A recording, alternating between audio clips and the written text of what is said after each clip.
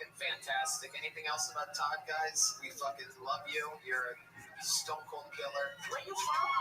I'm originally from the Seattle Tacoma area. Okay, fantastic. They got a great person representing them. Hell yeah. Thank you. Oh, thanks. And your family's good? Wife's good? My wife's good.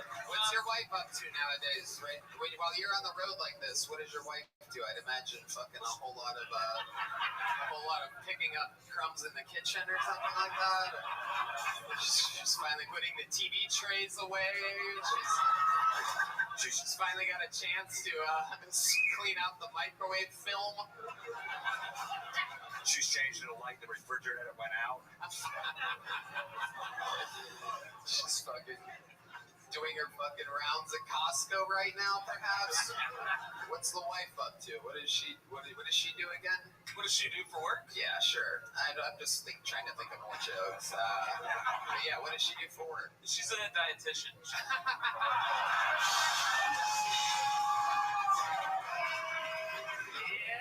Make some noise for Todd Royce, everybody. There he goes. What an appearance. That is a true golden ticket winner. For those of you that are historians of the show, that's a pretty big deal. I'm honestly quite shocked that Todd Royce made it through the global pandemic that supposedly we were supposed to be so worried about. But meanwhile, we have 700-pound guys that we haven't seen in 3 years. Like, yeah, I moved to Vegas. What's up? Fucking shit. They tried to shut down the country for that shit. This guy's out here shaking his tits. They tried to shut down the country because of COVID. He's flexing his fucking 200-pound tits. Make some noise for your next comedian, Dave Dowling, everybody. Dave Dowling. Hell yeah. How many of you guys like it when comedians do good on this show? How many of you like it when comedians do bad on this show? Oh, very interesting. Dave Dowling, everybody. One more time for Dave, everyone.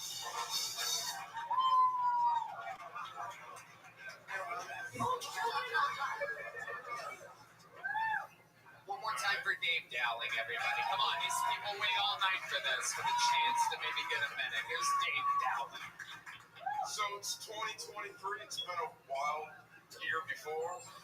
Sporting events have been really hot and wild. I'm waiting for like a tall redneck Asian with a full beard to become like the #1 NASCAR driver.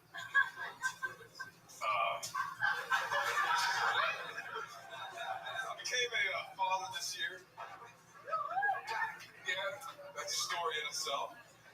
But it made me wonder too, like, how hard was it to fucking potty train Helen Keller? Like, that had to be a weird one. Anyways,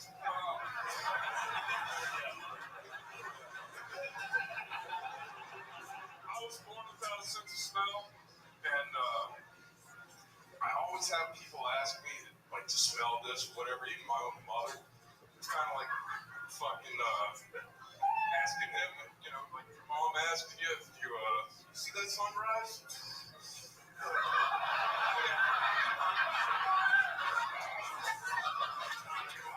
All right, Dave Dowling. That was done before it started. You really don't have a sense of smell? No, I do not. Well, you stink.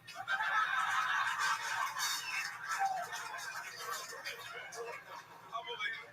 I love it. You're coming off like fresh off of your fucking third divorce energies over here right now. Just been drinking all day. You're fucking like mad about shit. I don't know what's going on. You walk deep madness. He doesn't even have to go pee right now. He's just fucking. So, Dave, I don't even know where to begin with you. It's so interesting. This is one of your first times doing stand-up, correct? The first time. The first time ever, okay. Thank God for that. If you were going to say you were a 10-year vet, I'd be fucking really depressed. So, Dave, what made you want to start today? You're what, about 49? 38. You're 38?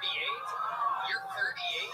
Are you fucking with me? Are you fucking with me right now? Are you fucking with me, dude? Are you messing with me? The guy who gave you this this opportunity, you're just fucking gonna lie to me, dude? Are you fucking serious, bro? Have you just been getting your heart broken continuously while working on rooftops? Like, what? How is 38 an option here? Like, just Mountain Dew, like never a glass of water, just straight Mountain Dew? And fucking what? Bread? Like white bread? White bread and Mountain Dew? Just nothing else? Like someone told you that was cool and never stop working no matter how much the job pays? Like what? There's no way you're 38. You're fucking with me, dude. 1984. Oh my god, we are the same age. I am actually 38. See, me and you, my dear friend, have reverse problems. You know what I mean? Oh my god. You look like you got abused and abused. You look like a second generation abuser. An abuser of women, children, animals, perhaps. Am I correct? I get animal abuse. I'm getting a lot of things. Okay, no. Okay, Dave, let's talk about it. What have you been doing for 38 years? Why do you think you look like a 55-year-old worn-out man? A lot of drugs in the past. Hell yeah. You're one of the original Jackass guys, right? I'm kidding. What kind of drugs are we talking about? Crystal meth, heroin, all the good ones. If you tell me Molly right now, I'm going to kill myself. If you tell me you got Molly from China. Yeah, no. Can you imagine that guy buying drugs from the Creepazoid earlier? Like, what's going on? I figured he'd be a good drug dealer because who the hell would have thought he was doing drugs? Right? I know. I thought it was. I still think you're dealing drugs right now. So what do you do, Dave? 38 years of what, other than drugs? For like a living? Sure. I paint sets for movies, and I also buy and sell drums, not drugs. You buy and sell drums. You make a living doing that. It's part-time, yes. Okay. Most of the money comes from the movies. Okay. During COVID, I sold about $60,000 worth of drums. Okay, very good. Okay, $60,000 worth of drums. That's pretty good. That's a lot of drums. So what else? What do you do for fun? Like, what's your deal? Play music. You play music? I do. What kind of music do you play? I'm open to all kinds of music. Like what? What do you mean all kinds of music? I started playing a lot of metal music, but a lot of rock genre and stuff. What's your main instrument? There must be one above all. Drums.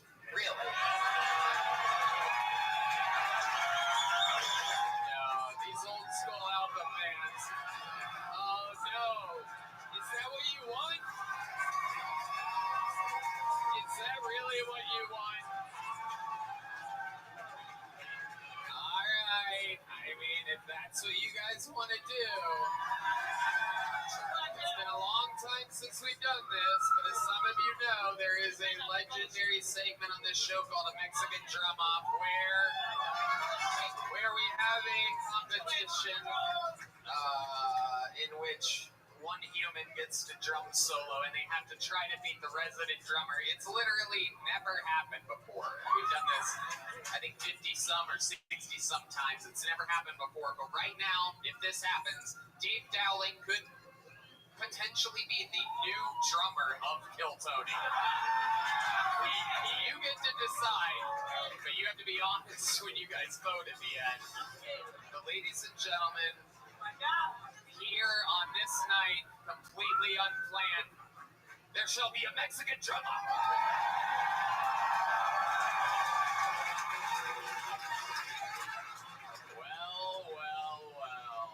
Something started a long time ago on this show. This man has a chance to work professionally as a drummer on the #1 live podcast in the world. All he has to do is have a better drum solo than our resident drummer, professional musician, Michael Gonzalez. And now, Dave, are you ready? Here with this drum solo, after his first time ever doing stand-up comedy, this is Dave Dowling.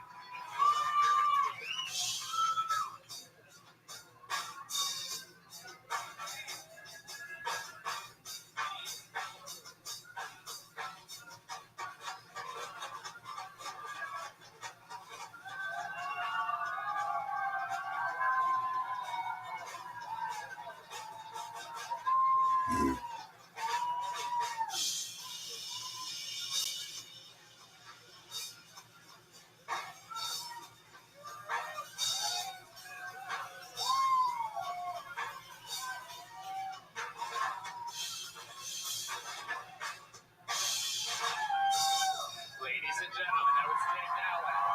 Quite the showing. Quite the showing. Michael Gonzalez hamming it up down here. Undefeated all-time in Mexican drum-offs. A professional drummer. Undefeated. Ladies and gentlemen, here to defend his throne, to defend what he loves, his position every Monday, our friend, Kill Tony's own. This is Michael Gonzalez.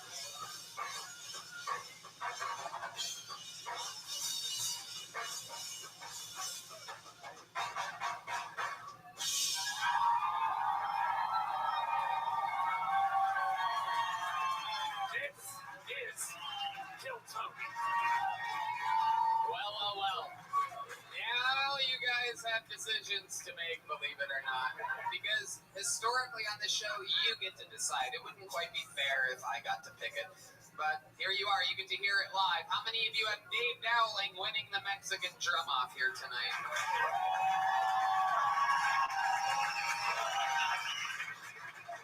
How many of you have Michael Gonzalez winning?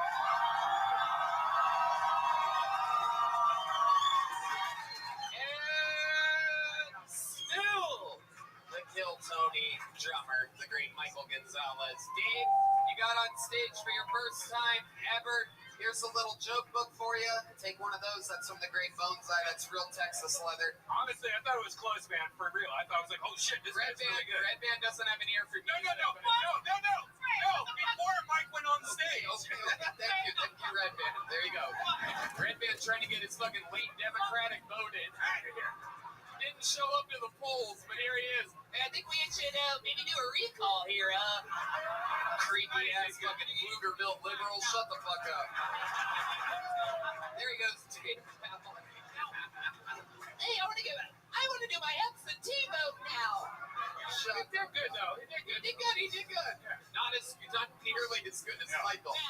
Yes. Let's check in with the great Funky Johnson for just a second. I do want to say something. What his name is again? Dave Dowling. Man, Dave, first of all, we shouldn't have played with you. You have percussion on your fucking shirt.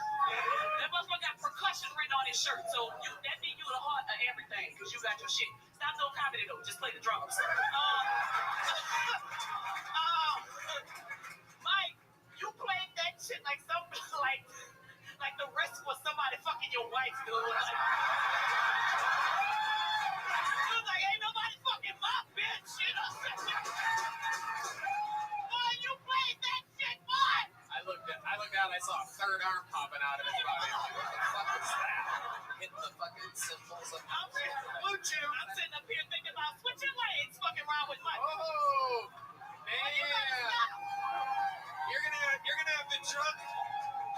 Michael's gonna have the drumsticks, the thighs, and the wings tonight.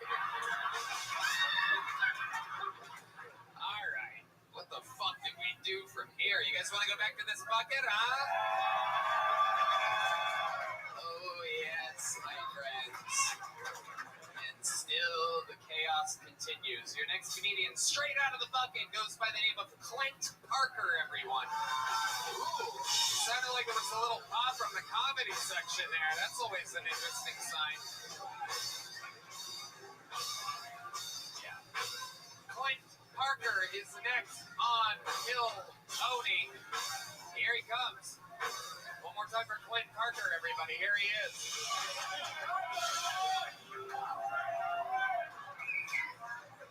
Hey, is the never-ending story still going? Yeah, speaking of the 80s, Saturday nights, I spent most of my time whacking off to Ron Shear on USA up all night. But it took me a lot longer to get off when it was Gilbert Gottfried on Friday.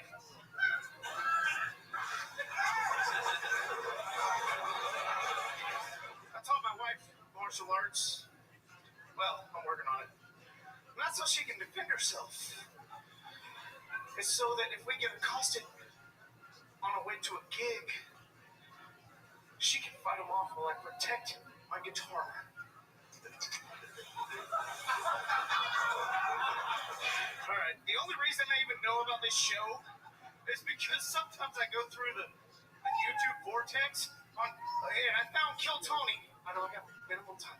But I saw this 96 question thing about Taylor Swift, and I was like, my wife is in the kitchen. She's over there doing dishes like she's supposed to be doing. Jesus Christ. Clint Parker, everybody. This is another very special domestic abuse edition of Kill Tony. This is a very, very special one. My goodness. Clint, welcome to the fold, my friend. Is this your first time doing stand-up? Second. Where was the first time at? Speakeasy open mic. Okay. How did that go? I was the only one that got any laughs. Oh, wow. Look at that. Okay, so this is your second time ever. You have the swagger of a guy that's been doing it 100 years. You almost seem like you didn't just bomb up here 20 seconds ago. That's incredible. You have the I knew I swagger of a would. guy that I knew I would. I love it. Is that a voodoo doll in your pocket? What is that? Yeah, my wife bought this. It was actually blessed by a voodoo doctor, and I think that's the only reason that he called my name, dude. Wow. Okay. Oh, no, don't do that. Okay. Very good. She caught it. Okay. Very good. I think the voodoo doll is working, but not the way you think it is. So, Clint, let's talk about it. Where'd you come from? Where did you go? What's going on here? What do you want first? Any of it. Got here in '84. I've been in Austinite my whole life. You got here in '84? When I was 5. Oh, okay. I was going to say, just remember that '84 is also the birth year of the 65-year-old man that was up here. Oh, unbelievable. Okay, so you got here in '84. Got it. What do you do for work? You really want to know? Oh, dude, I'm already... I work for fucking Best Buy, man. Okay. Okay. What do you do for Best Buy? Number 2 salesman in the country last quarter. Wow. All right. Very interesting. What are you selling? What are you slinging? Molly? No, they fucking fired 35 people from my store, the most in the country during COVID, and now I have to sell fucking coffee pots Why are you and screaming? refrigerators. Why are you screaming? Yeah. Oh, I don't know. It's like a Smash Mouth just So they can hear me. Comedy. It's frustrating, but I'm a musician and I play in a rock and roll band You're a with musician. my wife. Really? Yes. Oh my God. You do everything with your wife, huh? Yes. Is that the lady that you threw the voodoo doll to? 100%. Wow. Wow. I thought that was some cool rock and roll shit. You're just going to get your voodoo doll back after the show. Cheap bastard. I'm like, oh, that's pretty. At least he's got good showmanship out here throwing dolls into the audience. To your own wife. Very interesting. What instruments do you guys play? I'm a guitar player. She's the singer. Okay. And we do dual vocal harmonies. Okay. Ah. This is like a very good. Thank you. Very good. It sounds absolutely terrible. How long have you guys been doing this? 14 years. 14 years. Really? D-Madness, what do you think? Do you want to hear what a fucking bunch of billy goats sound like? 14 years? Get your wife down here. Get that fucking. Come on down. And her name is actually Melody too. That's what's fucking cool about it. It's not that cool. It's not that cool. I mean, your name's Clint. How do you explain that? All right, very good. Parents. Actually, my first name is William. I go by my middle name. Shut the fuck up. Let's hear you fucking. Let's see if you guys are any good at. I'm ready. I got a pick. Very good. Oh shit, Dog the Bounty Hunter also. Here you are, baby. Can we get 2 mics? Oh my god, I don't know what show on fucking A&E you guys are from, but it could be a few options here. Intervention, probably. Pawn Stars meets Porn Stars meets fucking Bridezilla. I love it. Damn. We see who wears the fucking real pants in this relationship. Look at this. She needs a microphone. She's the lead singer. Okay. All right. It's a short mic. Here it is. This is like Meg and Jack White Power here. This is incredible. My musician friends love that one, you fucking hacks. You, Meg and Jack White Power. No. All right, here they are. Clint and his wife, everybody, live on Kill Tony. I don't know why I'm doing this, but.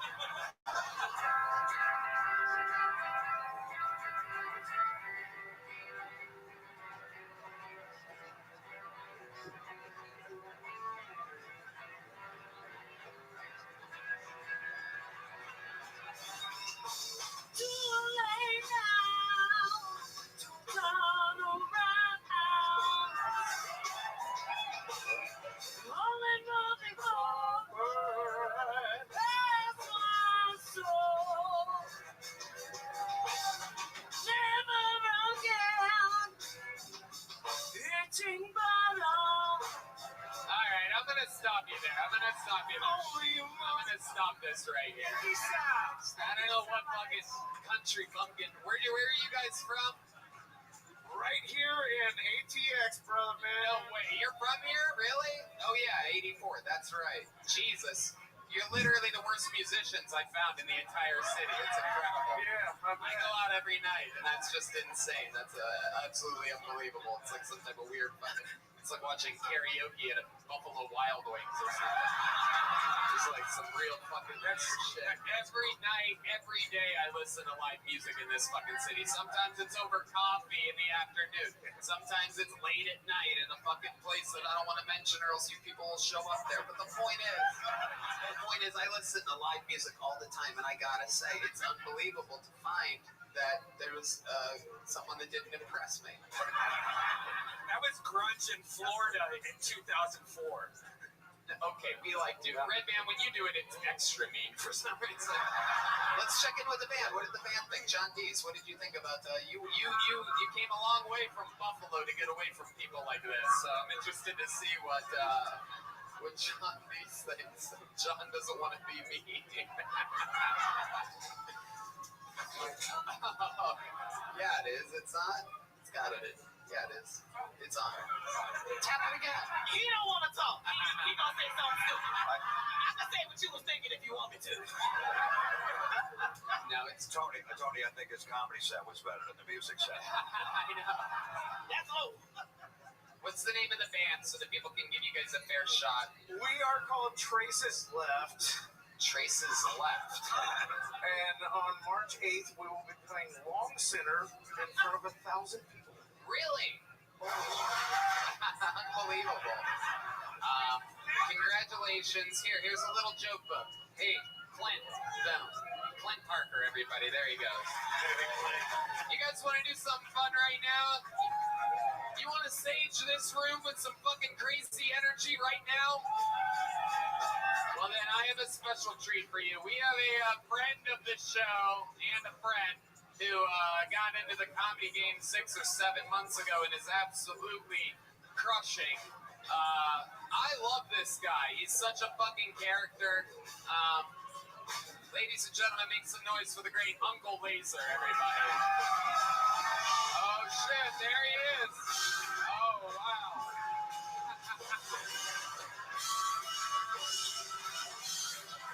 It's really him.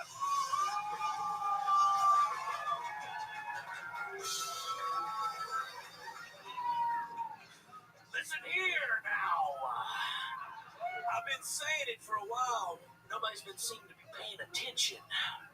The season of the witch is upon us, fellas. If the little chubby, fat-eyed fucking gothic girl at your workplace can give you the friendly eyes as of late, don't do it. It's a fucking trap. How do I know that? Well, I'm fixing to fucking tell you. I hooked up with one of these horoscope bitches a while back. She was a Cancer. Not in a horoscope sense. She was a literal fucking Cancer because she was trying to kill me. She was into butt stuff, which I'm into butt stuff. But she was not gentle by any means. She started off touching my butthole with her thumb, like she was priming a lawnmower. Then it turned into a hairbrush handle. And then she reached under her bed and she grabbed a fucking Christmas tree ornament string of fucking steel balls. And she jammed them in there packed tightly.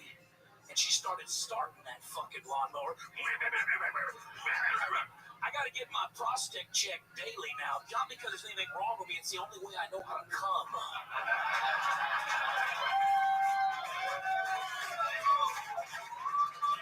Ladies and gentlemen, you have been Uncle Lasered, everybody. I mean, coming in, tag, tag, tag, punch, punch, punch, tag, tag, Who punch, gives a punch. shit? Just doing the goddamn thing. I absolutely love it. It is unbelievable. You're doing it. Trying. Yeah. Yeah. Ain't got no job no more, so we gotta figure it the fuck out. He left his extremely well-paying job out in the oil fields to fucking come take on comedy head on, and it has literally it's been a couple weeks since we've seen you. Yeah. And you have been doing a bunch of crazy shit. You got a bunch of internet fucking attention. Yeah. Just a couple shows. I actually got casted in a commercial. You got cast in a commercial. Yeah. I'm here to help you, Uncle Lazy. You didn't get casted. Whatever it is. I signed up and they pulled my name from the bucket. Goddamn right. Goddamn right. I love it. And it's a Vagisil commercial. Because everybody likes a healthy and happy vagina. Is that what you're gonna do with the? That's exactly what I'm doing. That's why I wear the sunglasses for dramatic effect. I'm taking acting classes too. They're not going well. Jim Florentine, what do you think about Uncle Laser? I just love looking at Punky's face the whole time. She's fucking horrified. Punky, I'm trying to lose my virginity to you later, darling. I'm into chicks too. Scissor me fucking timbers, you know what I'm saying? He's got the lesbian hair. Out here looking like a bulldog lunch lady. Come on, baby, you take it for a ride. Punky does not know what to do to you right now. I've never seen her this bewildered before. Speechless, just wait till I put it in. Speechless, just wait till we entanglement. Put it in what? What the fuck is you talking about? I'm looking like this because I don't know what the fuck you've been talking about. I'm not looking like this for nothing, no other reason.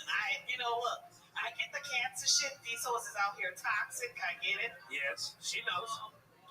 But yeah, you lost me with the butt stuff, man. You lost You of all people, I lost it with the butt stuff.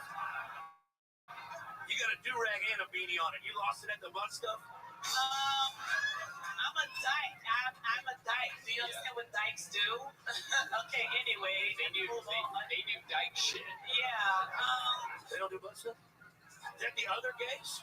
When you said you put, That's the other gays that do that. yes. I've been misinformed, Pookie. I'm sorry. I want to apologize sincerely.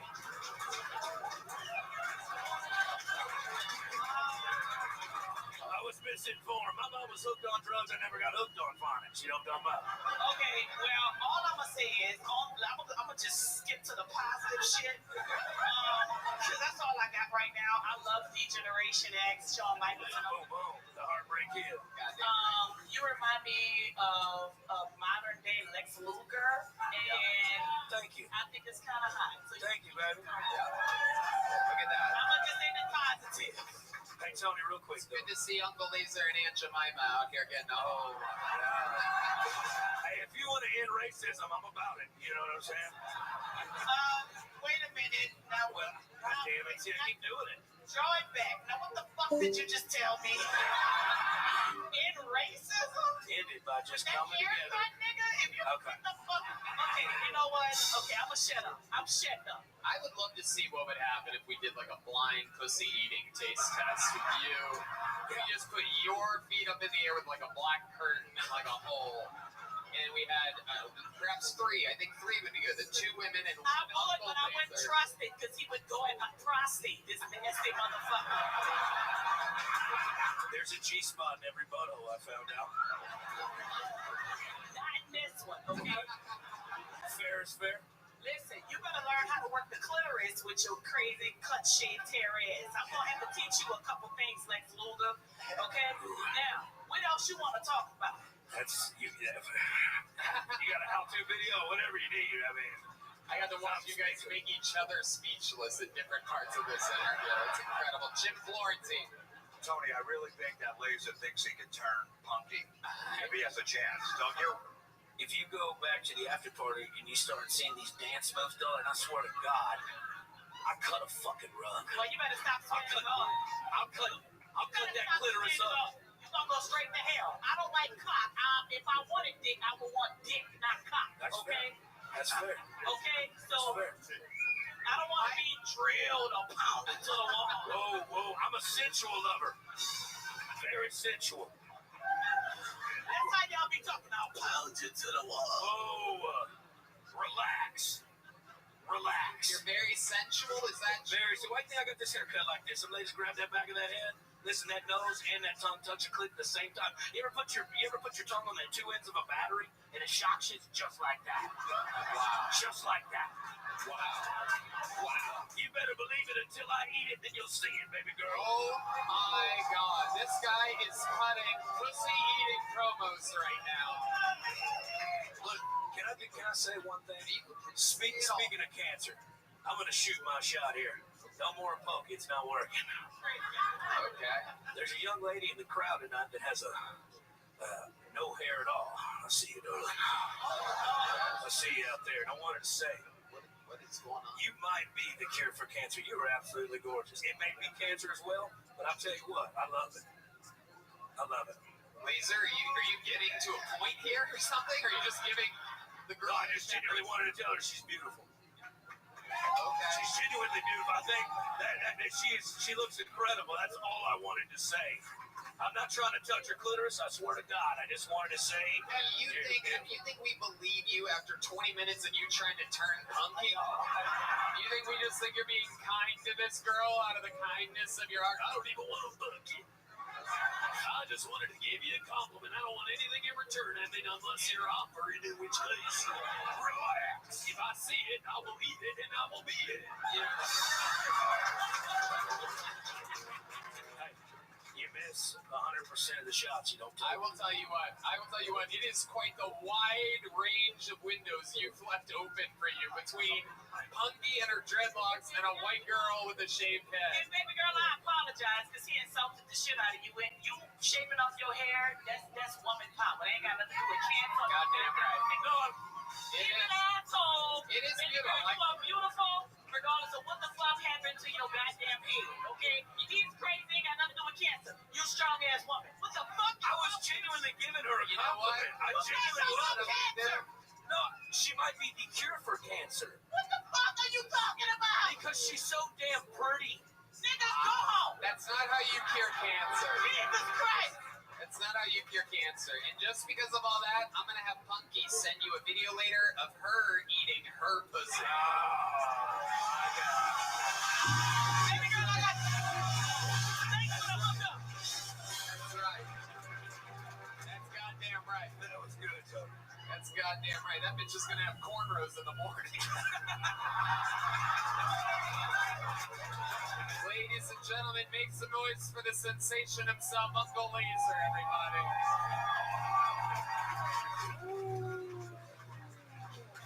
Did we have a female yet? Did we have a single female comedian here tonight?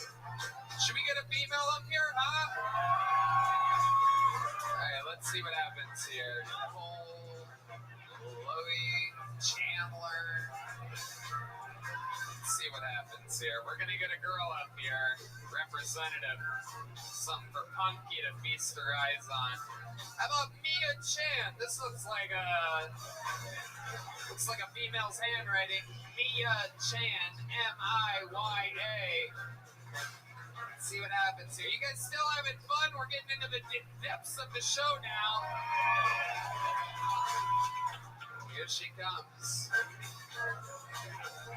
She's been on this show before. Here she is, everybody. It's Mia Chan.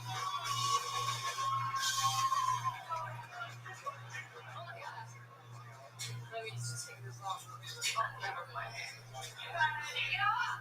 Yeah? Never mind. What? Redman started following me on Instagram.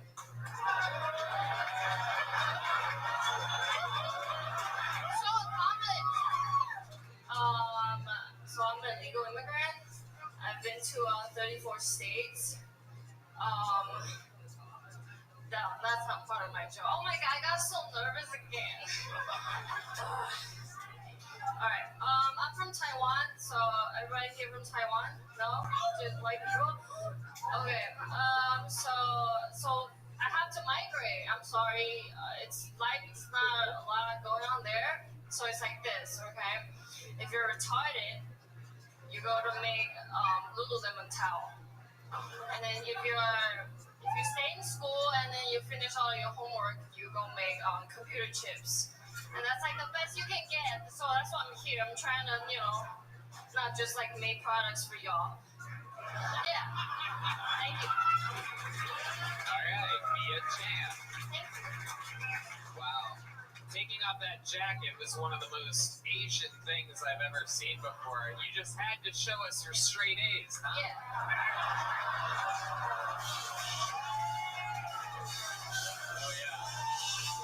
Oh, yeah.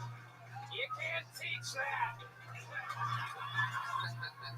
Positive racism, everybody.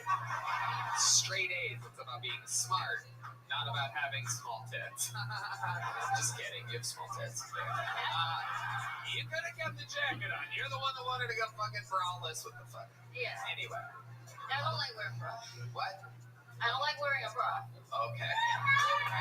Absolutely. Right? Absolutely. Let those little socky cups hang. You know what I'm saying? Those little fucking... It's only they're small. It's those little socky... Cheers. They're little tiny... Little tiny cups.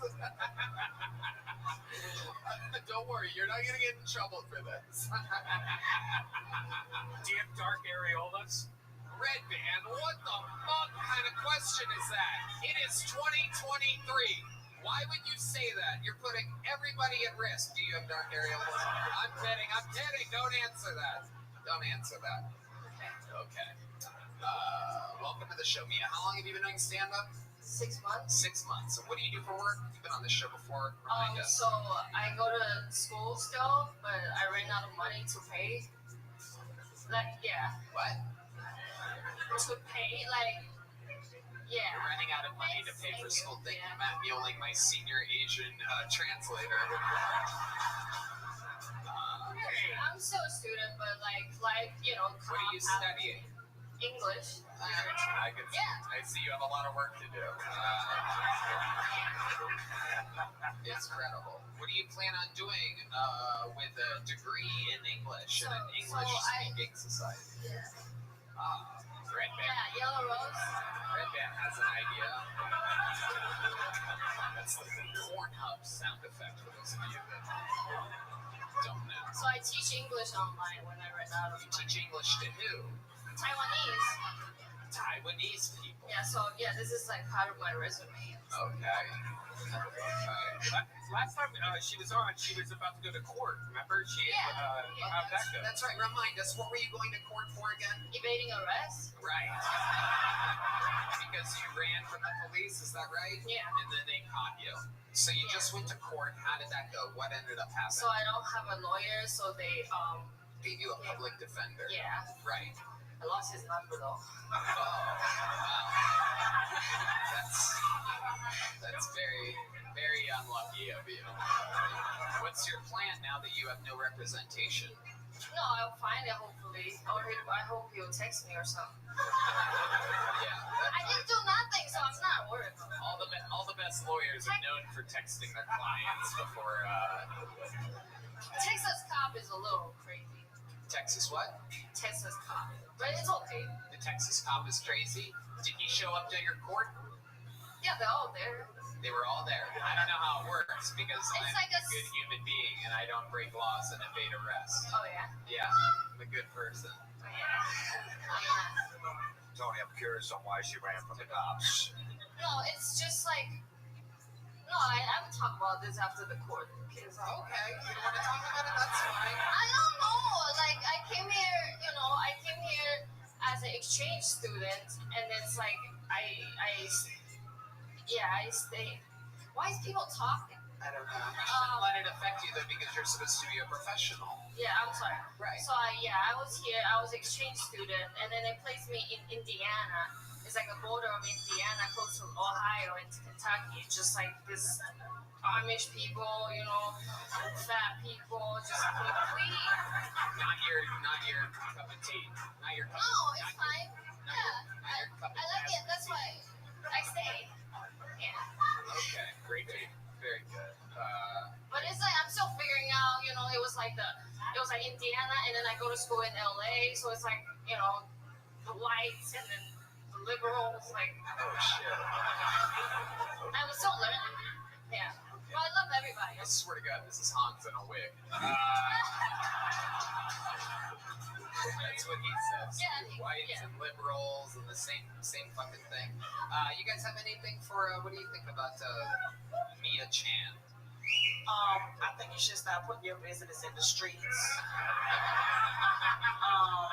Cause that's deep that you was running from the po-po and you out here saying stuff. They gonna get you, girl. They gonna No, get I'm okay. But it's just like part. It's just upstate. No, girl, you need to know, bitch. Listen. Baby, the feds be watching. You need to come up here and talk about other stuff. My parents never, You know what? First of all, whatever you just did for that minute, I forgot what it was, but I thought it was funny. Oh, thank you. I thought 30 seconds of it was taking off that jacket. I thought it was like some type of clown act, but I do think that you have potential to really be in this game. So Thank you. if you're gonna, because it was funny, right? So if you're gonna talk about you evading the police, that should have been your minute, bitch. Like, because we wanna know, and you're not, like, Really? Because no, your minute over. Don't do it. Oh, sorry.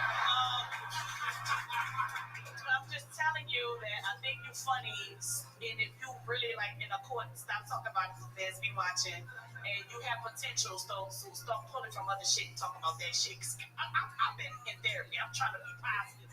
So I'm telling you, you got potential, and you do your thing, but stop talking about your legal issues, bitch, on national podcast. International. But I would say, International podcast. Yeah, I make it international. I would say keep running. Keep running. Yeah. That's how I feel. I'm like, just do anything. They just see my county plates. That's your thing, so keep doing that. Yeah. Keep confronting authority and then coming back to us. Bitch, do not listen to this white man. Do you understand me? You are colored, girl. Okay? Stop it. Listen to me. She looks offended. You said colored and she flinched. Does that offend you being called colored? Well, color. Welcome to another episode of Blacks and Asians Don't Get Along at All, by the way. Don't know if y'all know that here in Texas. We learned quick in LA. They do not like each other. You see these people in New York, they're pushing each other on railroad tracks and shit. That's why Blasians are a unicorn. Wait, nah. Thank you. Red Band's Infinite Wisdom. Right here, I got I got into a fight with black girls before, but You have gotten into a fight with black girls I don't before. know why. Wow, hunky But would I fuck also- you up, dude. Black Put your girls. jacket on and go home. They call her Dyke Tyson. You almost stepped on that joke, Mitch. But my only friend in Indiana was a black girl because, you know, colored people. Yeah. One of the worst English-speaking English students I've ever heard in my entire life. What? She ran out of money, Tony. That's why. All You right, can't go back to school. All right. What Why are did you you beat on right now? Huh? What are you on right now? Marijuana? And what else? That's it. No, baby girl, that's not just marijuana. Yeah. We don't do, you know, I'm just doing marijuana. But there's not a lot of drugs problems in Taiwan. So that's I'm why gonna shut up. I'm gonna like put the I'm microphone here, down. You're good. You're good. like experiencing. Have you ever been with a woman before? Sexually? No, I'm with a white guy. I know you're with a white guy.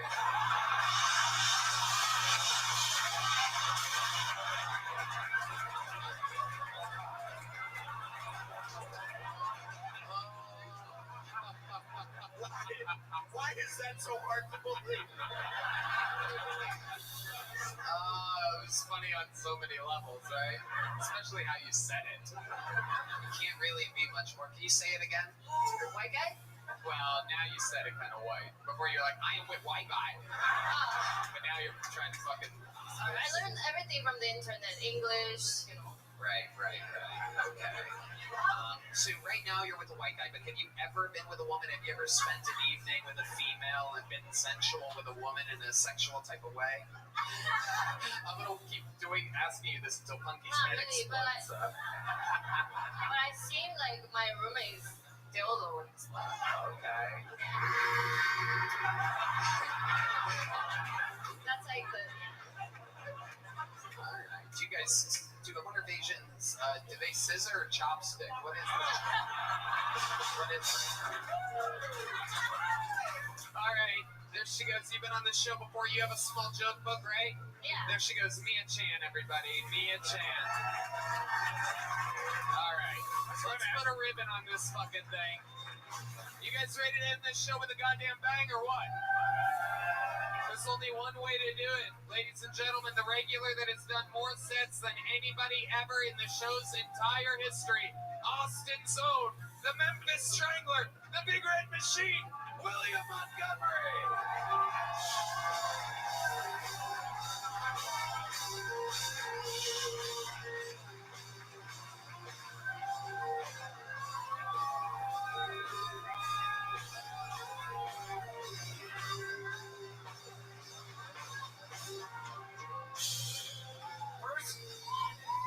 First off, holy shit, I literally thought that bitch had a gun.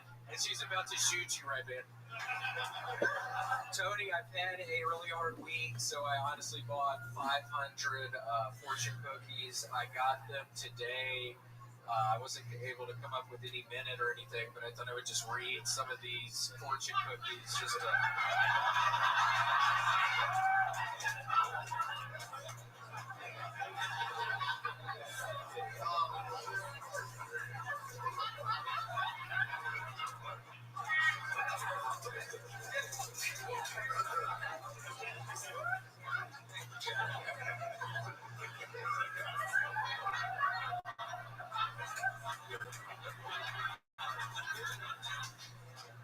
This week, Biden said half the women in his administration are women.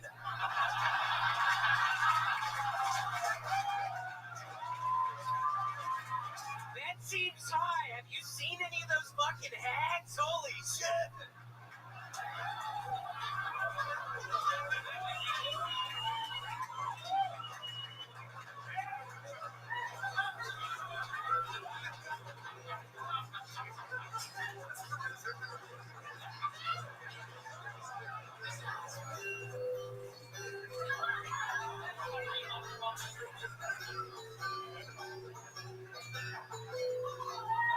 I recently realized I've been giving my girlfriend advice that I don't apply to my own life, so I started doing this thing where anytime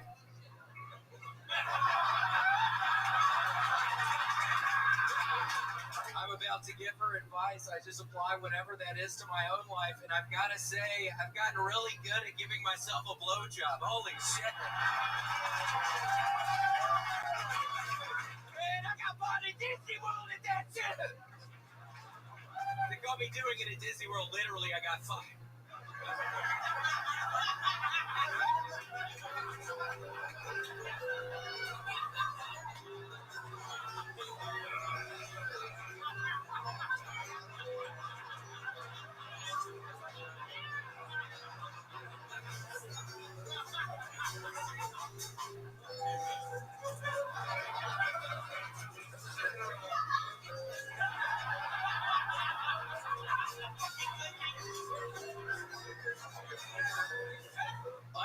active people are more likely to continue wearing masks post-COVID, and I have to say, my only reaction to that is thank you.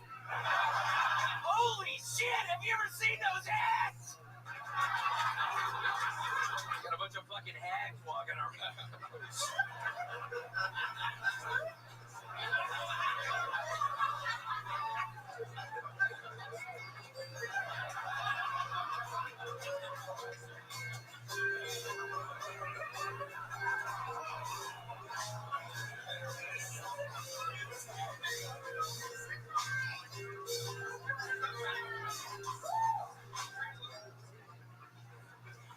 Little word to the wise, but if you get a baby hippo, they don't actually say the same size as the bathtub. Some piece of shit at fucking Petco ripped me off. Holy shit, he didn't tell me that. I swear to God, I thought the hippopotamus stayed the same size as the bathtub they were in.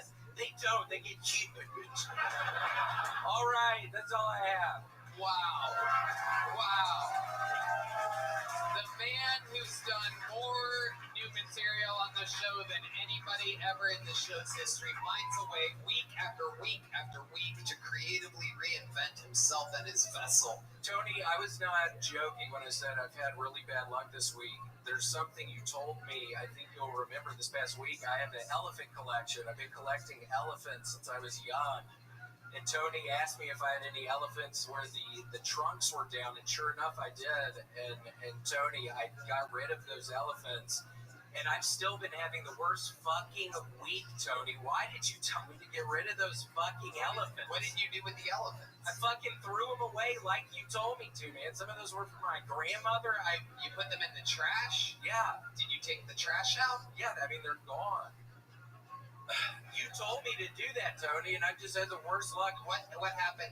When exactly did you get rid of the truck down elephants? It's a very interesting thing to bring up. It was Saturday, and then my fucking electricity goes out. My electricity was out literally the whole fucking time, Tony.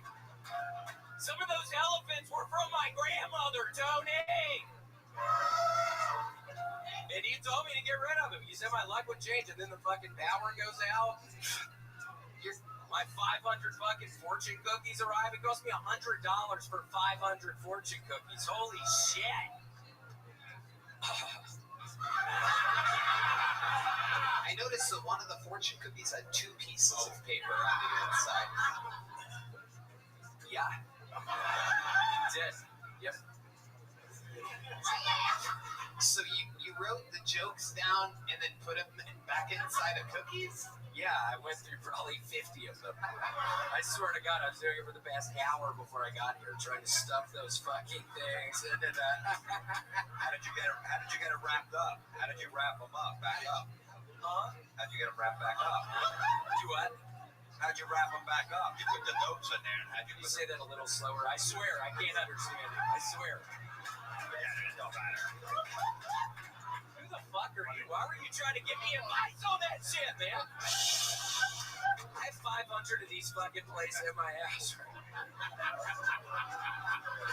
He's a wild man, Jim. There's no explaining it. The man is out of control. Tony, I swear to God, I caught squatters at my apartment yesterday. I caught squatters, and it was the first time in my life I've killed someone where I was kind of justified in doing it.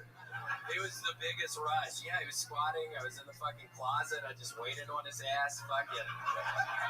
How did you kill this guy?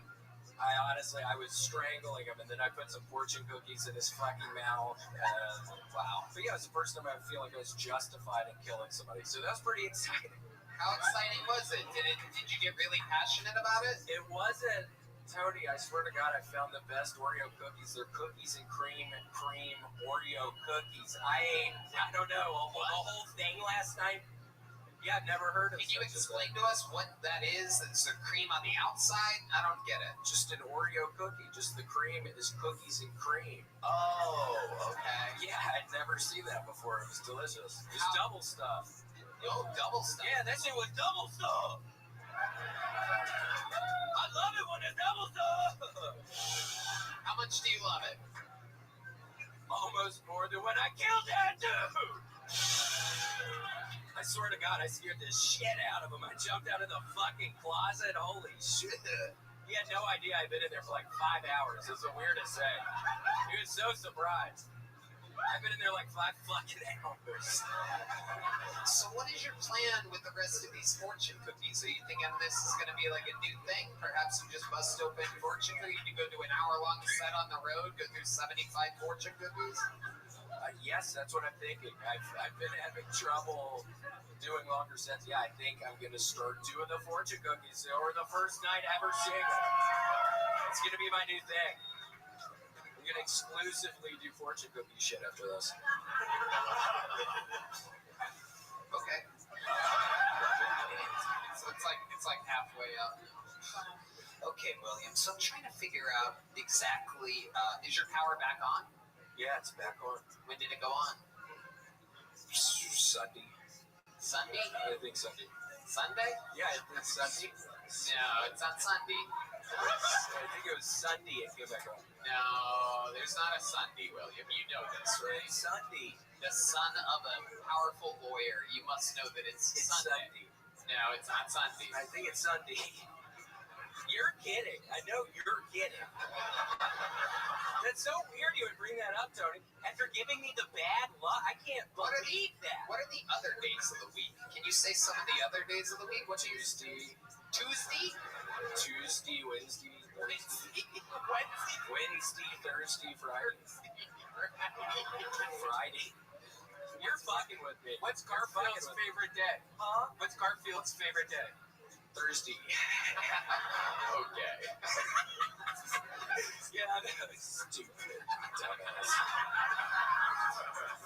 William, you are an absolute machine. Anybody have anything else for William? He does this every week. He's an insane person. He's the present, the future, The past. Find me, people, please find me on Cameo. I was one of the top 100 people requested this past month, which is wonderful. I literally had to break up with a couple people a couple days ago. I broke up with a couple. It was the weirdest fucking thing.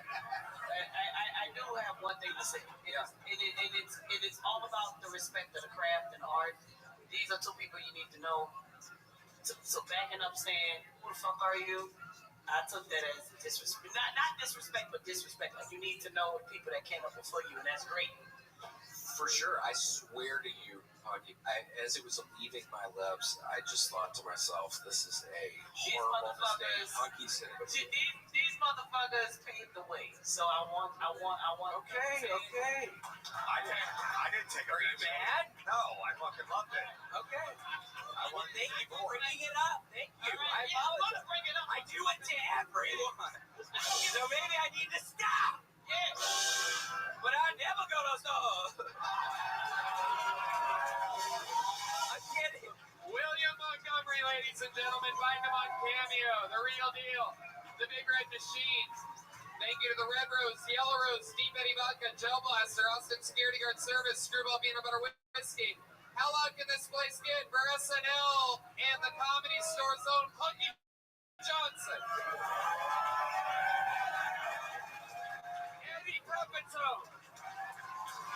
Chip Florentine. Watch their podcast, catch them on tour, do everything that they tell you to do. I fucking love you guys. I can't believe I was able to have this much fun with all three of you here tonight in the fucking greatest city on planet Earth, Austin, Texas. The drawing for Brian G. Ebelt is in. While you all sat there hanging out, he drew tonight's episode. That's what it looks like all the way from... Oh shit, he drew you as Keenan.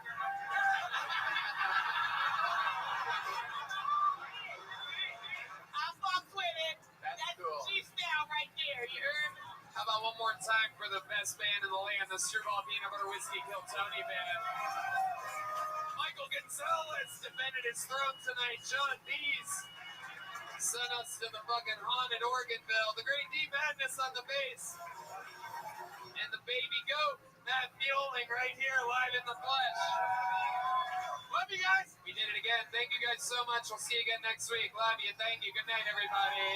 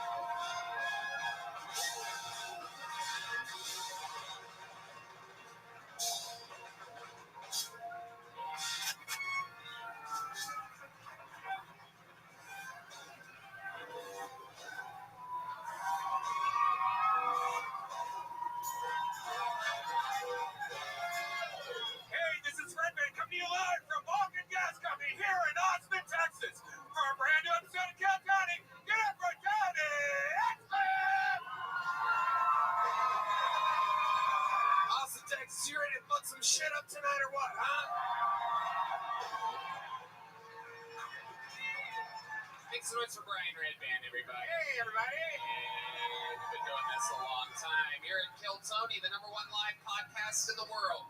Brought to you by the Red Rose, the Yellow Rose, Gel Blaster, Deep Eddy Vodka, the best vodka on planet Earth. Gel Blaster available in stores absolutely everywhere. And the Austin Security Guard Service. I'm going to hand for our friend Dwayne over here. Look at this badass motherfucker. Literally, you ever need security guards in Austin? The Austin Security Guard Service. It sounds like a made-up name, but that's what they're called. And, of course, Screwball Peanut Butter Whiskey presents the Kill Tony Band, everybody. Yep, that's the real deal right here.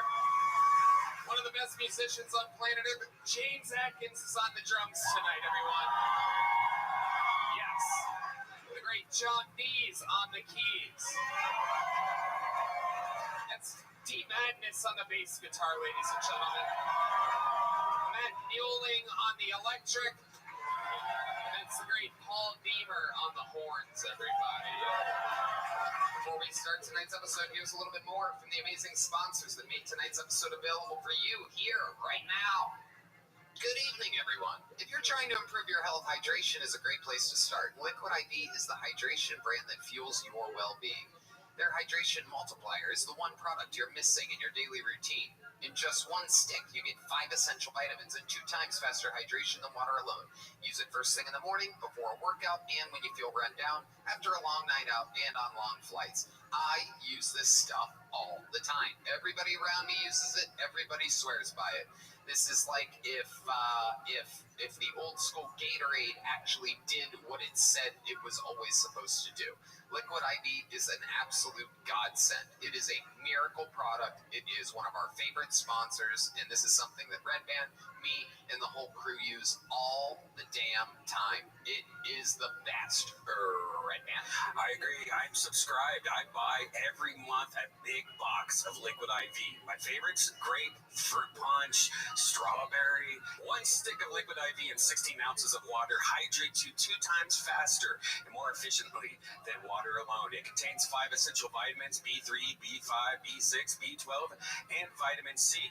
It has 3 times the electrolytes of those traditional sports drinks, and it's made with good premium ingredients. Yum, yum, yum, yum. So grab your Liquid IV in bulk nationwide at Costco, or you can get 20% off when you go to liquidiv.com and use the code TONY at checkout. That's 20% off anything you order when you shop Better Hydration today using promo code TONY at liquidiv.com. Hey, y'all, look.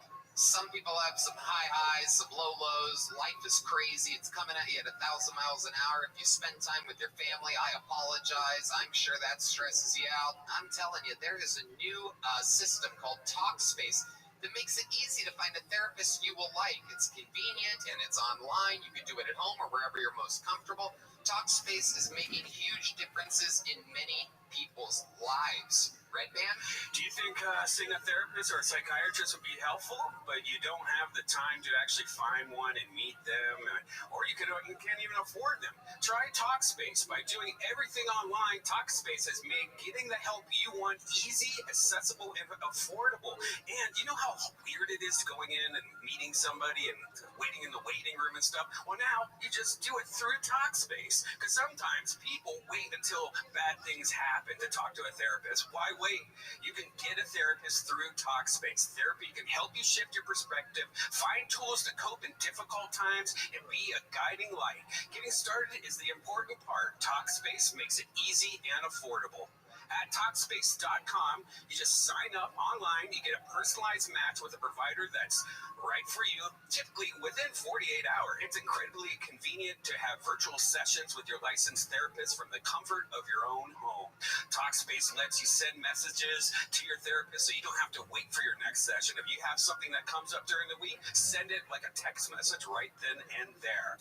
And Talkspace is secure and private, using the latest end-to-end bank-grade encryption technology technology to store client information and complying with the latest HIPAA regulations. Talkspace is affordable and in-network with most insurers. And as a listener of this podcast, you will get $100 off of your first month with Talkspace when you go to Talkspace.com and use code TONY. To match with a licensed therapist today, go to Talkspace.com and use code TONY to get $100 off your first month. And you'll be showing support for this show. That's Tony at Talkspace.com. Hey y'all, one of our most awesome days of the month is when our box of awesome from Bespoke Post arrives. So we're just going to go ahead and unbox this thing right now and tell you guys what we got. I'm going to tell you that I opened mine and I am so excited about it. I got the gadget. This multi-tool comes from SOG, a company with deep roots in the U.S. military, which just so happens to be the greatest military on planet Earth. Anyway, their products are regularly field-proven by deep U.S. Special Forces. I'm telling you, it is really one of the coolest things about Bespoke Post. Every unique item is hand-curated from a small business that you probably never would have heard of otherwise. From cozy essentials to travel must-haves and cocktail kits, Box of Awesome has everything you need this month. To get started, take the quiz at boxofawesome.com. Your answers will help you pick the right Box of Awesome for you. Red Band, you know all about this. Yes, it's great, man. It's like a Christmas once a month. I love it. Recently, I got Scorch, which is a bunch of hot sauces that are all from small brands all over the country, with some from here in Texas, Nevada, California, and more. They release new boxes every month across a ton of different categories. Each box is valued at around $70, but you only pay a fraction of that price. Plus, with each Box of Awesome, you're supporting small businesses. 90% of everything that comes in your Box of Awesome is from a small up-and-coming brand. It's free to sign up, and you can skip a month or cancel anytime. That's right. So get 20% off your first monthly box when you sign up at boxofawesome.com and enter the code KILLTONY, all one word, at checkout. That's boxofawesome.com, code KILLTONY for 20% off your first box. Boxofawesome.com, code KILLTONY. Yeah, you guys ready to start tonight's show or what? Every single week, I have two of the best comedians on planet Earth on this show. This week, no different. Two of my favorites. Two people that I've literally been working with for 16 motherfucking years. Paid regulars at the Comedy Store, monster comedians. We're lucky to have them here in Austin. Welcome, my friends, Brian Moses and Ty Rivera. Yep, the creator of Roast Battle. Ty Rivera, touring with Tim Dillon. Come on in, make yourselves at home. Multiple time guests of the show. They know what they're doing here tonight. We're gonna have fun. Moses is a young black man. The creator of Roast Battle. I was 16 years ago. Check that. During my month. It's a real podcast. I love it. We're gonna get it working here. Ty Rivera's here. Yes. You're not going to mention how young I am, Tony? No. Well, under the silent film era, there was blackface, so this feels appropriate.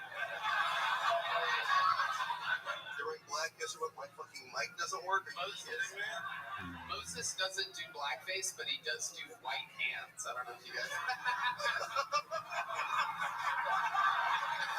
We've been doing this a long time together. We're gonna have fun here tonight. You guys have been guests on the show before. You know how it works.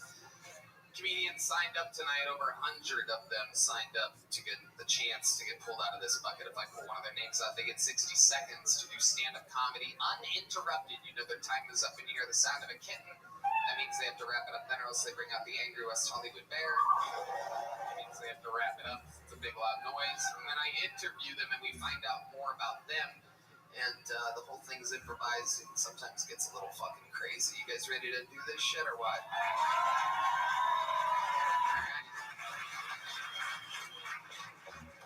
We're going to start the show with one of our regulars. This guy has the ridiculously hard job of having to come up with, write, and perform a brand new 60 seconds every single week. He was once a poor, little, unknown man, and he's off of another fresh, sold-out weekend. Selling out with a Rolex. This is Hans Kemp.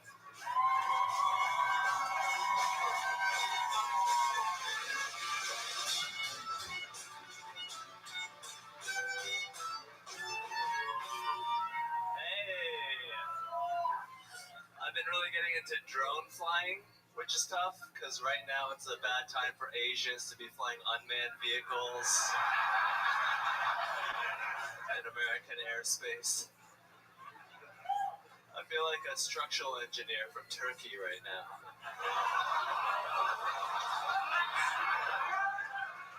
Hell yeah. Disaster. I feel like a guy that got into urban sharpshooting after JFK got assassinated. Joe Biden gave a great State of the Union address, except for the time that he started praising the Union troops, and Kamala Harris had to remind him that the Civil War was over and she wasn't his slave.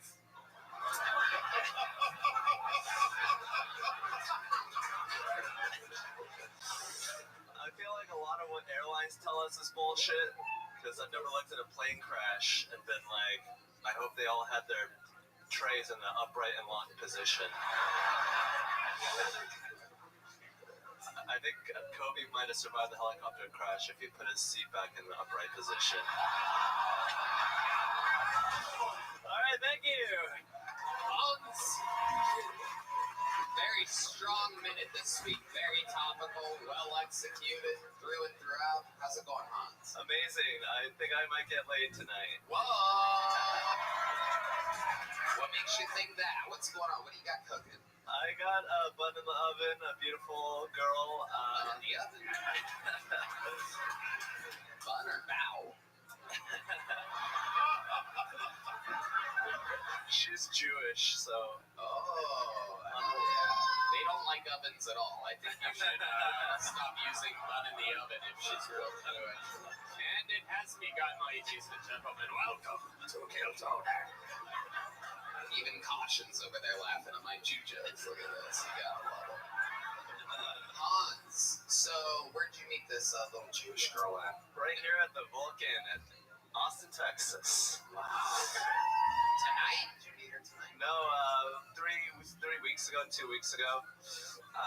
Yeah, she's very beautiful. She's way more attractive than me. I hope she doesn't find out. What do you think she likes about you? I honestly have no idea. I have a lot of Instagram followers. Okay. Girls can have Asian fetishes, right?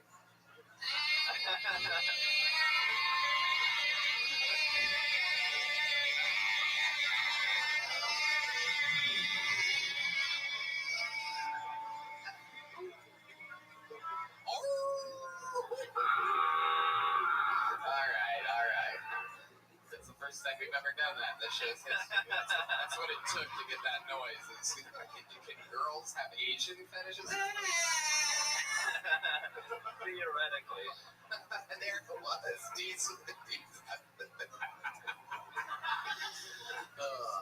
Can girls have Asian fetishes? Do you think, Hans? Technically, yes. All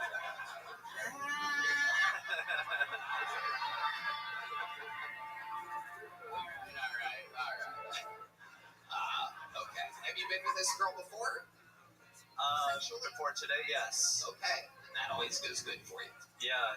Have you noticed something different being with a Jewish girl that's different than any other kind of girl? She's smart. She's like always aware. Like,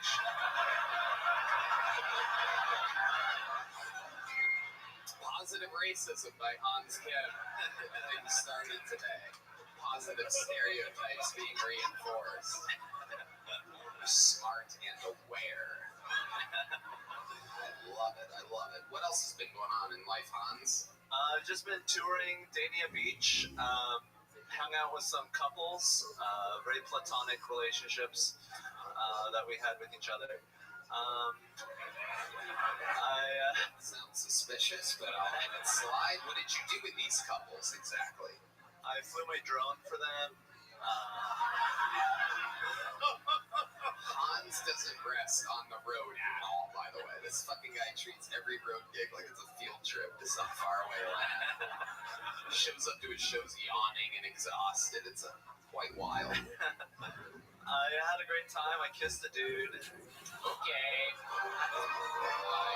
And that is breaking news. This is the first Of all the wild times, Ty Rivera, I'm back in. And I definitely have an Asian fetish. oh shit! I believe him. I believe him. Ramen beat ramen.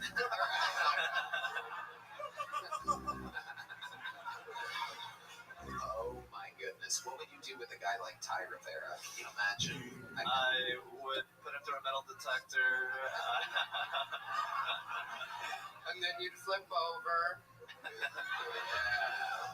Oh shit, I can't even imagine. I get some magnets. I'm already drawn to you. Magnets and magnums, that's gonna be a fucking party. Hans, how did you kiss a guy? Let's talk about this. That's crazy. So I did a little meet and greet after the show, And meet, if you ask me. Yeah. and this beautiful couple was like, "Hey, you can kiss her if you kiss me." And I was like, "Well, you know, we're here for the fans. It's really about them, not us." Okay, so the girl was hot, so you wanted to kiss her, so you kissed him to get to her. Exactly, yeah. Oh my goodness. So was this like a makeout or a little peck? What would you consider this? So with the girl, it was a makeout. With the dude, I tried to go with a closed mouth kiss, but I think he wanted something extra. Oh my goodness. He gave you a little tongue. He did, yeah. Wow. That is wild. Even D Madness is shocked right now. Incredible. Now, Tony, we just learned that he had a threesome with another guy recently. Are you like starting to become gay as fuck? Yeah. Is this something that you see perhaps becoming a new part of the Hans Kim experience? Are you going both ways? No, not really. I'm pretty homophobic. Okie dokie. There you go. Again, he's brutally honest, so it works out perfectly. In what ways are you homophobic? Because, I mean, not a lot of the... Trust me, the big boy from Oklahoma City's like, no, you ain't homophobic, faggot. I don't know a homophobe out here kissing dudes and that ain't homophobic where he comes from, all right? In OKC, that's G-A-Y. You know what I'm saying? What's homophobic about? Oh, you just blew him a little kiss. Look at these Texas tough guys. I'm about to throw up over here. These guys in their flannels over here. But these are the secret gays. These Texas guys right here. This fucking Brokeback shit going on over here. Kind of guys that go hunting with their wives, get lost in the woods, you know what I mean? Kind of guys that know how to spit tobacco and swallow cum, you know what I'm talking about? All right, we're just having fun here. So you kiss the dude. What else? I went swimming. That's a big drop off in entertainment right there. Been swimming by myself. You take goggles. Did you bring your goggles? Yeah, I did a couple laps. My goodness, he takes goggles on the road with him just in case he goes swimming, everybody. Support. All right. Well, Hans, so much fun as always. Way to get the show started. Thank you, Tony. Did it again. You're a legend. There he goes, the great Hans Kim. Thank you. And like that, it has begun. Hans Kim setting a standard for what the fuck is supposed to happen here. However, things are about to take a turn. Because this bucket tends to give us some fucking wild times. This is where anybody, could be somebody's first time, could be a local legend that's been dying to get up that finally gets pulled. Anything can happen. Your first fucking pull of the night goes by the name of Samantha Finney.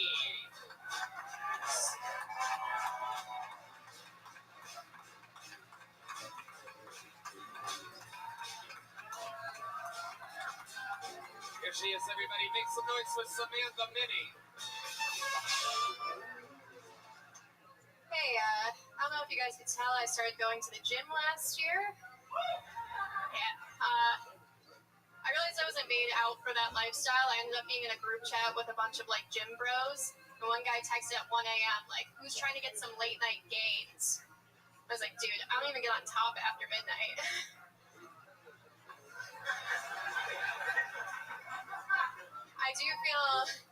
I do feel like I do need to get back to it. Like, I have to do something with this. Because right now I feel like the most threatening thing about me is I look like I'd keep the baby.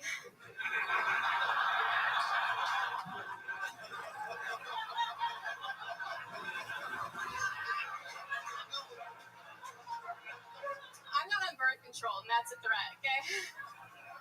I don't have a gun, I have a loose uterus.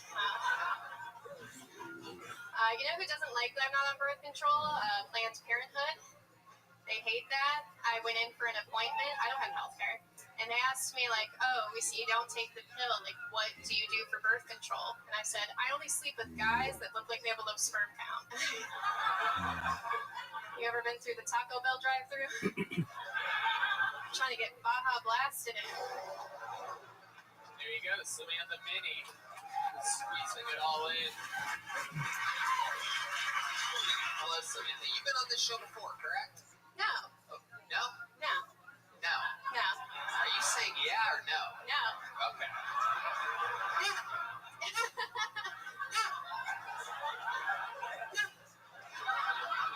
Totally not.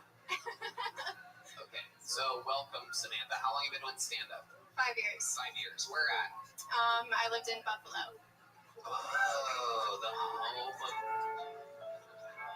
of John Dees, everyone.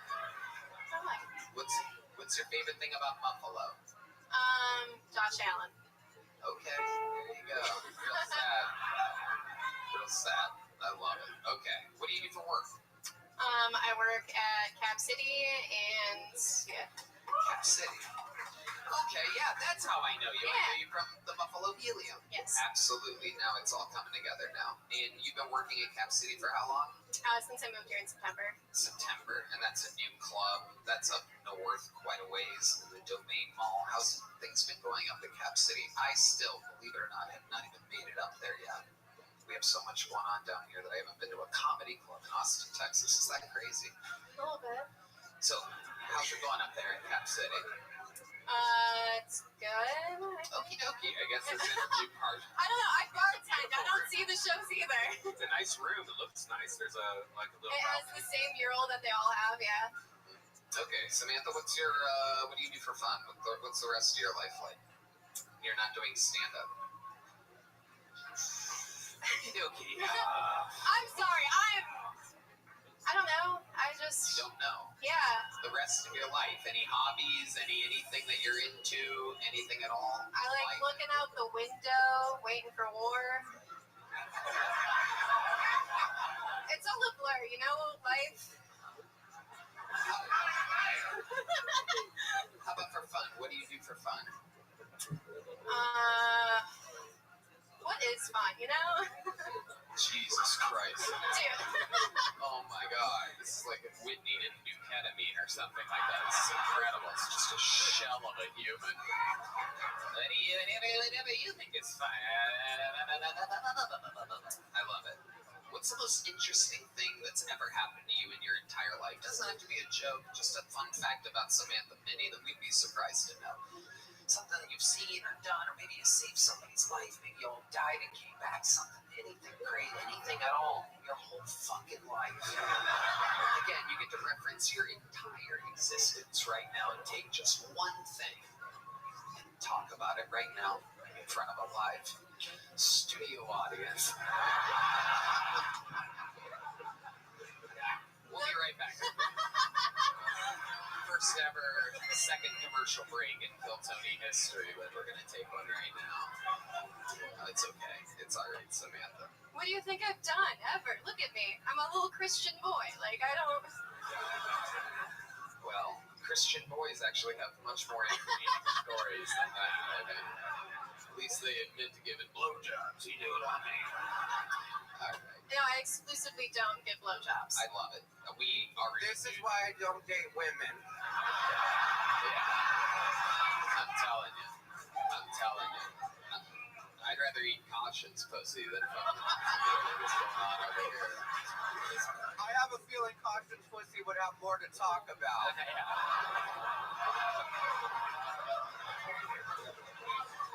And somehow Caution has less warning signs than this one. This one doesn't make any sense. love it. Samantha, it was nice to meet you. Thanks for coming on. Fun stuff. Here's a little joke book. Here you go. Catch it. Oh, good. I'm not left-handed. It's okay. You're good, Samantha. Thank There she goes. Samantha Mini, everybody. She just, Kai being a gentleman. All right, back to the bucket we go. You guys understand now, this is a real show. There's no prompters, there's no scripts for these people, as you can tell by what just happened up here. Your next comedian goes by the name of Wow. We know this young man. He came on the show 2 weeks ago and made a fucking impact. Ladies and gentlemen, his second time ever on Kill Tony. This is Aaron Belial, ladies and gentlemen. Shit's about to take a turn right now. That is a very lucky second bucket full for the show. It's gonna take a second, but he's coming. Here he is, everybody. All the way from Canada. His second time ever on the show. Already a Kill Tony legend. You're gonna get to see him right now. Make some fucking noise for Aaron Belial, everybody.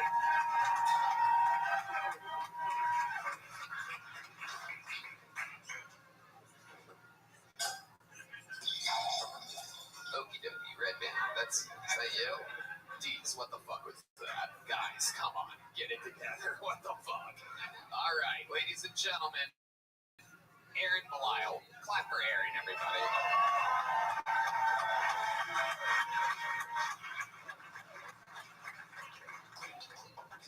Hello, my name is Aaron Belial, and I'm handicapped. Trouble is, Karen from the internet informed me that I'm not allowed to say handicapped because it's offensive.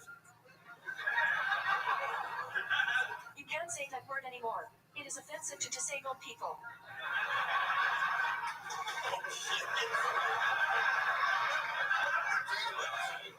Listen, Cracker, I'm handicapped. It's not offensive.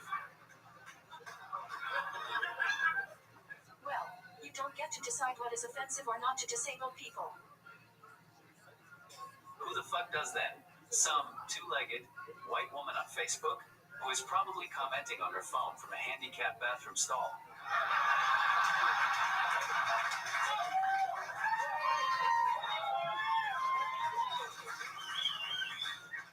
It makes me mad. I tried to be accepting of everybody, but these woke middle-aged white bitches just take it too far. Fuck yeah. Aaron Belial. Unbelievable. The second ever minute we've ever seen. He came on and fucking decimated last week or 2 weeks ago. It's good to have you back, Aaron. How are you? What's shaking? What's going on? What do we not cover a couple weeks ago that we should know about you or talk about you? This is your guys' first time seeing Aaron? Everything. Yes, I love it. Absolutely. Right, Moses, what do you think about the great Aaron Belial? I gotta be honest, I've always wanted to see what Tony Hinchcliffe would look like with polio. Son of a bitch. But still funny, still funny. Retard Tony. You can call me the N-word. I was just gonna say. You can type it out. I hope he does, because technically it's not him saying it. So I think he can say it. Is that thing? I've always wanted to meet a white black guy.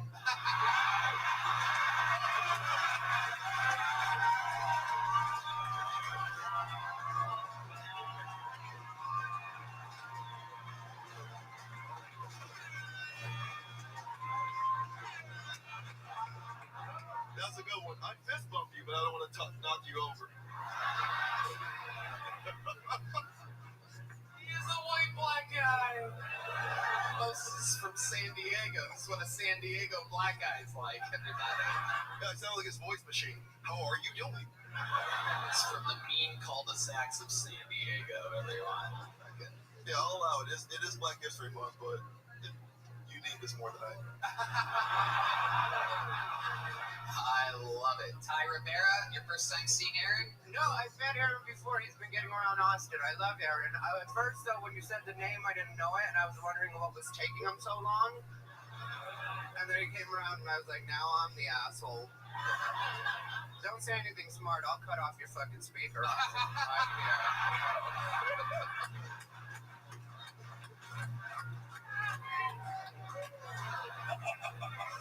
It's nice to meet the cast of Mortal Kombat.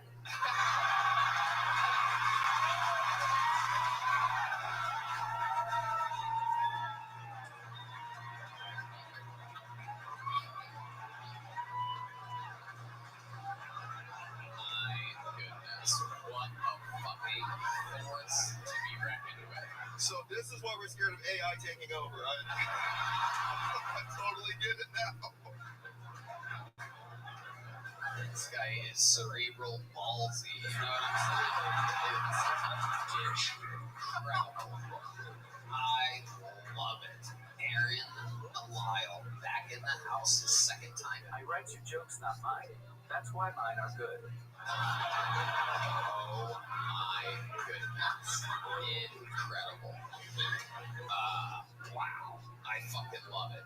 Aaron, you've been having fun in Austin. You're killing it. What do we consider? What exactly is your condition called? Like, what do we? I don't know if we really covered that because it's like. Yeah, we actually asked a question. The episode that's airing tonight. You know, we've never met somebody that's a mute. And is that something like you don't have the vocal cords or your brain doesn't connect the wires? And you never answered it. And is there a way for me to make Redman have that? Yeah. So like a pill I can slip into his fucking vodka Red Bull?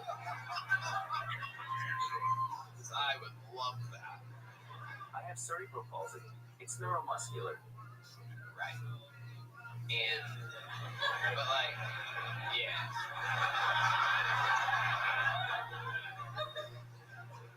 See, you've never, like, talked.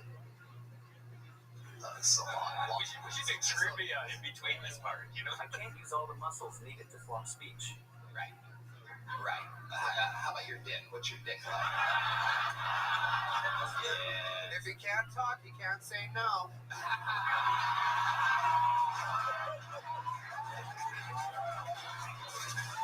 Ty motherfucking Rivera. I love it. It works better than yours. Oh, come on.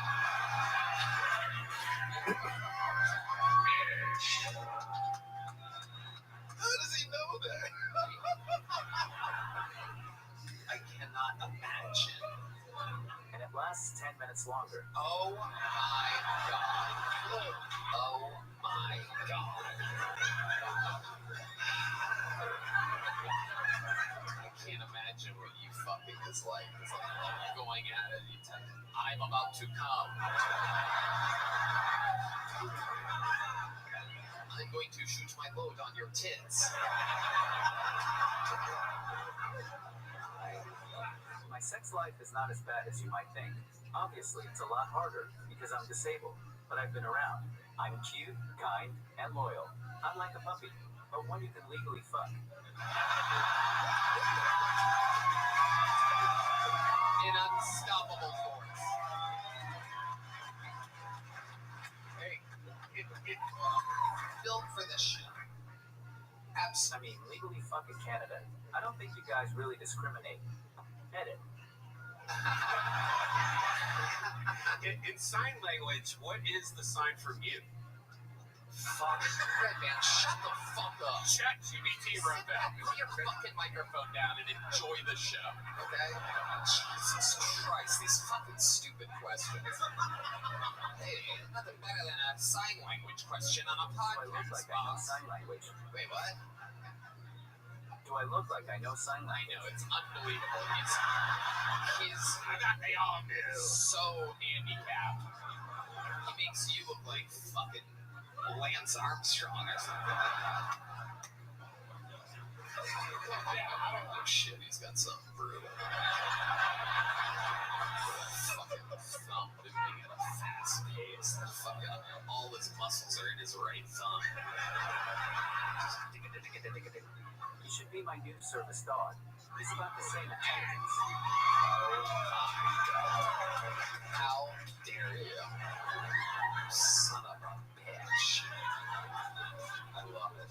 Aaron, you into anything that we'd be be surprised, like, you have other hobbies or anything like that? Like, you fucking collect something, or you skateboard.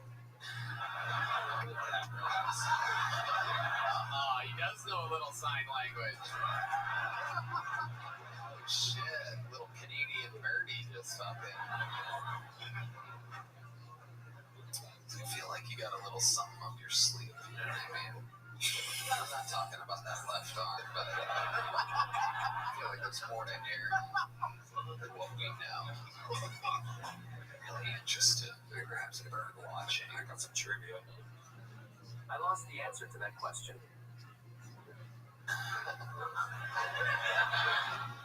Hell yeah. I think that was a typo. I make mental health content on Instagram. I love that. So you're out there fucking helping people, creating laughter, which is the best medicine, unless you have whatever you have. Pretty sure there's not enough laughter in the world to fix it.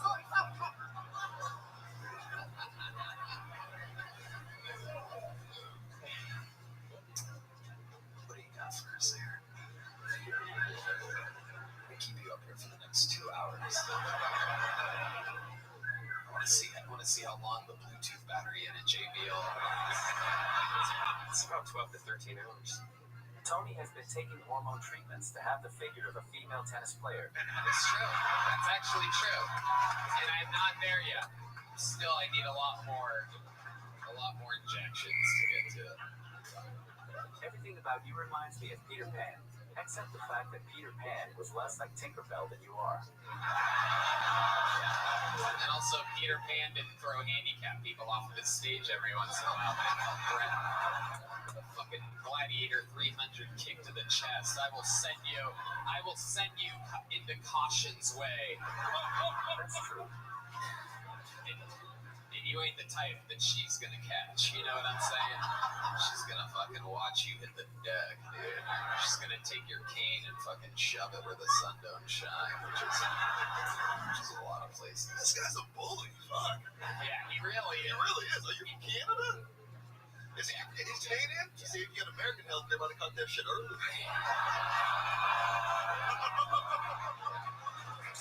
I told him last week you can really tell which arm they put the vaccine in. Can't help our dirty Texas sense of humor, you know what I mean? This is the sassiest Ouija board I've ever played with.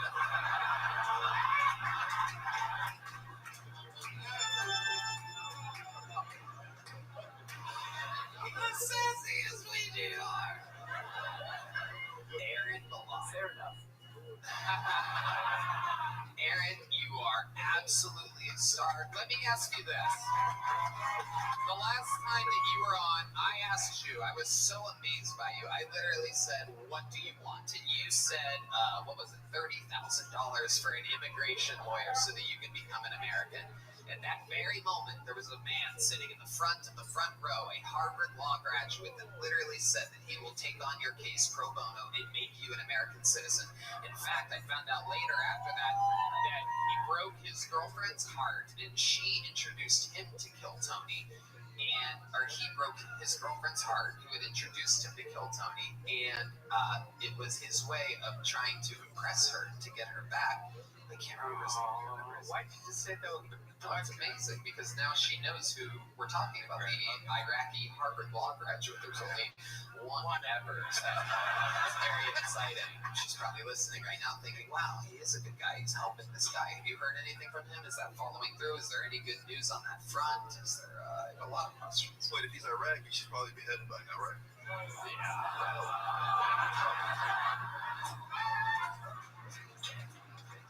He's working on it, he says. Amazing. Unbelievable. So what else? Is there anything else we can do for you, Aaron? Some fucking stem cells into that left arm. We're friends with Joe Rogan, dude. We could fucking probably... Please. You'll be throwing up a gorilla kettlebell in fucking 5 months if we have anything to do with it.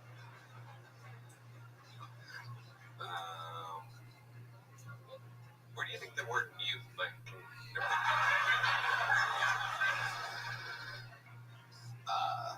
origin of the word mute? Do you think it like evolved over time, like it started as something else? What's wrong with You ask a good question. everything you ever about to say?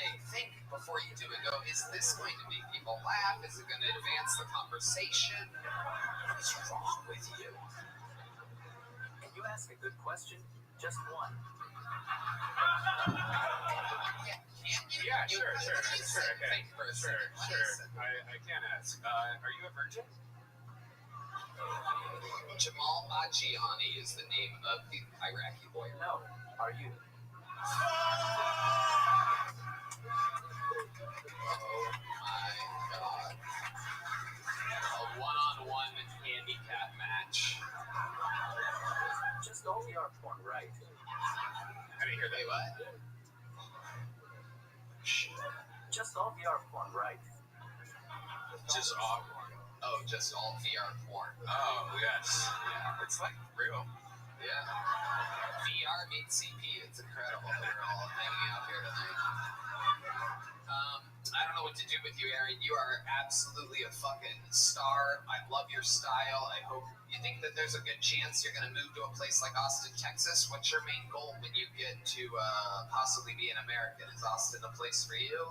Thinking you can go to New York or LA where they also lean a little left, if you know what I'm saying.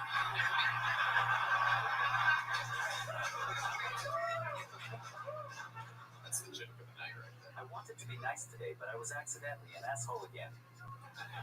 You wanted to what? Be nice. Oh, yeah, no, it's good. I'd love to have you on the Secret Show whenever you can. Yeah. Thursday night, live in Austin, Texas. Aaron Belisle just got a paid gig.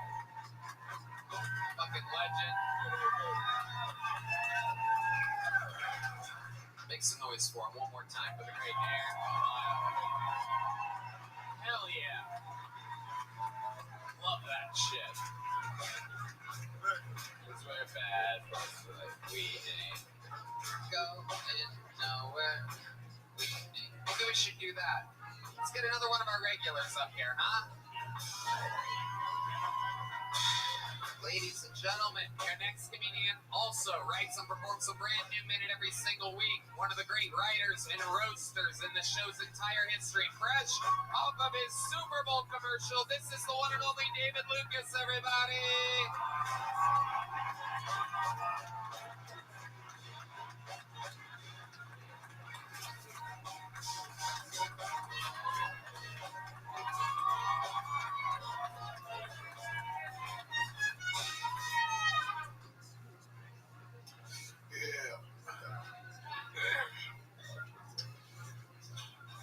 I hate dating. Pretty girls be acting up. I used to rely on fat bitches, but ever since Lizzo, these hoes got too much confidence.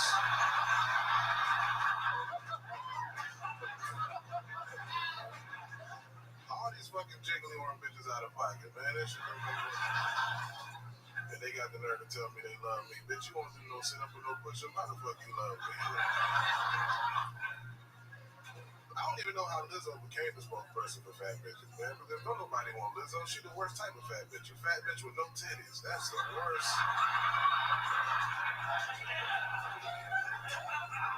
And then she got that big ass wide booty, man. Lizzo booty look like she been sitting on the hibachi grill. That shit is fucking horrible. Okay, yeah, all right, cool. Thank you, man. The great, the powerful David motherfucking Lucas. Another great minute, fresh off of a goddamn Super Bowl commercial. How cool is that? Yeah, bro, it was dope, bro. I love it, man. Yeah. It's great to see you up there. You missed a Monday for that. Moved to LA, out there doing the damn thing. Hell yeah. Hey, Planters Peanuts. Planters Peanuts. I hate you wasn't there. You could have stuck one up your ass. Oh, wow. You could have made us some peanut butter. You would have shit it. Oh, all right. Tony, you dress like you coach a gay college football team. Your ass. The Ohio State Bud Eyes.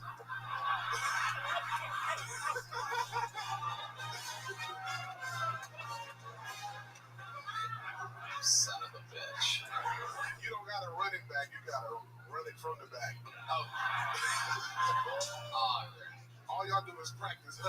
just make a nigga. Yeah. Let's run that hut one more time. Down.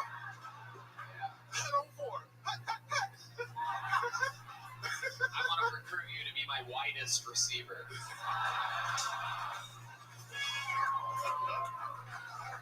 Hey, if you was on the football team, niggas would put knee pads in their asshole. Niggas just, so you don't tackle the nigga from the back and, you know, have your pants Got down. this fucking Planters peanut confidence. It's great that they had you on the peanut roast because you're jelly, so it makes sense. It's incredible that you guys got to come together. They needed a bisexual, but they had Natasha Leggero. They should have called Natasha Leggero. How do you say that bitch name? I don't know. That is so funny. That is like the meanest thing to do to somebody. It's just like, yeah, whatever. Anthony Jeselnik or whatever. Bleep that out so these white women don't be mad at me. No, you'll be fine. White women love you. Yeah, I got a couple of ghetto cousins who'll fight them anyway. Okay. If shit get down to the get down, you know what I'm saying? Hell yeah, absolutely.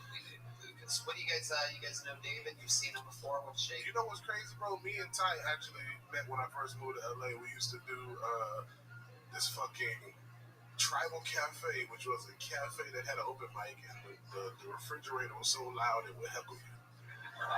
It sounded like a car cranking up. That's how loud the refrigerator is. Probably got excited because it thought you were another refrigerator. So. Probably a meeting caller. This nigga sassy with that motherfucker pull over. Boy, oh yeah, you're goddamn right. That motherfucker sat on the bottom of hot sauce when he got there. Motherfucker, you was out of It's good control. though that you've been friends with Thai, Italian, fucking Mexican. You love it. You love it all. Moses, what's your history with Moses like? Roast battle. Yeah. This is the king right here, man. I love this guy. Battle, yeah. And nigga, though, we were talking about Lizzo. Have you seen White Precious behind you, though? Oh yeah. I don't even know what that is, nigga. Yeah, it's just... That's your worst nightmare, David. Bruh.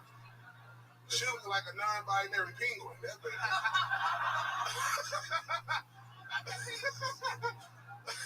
A non-binary penguin. I'm not black and white. I'm white and black. Oh my goodness. I've known David forever, and I'm afraid to put the mic too close to my mouth because I know he'll fucking ding me right away. I'm like, yeah, I don't want to. We're good. No, I only roast Tony and white guest. Why is that? Why do you only roast the white guys? Because colored people had it hard enough, man. It's time for y'all to get y'all beaten from a nigga. It's Black History Month. Every white person give me a... Hey, I got a question for you for Black History Month, Tony. If we were back in slavery, how much would you pay for me? By the pound. That's Moses. That was Moses. Moses gave that to me. Moses is out here giving me jokes like I'm his fucking JBL Bluetooth speaker.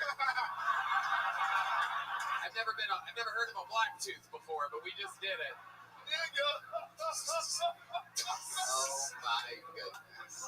Yeah, Moses just saying, nigga. Yeah. Oh, I'm legitimately terrified of you. You have the sharpest tongue in all roast battle. I'm not fucking with you. Hey, roast battle was so good, bro. I would not write if people would take a month to prepare it. I still beat them. Yeah, It was- you're a fucking monster. Yeah, I would call people up. I'm like, bro, just line me up with 4 or 5 people at a night. I don't give a fuck.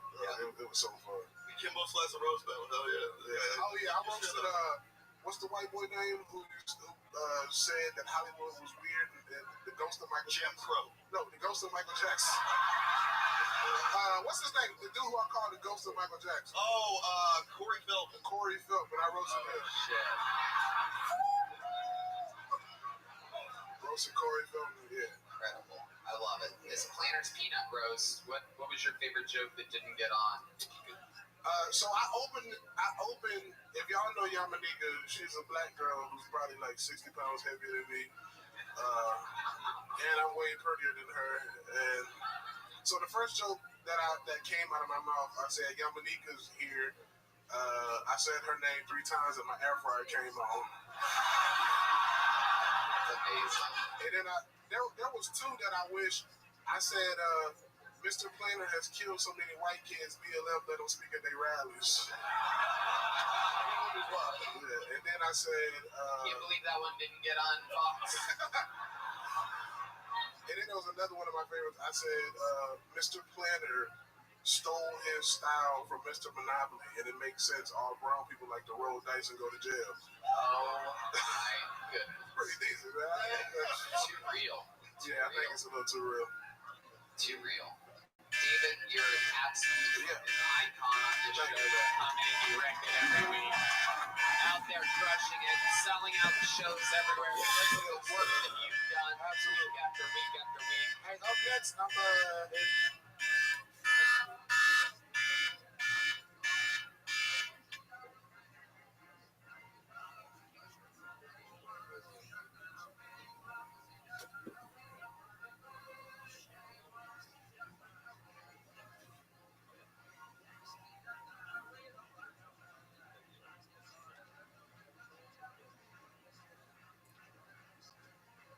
in Vegas at what's that club out there? Wise Guys. Wise Guys. I'm at Vegas. Wise Guys. March 3rd and the 4th. Pull up, y'all. Yeah. There he is, selling out more shows, absolutely killing. The great David Lucas, everybody. Make some fucking noise for him. Back to the bucket we go. Did you get my message?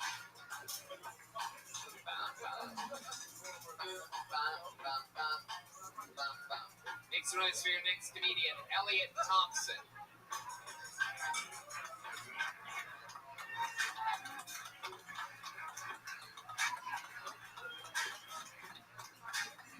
Here he is, one more time for Elliot Thompson.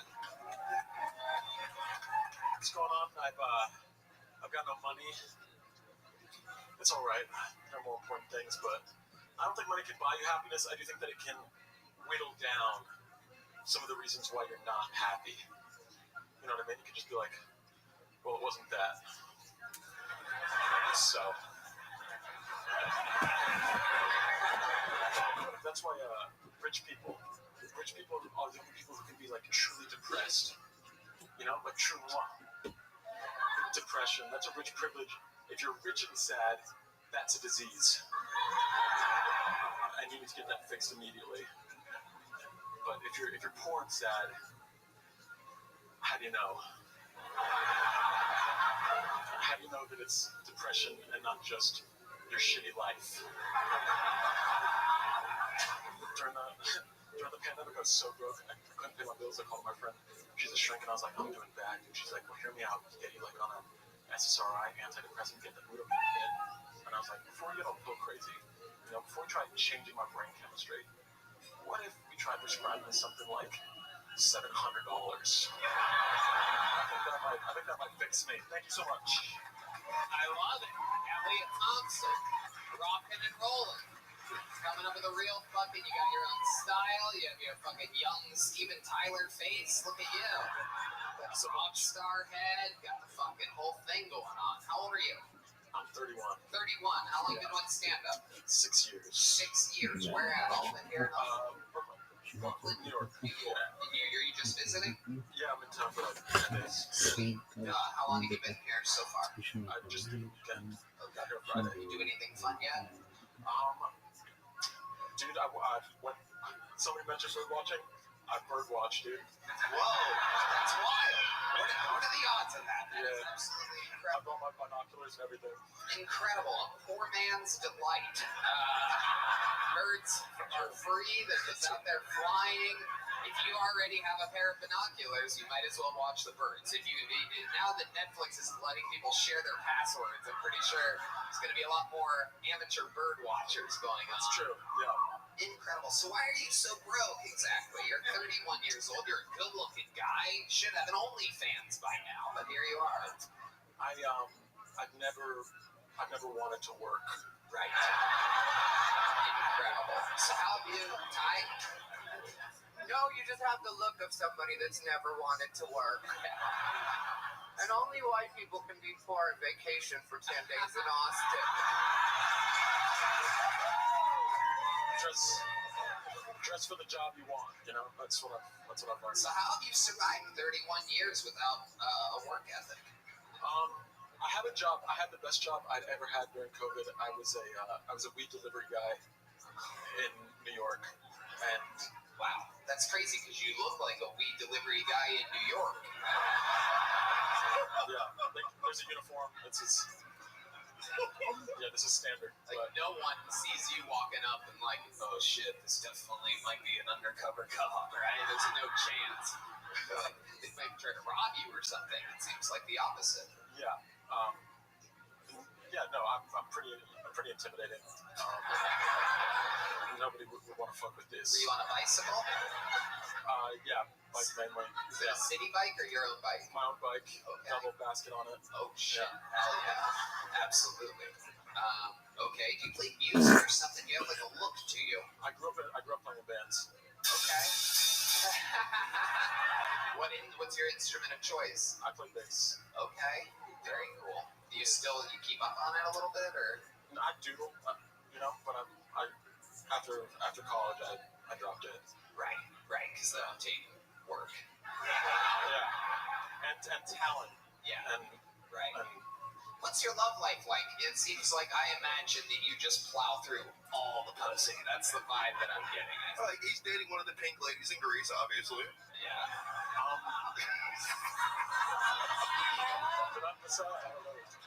It probably happened so fast. Yeah, it's really probably had you a blast. Tell me more. Ty Rivera. Hey. Meeting people is really easy for me.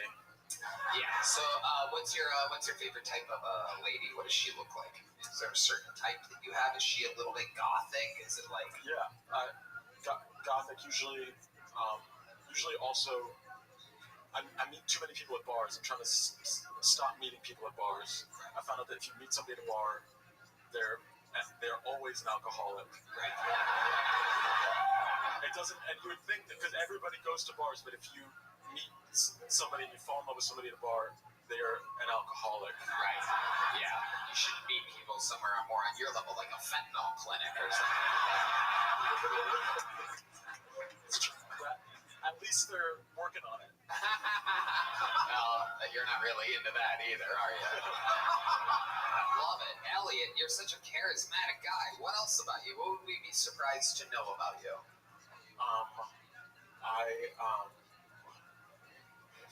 Surprised. I mean, I thought the bird watching thing was pretty cool, but you did bring binoculars just to look at birds. Do you have like a bird, your dream bird, your favorite bird? Like, is there a bird you're like, that's my guy, like a blue, like a cardinal, blue cardinal? Do you like blue cardinals?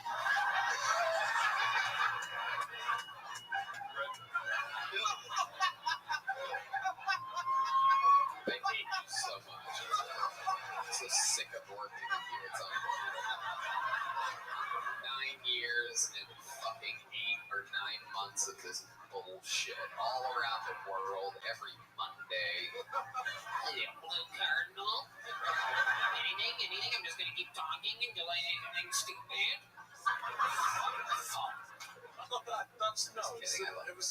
That was fine. There's a bird kind of like a blue cardinal that I want to see out here. It's called a Steller's Jay.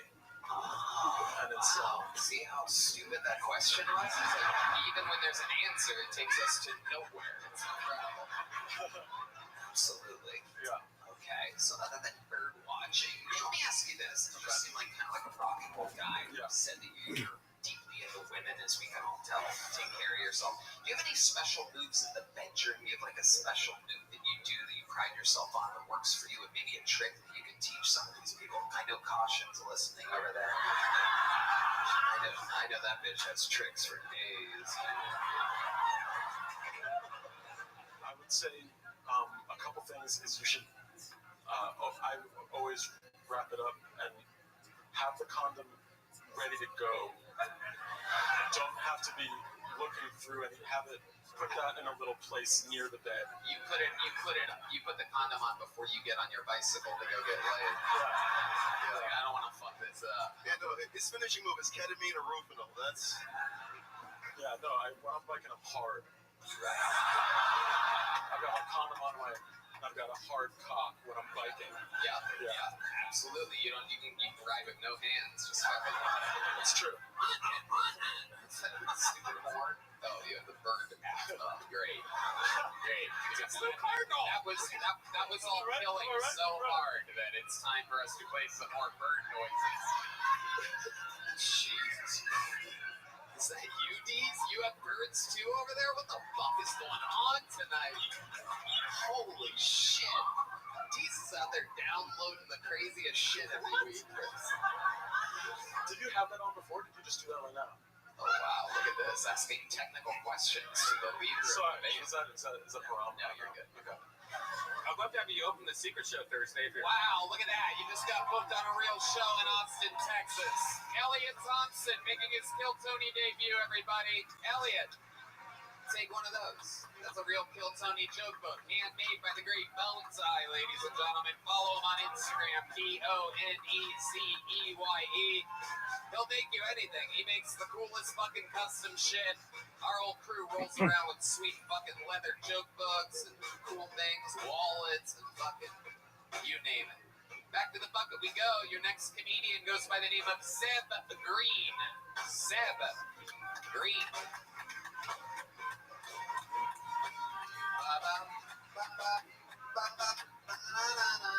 Hey. Here comes Seb Green, ladies and gentlemen. This is quite the man. I can tell already. This is very exciting. Come on, people. Making his, what I believe is his Kill Tony debut. This is Seb Green, everyone. Hey, how's everybody doing? I thought I'd start off tonight by addressing the elephant in the room. Hi, it's me. I'm the elephant. It's me. I'm so fat that it's hard for me to find clothing choices. Usually have to go with curtains. We're back to the elephant. This is full elephant belly right here. Cover up my belly. So I'm so fat that even D-Man, sorry, I'm so happy that D-Man even knew I was fat when I was walking up here because he felt the change in the seismic activity. Also so fat because I'm running out of breath, so I apologize. Just got to Austin and I'm really excited to change my excuse me. I'm really excited to chase my dream because it doesn't involve the actual running. So that's good. So, hey, even though I'm large and gargantuan, y'all have to accept me because I'm part of the trans community, part of the trans fat community. And as y'all can see, I'm fully transitioned. So, appreciate it. Well, I gotta go ahead and do this interview and go get something to eat. Appreciate y'all. Exactly 1 minute. Seb Green, welcome to the chaos, my friend. That was incredible. We've been doing this a long time. You're the first comedian where we've ever seen your heart palpitations on stage. I apologize, man. I'm very out of shape. No, this is my first time. I love your first time doing stand-up. How about a hand for it? Popping his cherry, which is hard to do when you're made of ice cream. So it's a rare treat. I didn't realize the Dairy King would be joining us here today. It's incredible. I'm glad you called me early, man. I was standing back there like, man, where's some food at? I love it. Absolutely. It's wild, the sound between you and Red Band's rumbling stomachs right now. It sounds like the Turkish earthquake or something. It's unbelievable. Yeah, I was so nervous, man. I thought I was going to be out of breath. I needed that, what was his name, Aaron Biles? I needed his box. Seb, let's talk about it. First time doing stand-up. What made you want to try it here tonight? I just always wanted to try it, man. Never had the opportunity, so just want to come down here. Where are you from? What part of Alabama are you from? Well, I was born in Arkansas, but I just came from Palestine, Texas. Oh, Palestine. Okay. What do you do for work out there? Yeah, man, I used to be in the aerospace industry for a long time, selling hardware to like Boeing and Lockheed and Northrop, but I'm disabled, so I had to quit working. What's the disability? My face. My back's tore up, and I had some surgeries, and I got a spinal cord stimulator installed. So, absolutely incredible. Seb, what do you like to do for fun? What else about your life? I don't know, man. Haven't been well, so I'm gonna try to do this for fun, see what happens. I love it. How does it feel up here? Is this how you thought it would go? Like, what are the things that surprised you when you got up here? Describe to these people what performing for your first time was like. All right, yeah. So I was just a lot more nervous, but because I'm so fat again, I know that was my whole set, but walking up here, I didn't realize it was going to be so far out of breath. But I moved out of Austin and walked up some stairs today, moved a lot of things around, did a lot of things, and the fatness is not happy with myself right now. So that's I was just surprised I was running out of breath, but I kept trying to push through and make some jokes. So you're doing it. You're fucking doing it, Ty Rivera. I wasn't sure if you were nervous or if you were dying. Yeah, I don't me either. And if it's a second, I just asked that you fall that way. Absolutely. And that's the reason I came to do comedy right now is because any moment the heart's going to stop. So might as well go ahead and get it done, Hell yeah. There you go. There's a sound effect. Clear. Obviously, you have a question loaded up instead. Red band. Another one of these. I was going to say, fall towards the symbol. That'd be hilarious if we go, Yep. Yeah, that would be hilarious. Yeah, right. It'd be better if I fell down on a blue card and at least I have something you can do. There you go. Yeah. Oh, your phone just tried to kill itself. You cannot listen to another one of these. Zach, before I let you go, what's sort of crazy thing about your life? A fun fact about you, an accomplishment, or something that you've done, or maybe your family, or something that you've seen? Right. So when I was 12, my dad kidnapped me and took me to Mexico. Oh, shit. Okay. So, wow. And fun fact with that, the only reason it took me was to change an 83-year-old man's diapers. I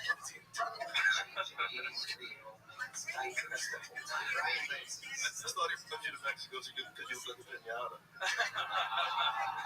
And I just wondered how big the van was. Well, I was just a little kid then, but when I got to Mexico, I ate all the tacos. So, right. Coming back. Right. Zach, I love it. You have a girlfriend, wife? Was that a red band question?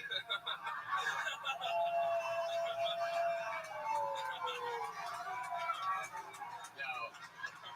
He fucking owned you. Yeah. You can tell it's not because it led to a massive applause break. So no, it wasn't. You son of a bitch. I hope you fucking fall down the stairs. Only if you pick me up. Oh, shit.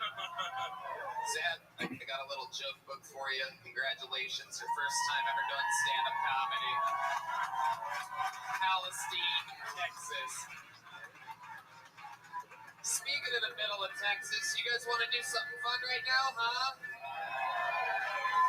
Ladies and gentlemen, we have a special treat for you. This young man, not a regular, but someone that we have been following very, very closely. We love to get him up here. We love to see what he's working on. He's only been doing stand-up 6 months, and he is a fucking sensation. One of the great entertainers as Texas is a gift. Make some noise for our dear Uncle Laser, everyone. The real fucking deal. Oh my goodness. Here he is playing to the camera. It's unbelievable. This guy gets it. Show business has arrived.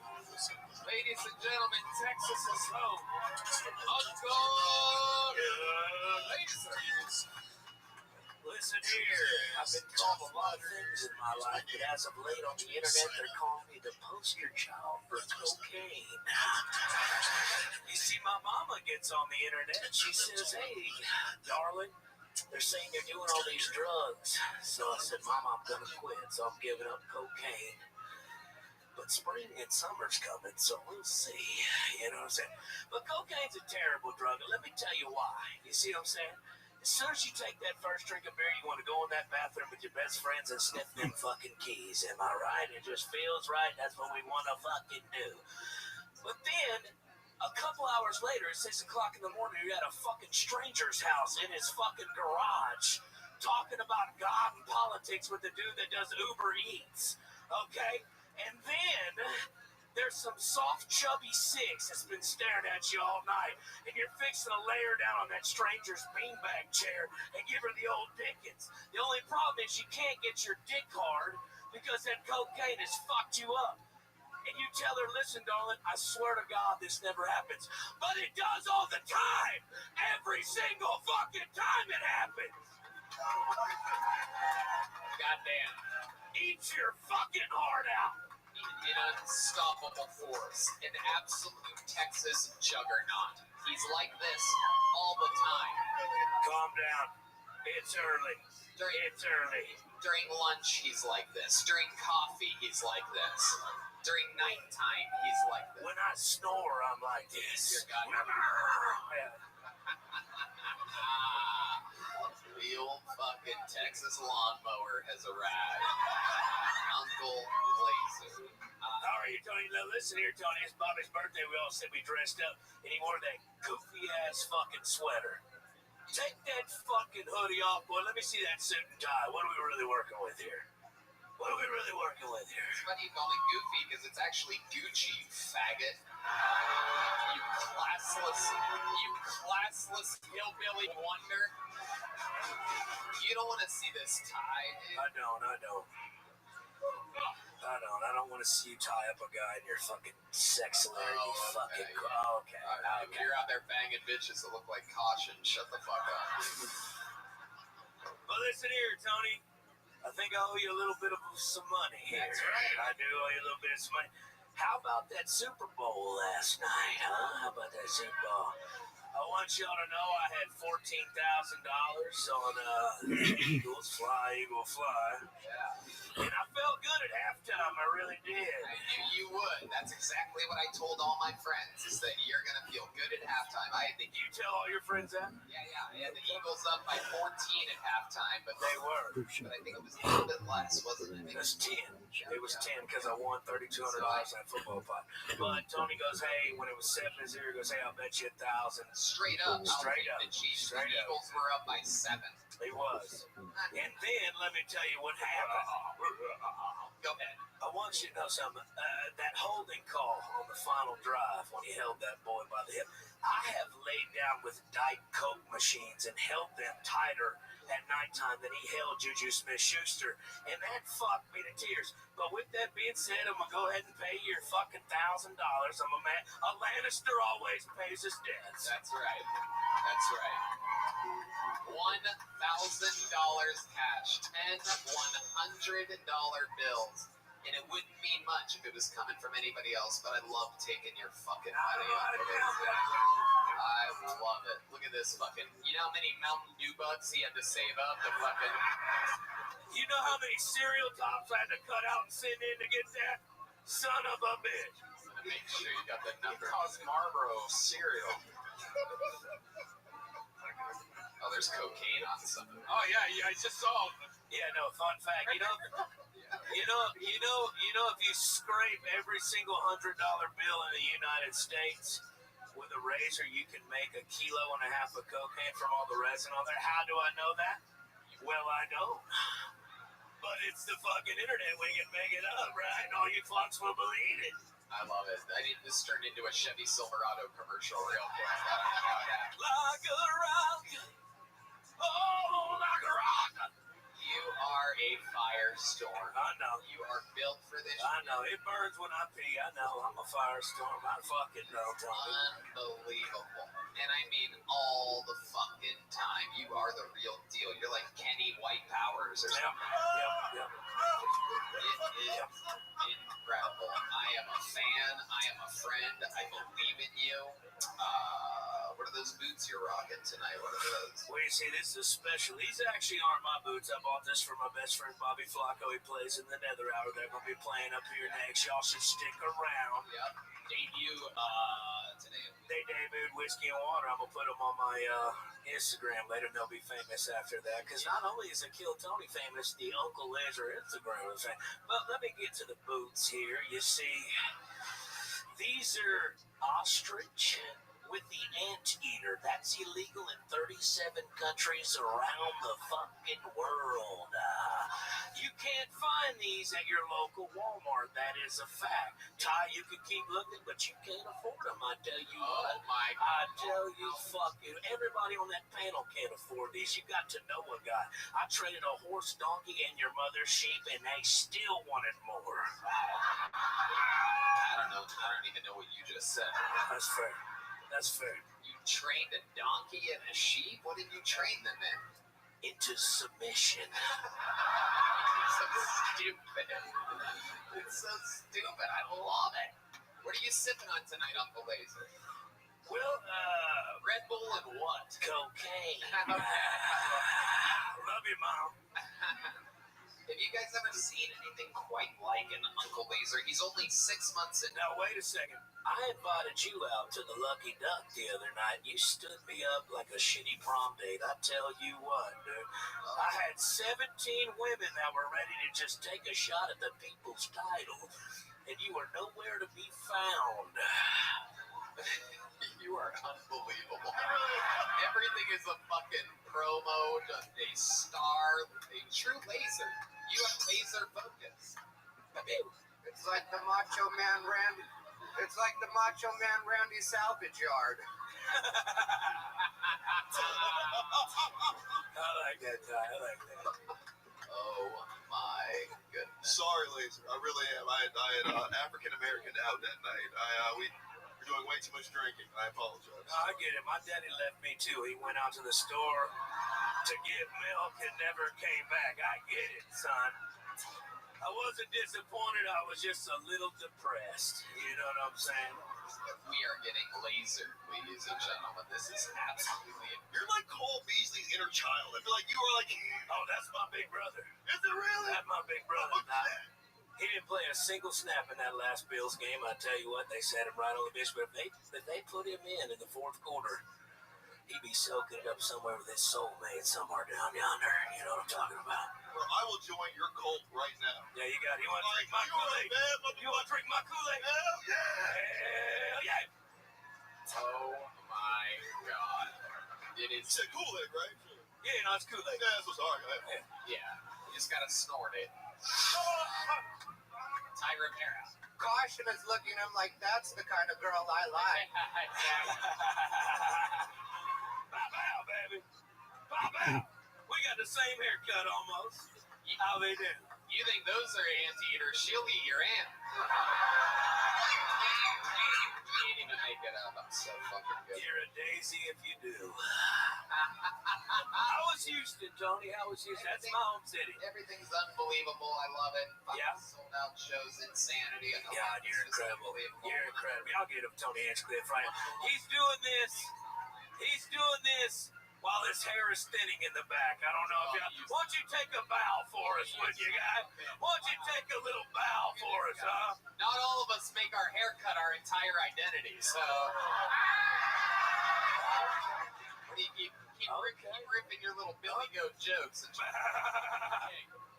love to have you on the Secret Show Thursday. I'll fucking be there, Uncle Brian. I'll fucking be there. Uncle Laser, ladies and gentlemen, a fucking sensation. The one and the only. How fun. Catch him on Instagram. Eat a dick, suck a butt. All right, there he goes, everybody. A couple of final words from the great Uncle Laser. Should we go to this bucket again, huh? All right, let's see what happens here. I'm going to dig deep, see if we can get something wild out of here. Marcus Bond. Marcus Bond. Seems like a new name. We're about to find out. They're coming. Here comes Marcus Bond, everybody. Make some noise for Marcus, everyone. Come on.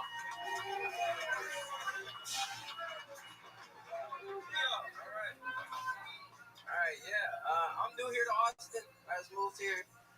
Thank you. One clap. All right, fuck with it. And I need to get a haircut, and I need a black barber. All right, I can't go to a white barber, you know.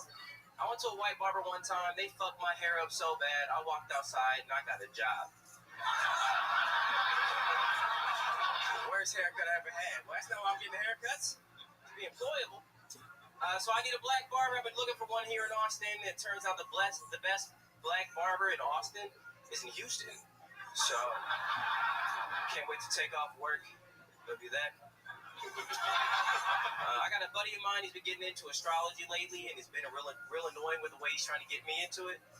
Like last Tuesday, he hit me up. He said, "Hey, man, let's go to the club." I said, "But it's Tuesday."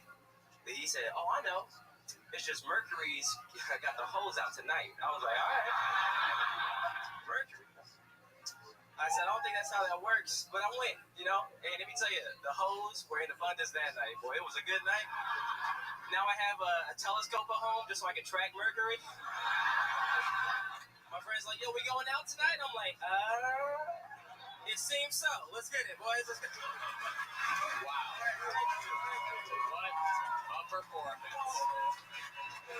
Held the bear off there. That was incredible. Full minute, 17 seconds of great stuff. Marcus, welcome. Is this your first time on the show? It is, I yeah. love it. How long have you been doing stand-up? 6 years now. Wow. Where at? I did it I started in Milwaukee, and then I did the next few years in New Orleans, did a little stint in Chicago before the lockdown, and now I'm here trying to live a dream, so. You moved here? Yeah. I love it. Yeah, Beautiful. it's This is a good place for you. New Orleans is somehow almost a non-existent scene. Milwaukee's tough. Chicago's a little not at its finest. How long have you lived in Austin now? I've been here for a month. Yeah, what have you noticed so far about Texas or Austin? What's standing out to you as something that you like about your new home? A lot of Mexicans. I love them. I like it, yeah. Okay. I'm into it. Hell yeah. Okay. There goes Mexican Marge Simpson right there. That's incredible. I've never seen anything like that. Incredible. Okay. What is it that you love so much about Mexicans? Mexicans, the food. Also, they're a lot nicer than you expect. Right. When you don't know Spanish, you know what I mean? Like I've been just very nice and like I don't know Spanish. Like, oh, it's fine. Don't worry about it. Let me try to help you. And I'm like, oh, so I want to learn Spanish now because they seem to be very cool. Hell yeah. Okay. I love it. That's a good answer. I mean, hey, bro. Marcus, what do you do for work? I'll be working at Cosmic Coffee. Okay. I love that place. Yeah, it's a cool place. They're opening up a new location. I'll be a line cook out there. Oh, a what? Line cook.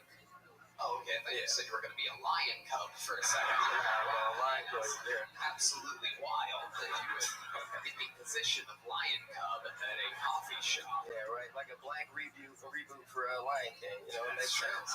Absolutely. We have a sound effect.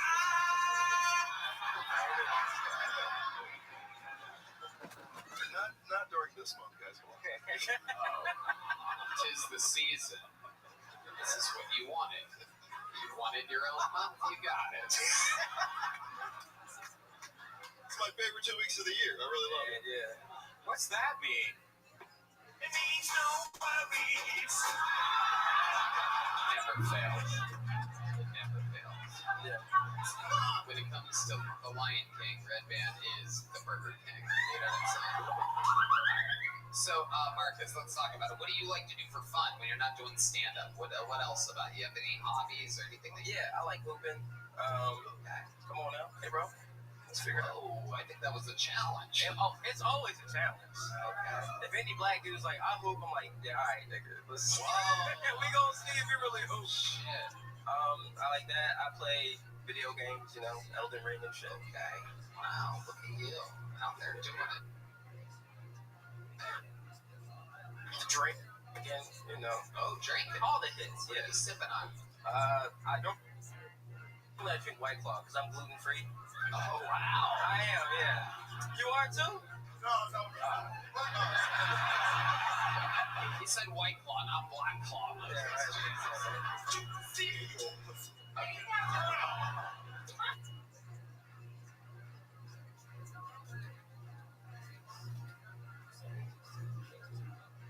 What, D-Madness? Okay, alright. D-Madness is mad about something, I'm not sure. Alright. Thank you, okay, thank you. Marcus, what's your love life like? You got a girl right now? Someone to settle down with? Or have you been with a Texas girl since you've been here? I have not. Oh, shit. No Texas girls. Okay, have you been on any dates or been close to... No, just been head down, doing comedy, watching shows, you know, talking to Mexicans, learning Spanish. Yeah. Is that something that you're interested in? Are you have your eyes peeled? Are you looking at something? Be single, man. Just keep being me, working hard.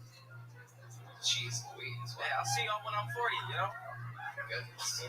Taking a Hans Kim path, I see. And I'm not fucking dudes yet, boy. Not yet. Hans. Not yet, but you keep your head down too long. You'll be surprised what you find.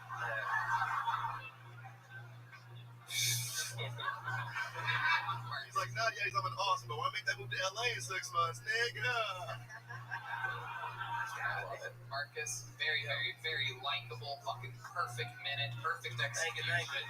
Actually, Tony, I would love to have you on the Secret Show. You just got booked on Thursday's show. Marcus Vaughn.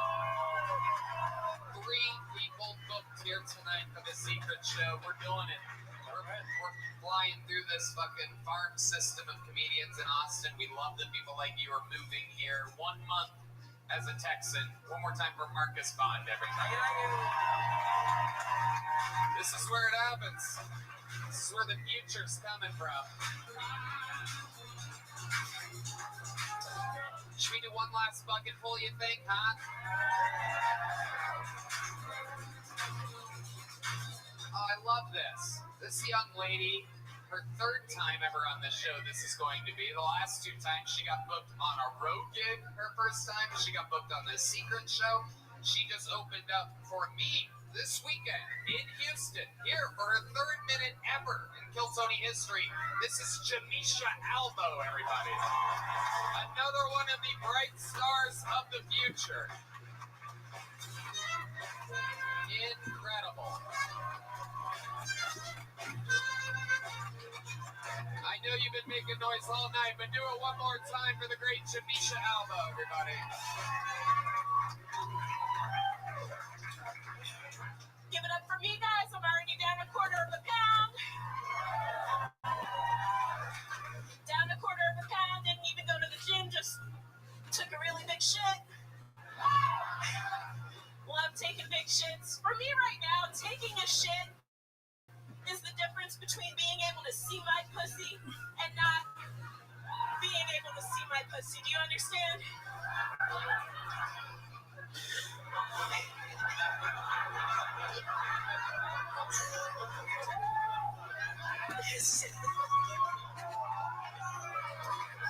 And I want to fix that, right? I want to fix that, but I also want to be ass and titties. I want to be ass, I want to be titties.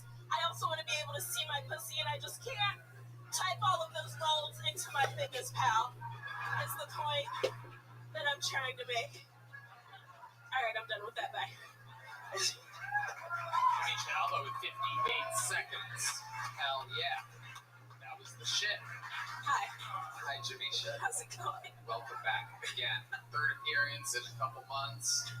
You've been taking over the world by storm. You're doing it. Everybody loves you. What's going on? How did you feel this weekend in Houston doing sold out shows? It was amazing. It was absolutely phenomenal. Thank you for the opportunity. Yeah, it was really cool. The largest crowd I have ever performed in front of, so really good experience. Yeah. That's what it's all about. Timing and beats and everything are different in a big packed room. Yeah, for sure. Good to get those reps in. Yeah, there was definitely some things that I've never really found funny about my jokes that got laughs that I want to dive deeper into. And What? Just like certain parts that I think are cute, like so. Like when I make my cracker jokes, there's a part where I say it's like a little poetic rhyme. It's like I know for a fact that white cracks, and sometimes that can fly a little bit under the radar. But when there's a lot of people, it went pretty well. So I was happy about that. Packed crowds. Yeah. What else is going on? What's going on in the rest of your life? Rest of my life. So I am in the process of writing a book with one of my friends. Oh wow! Yeah. Is it a cookbook? So, but what? Oh, you guys shut the fuck up. Oh, it's all right when it's David Lucas because it's a likable girl. I can't do it. It is. It is a cookbook. Well, she's gonna have, after we write this one, she's gonna help me write a cookbook because I do want to do a cook. You know how when you're reading through recipes and there's these like long ass dissertations that mean nothing to nobody.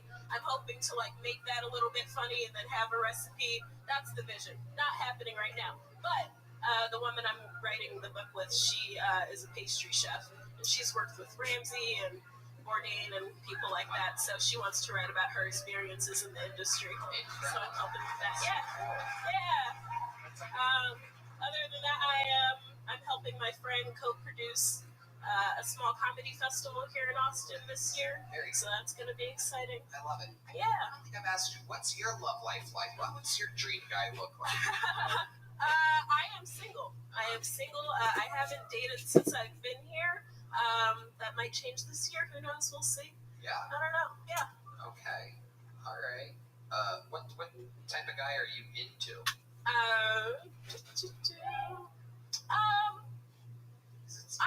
I get the vibe from you that it could go any direction. Yeah. So yeah, I'm not picky. Like, I'm not picky with men. I like somebody who has a little bit of common sense. Someone who is help me with my Bumble profile. What else should I add? What are my skills? What? Has a job, is employed. Don't listen. Preferably not a comedian. Right. Is the whole entire goal. Right. Yeah. Shit.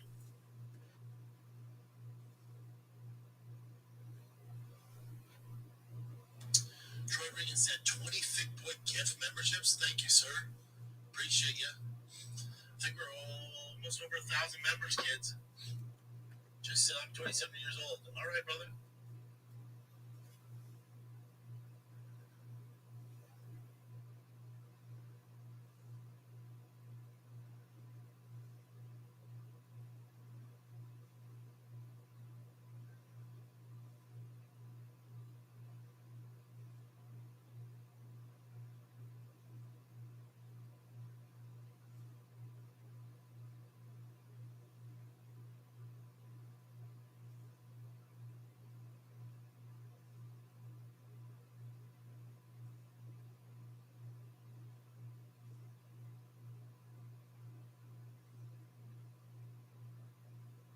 Follow the script, I guess. So, forever.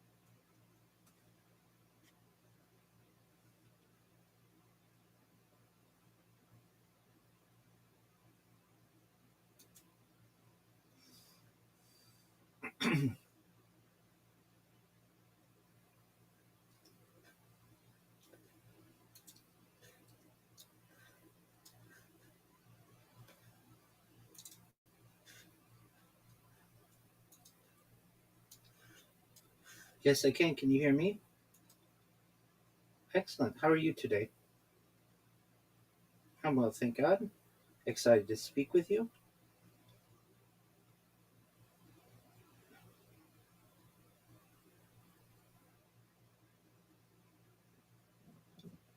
Um, so for StreamYard, as I have utilized the software in the past, after the discussion, I should stay in the call to let it upload. Is that correct?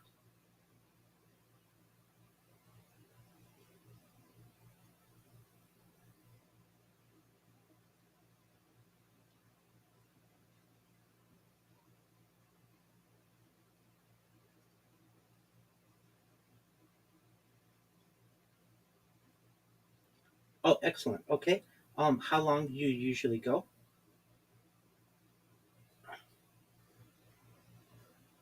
Excellent. And if it's all right, we can talk a little bit about my project. And I'd like to get into Chaim Eshed, the Israeli Space Agency whistleblower, and his claims from 2020, and then additionally his recent interview in 2026 regarding the Galactic Federation. Does that sound like it would be of interest to you and your audience? Okay, great.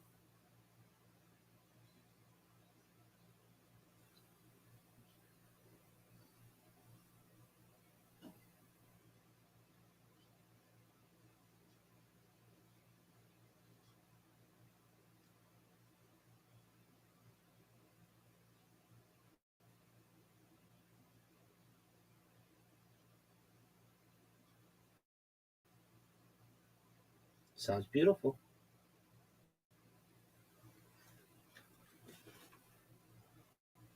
Sounds great, Brandon.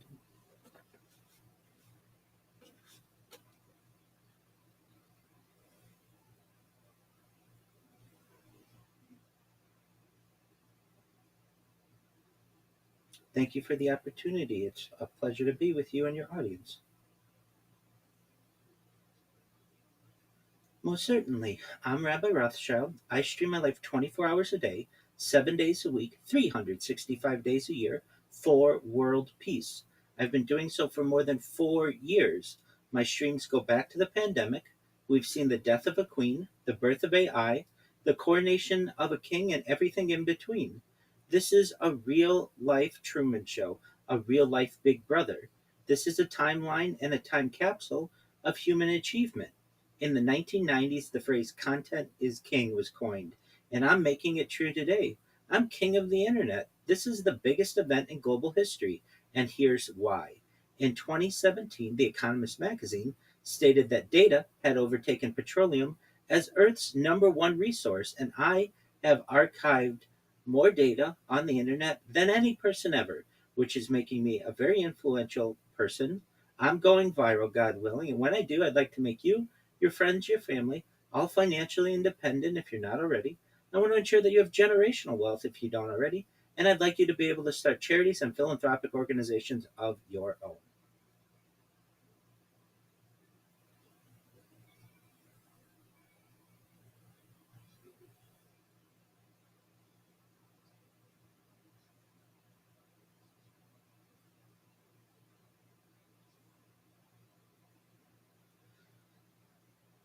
Great question. Prior to the pandemic, I lived a traditional Orthodox Jewish lifestyle, much more than I currently do while live streaming, where I'd be attending synagogue 3 times a day.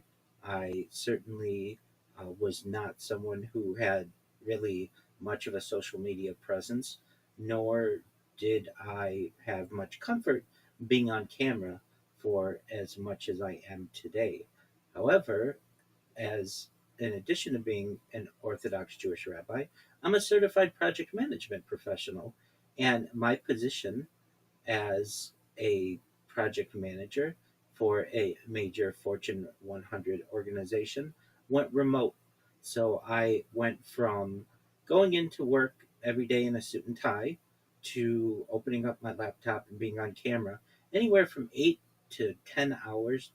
And then from there, even some services and classes within my Orthodox Jewish community went online as well. So that increased the amount of time I was on camera for another 2 or 3 hours. So I was approximately during the pandemic spending about half of my day on camera when previously I never did before.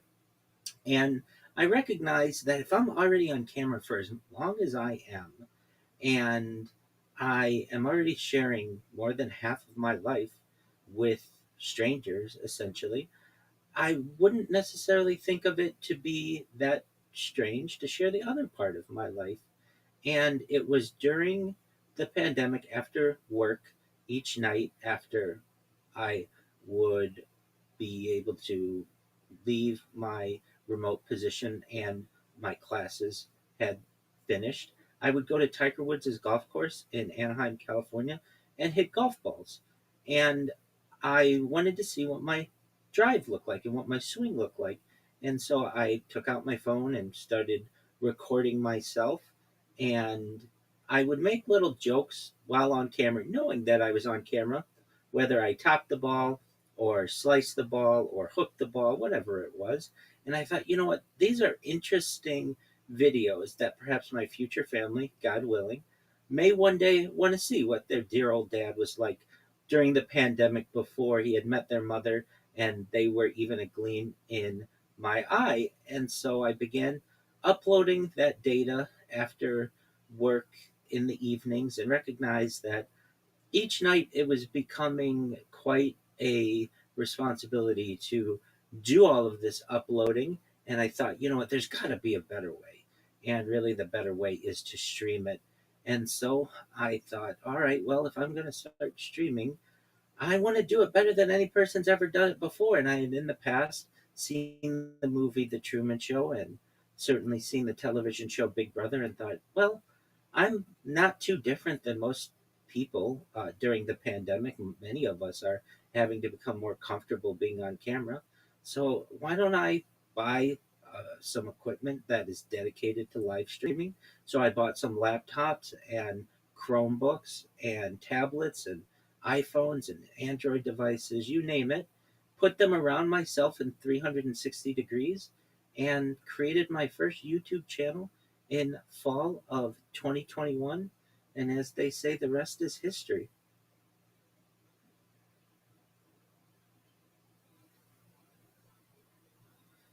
Well,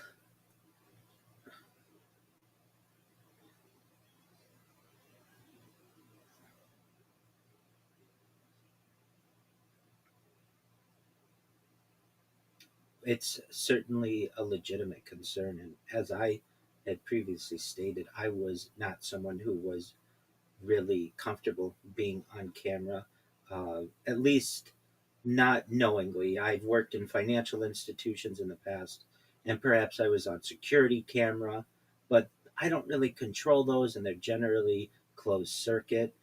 Certainly, the change occurred with me with my position going remote and also classes and some services also going remote, which caused me to have to get comfortable being on camera, whether I liked it or not. And I would say that my anxiety of being on camera, that really many people experience when they don't have a lot of time live streaming or even just being on camera in general, was reduced. And then you get into the more, I would say, private areas of your life that you're live streaming. So no longer is it when you're just in front of the screen. Now you're sharing your entire body. You're sharing yourself sleeping, eating, drinking, even bodily functions and showering from the waist up. I'll keep the camera to avoid any types of major privacy issues, or I'll wear swimming trunks when I'm, participating in some baths or showers or whatever it may be. But I do my best to give the viewer a portal into my life that I think will be studied in the future. Just as in the past we had people who were journalists, or people who would write in journals, or diarists, people who would write in diaries, and we've learned from historical standpoint much of how the world operated during that time of when they were documenting through their lens of generally a pen to paper. I felt that I could use a camera as a medium to be able to do the same. And really, once you start streaming many times, you recognize that you're on camera, but you also recognize that we're all not that different. That we all laugh and experience joy and humor, and we all are, at times not as happy, or perhaps can experience sadness. And I think that the people of the future will find this to be a fascinating project to be able to study not just what's going on in my life, but also what's going on in world history, because 24 hours a day, I keep a radio on in the background. So you can literally go back to any moment of any day, essentially for the last half decade, and know not only what was going on in my life, but what was going on in world history. So everything that we just experienced with the World Cup, or with the 250th anniversary of the United States, or with wars or peace or whatever it may be, I've been able to archive that. And so people can literally use my stream now or in the future as an archive of human history. And in addition to just the historical aspect, I think people in the future will use it to understand more about humanity and about about human biology, about things like eating habits, sleeping habits, circadian rhythms. Perhaps I use my stream as a dream diary. Things like the idea of hygiene and different biological or biometric patterns that may be able to be studied by people. Really, I think aging as well. We don't have one person who basically has been on camera for this amount of time to be able to study the aging process over long periods of time. Yes, we have people who take maybe a single picture every day for an extended period of time, which is a great data point, but it's certainly not continuous as video is. So I think that those are just a few of the ways that people might be able to study my life in the future. And because I understand the potential value in this type of data, my anxiety of not necessarily wanting to be on camera all the time was lessened. And then eventually I have embraced it. I enjoy the fact that my life is archived and that I've created this digital diary for the people of the future.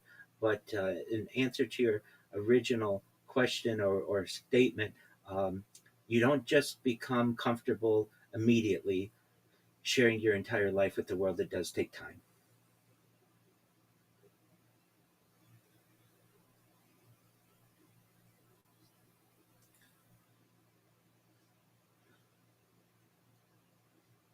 Certainly, I've definitely streamed at the store and definitely streamed at the doctor.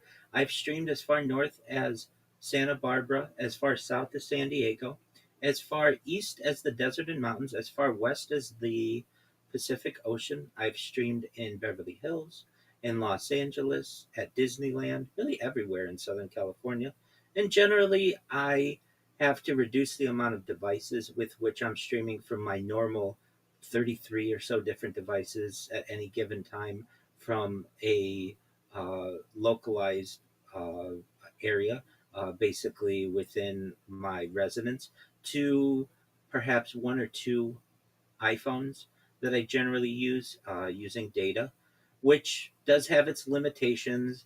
Phones have battery issues with which you need to be concerned, and certainly data. You have to run into cellular throttling and overheating of devices and glare and all of the other app crashes, you name it. There are some issues with which you do into which you do run. But I also do my best to back up any kind of live streaming that I have when I do IRL streaming in real life with GoPros. So I'll wear a GoPro on my chest, or even just have it with like a selfie stick, so that I have myself with a redundant stream or a redundant backup of any kind of data that I am transmitting in case I run into a low cell signal area or I do experience an app crash or whatever it may be.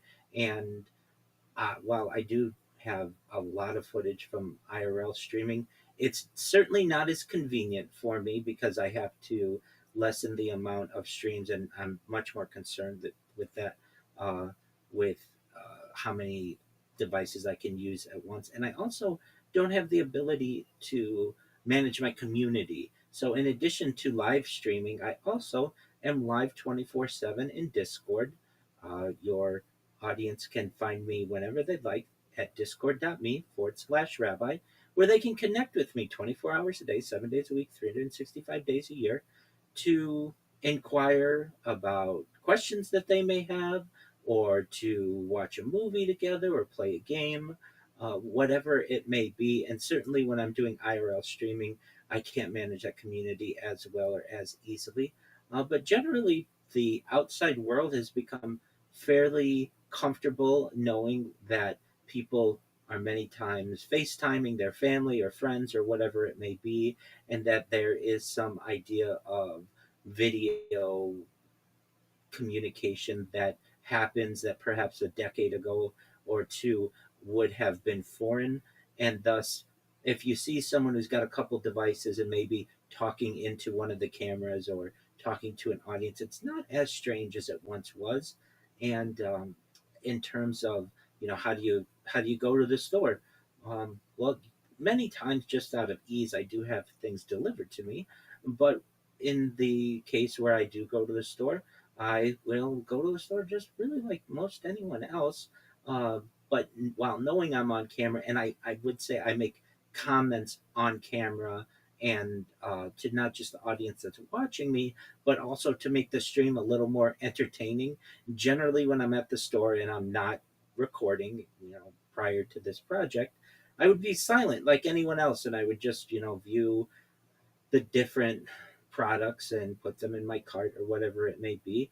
But in order to give the audience a little bit of a view into my mind, I may be a little bit more vocal. So that does change some things. But generally, because society has become more comfortable with people using devices in public, I don't run into many issues. So I really live my life generally while on camera in public as I do while the cameras are off.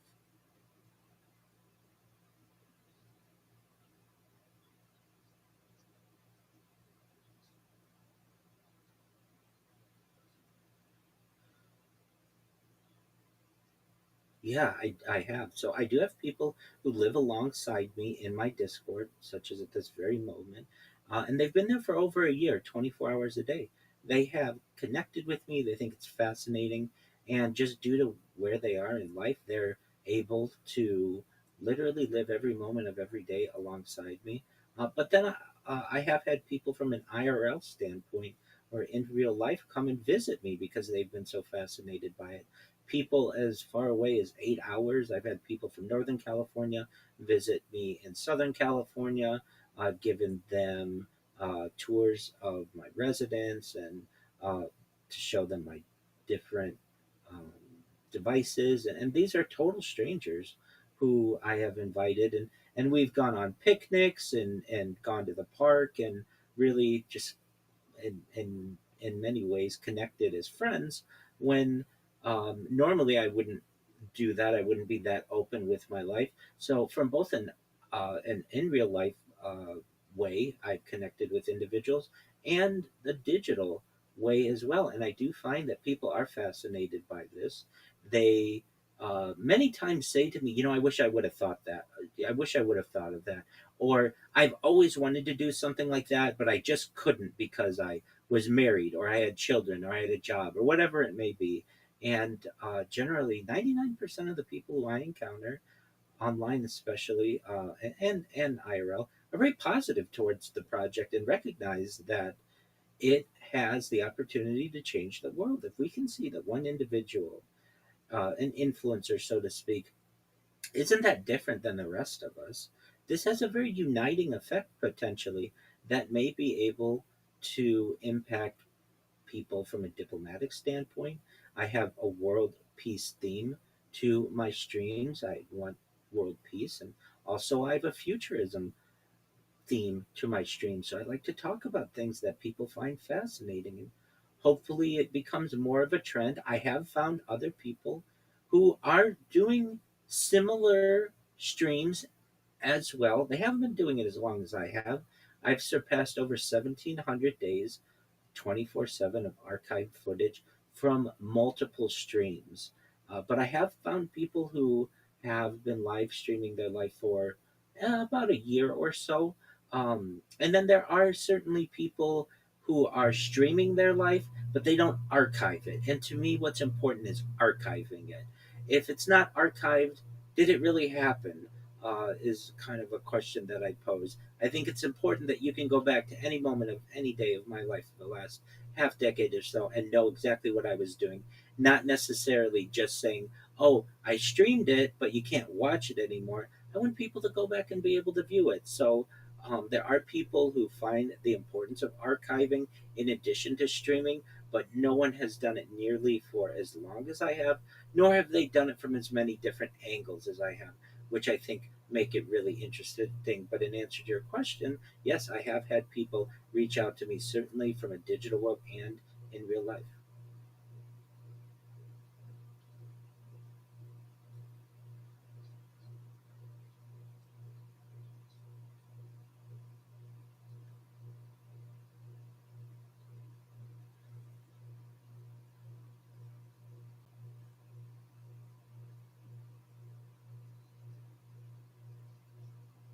Excellent. It is. It has different names.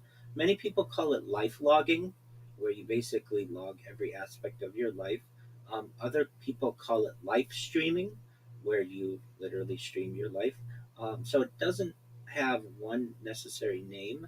It is unique. I certainly understand that, but um, to me, it's become part of my everyday experience, and really, I would like to do it for the rest of my life, God willing. I would like to give the world a nice digital archive that people can study, not just in the present day, but into the future, into centuries into the future. Just like we look at people's diaries or people's journals or ancient manuscripts about what life was like, and those are studied by historians, I think people might do the same with the internet. We may have oh, maybe some type of internet archaeologists of some point at some point in the future, and they hopefully don't need to discover my streams. Hopefully, I've gone viral by then. But if they needed to, they'd be able to understand what life was like in the present day, what life was like during the pandemic, and then how life has changed. And really, another interesting aspect of this is the AI revolution that we're experiencing. So I was live streaming beginning in 2021, fall of 2021, and I was an early adopter of OpenAI's ChatGPT in November of 2022. So I have over a year of my life that I was streaming before large language models became commonplace within our world. And I was a user when ChatGPT formally launched November 30th, 2022. And I've been able to see the many different ways that AI, for both good and bad, has been able to affect society. And then the competitors of ChatGPT and Gemini and Grok and Meta AI and OpenSea and all of the other all of the other um, I would say in perhaps historical events that have occurred just based on AI. So I think that it'll be interesting for people in the future to look at my stream and understand how AI has affected the human experience as well. And of course, within AI needs human models or at least examples on which to build its AI models. And I have more human data on which AI could model than any other individual ever, which may give me a prominent role in perhaps how AI understands some aspects of the human existence. So I think that my project has an interesting AI impact in addition to the historical importance that I mentioned previously.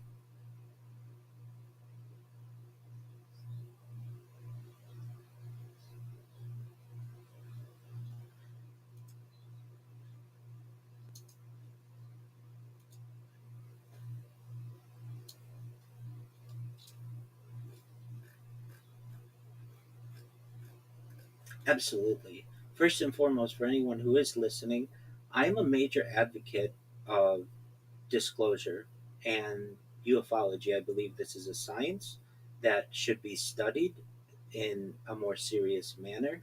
And I'm very positive to the fact that humanity is seemingly becoming more comfortable with understanding that we may not be alone in the universe. And so, for anyone who may be unfamiliar, I'll give some background on who Haim Ashed is and what his claims were, and then some more recent developments that occurred. So, Professor Haim Ashed is an Israeli aerospace engineer, professor, retired military officer, and former senior figure in Israel's space program. He became internationally known in December 2020 after making extraordinary statements regarding unidentified aerial phenomena (UAP), extraterrestrial intelligence, extraterrestrial intelligence, a supposed galactic federation, and alleged government knowledge of non-human intelligence. Before those statements attracted global attention, Ashed had already spent decades working with Israel's aerospace and defense communities. He was recognized as one of the central architects of Israel's satellite capabilities and has been described in Israeli media as a major figure in the development of the country's space program.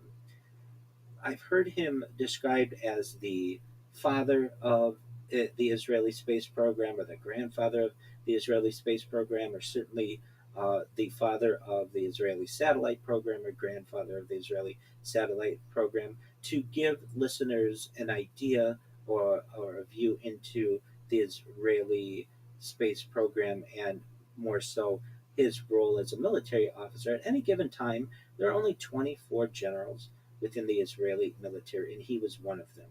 So you can imagine that this is a very high ranking official who was making these claims.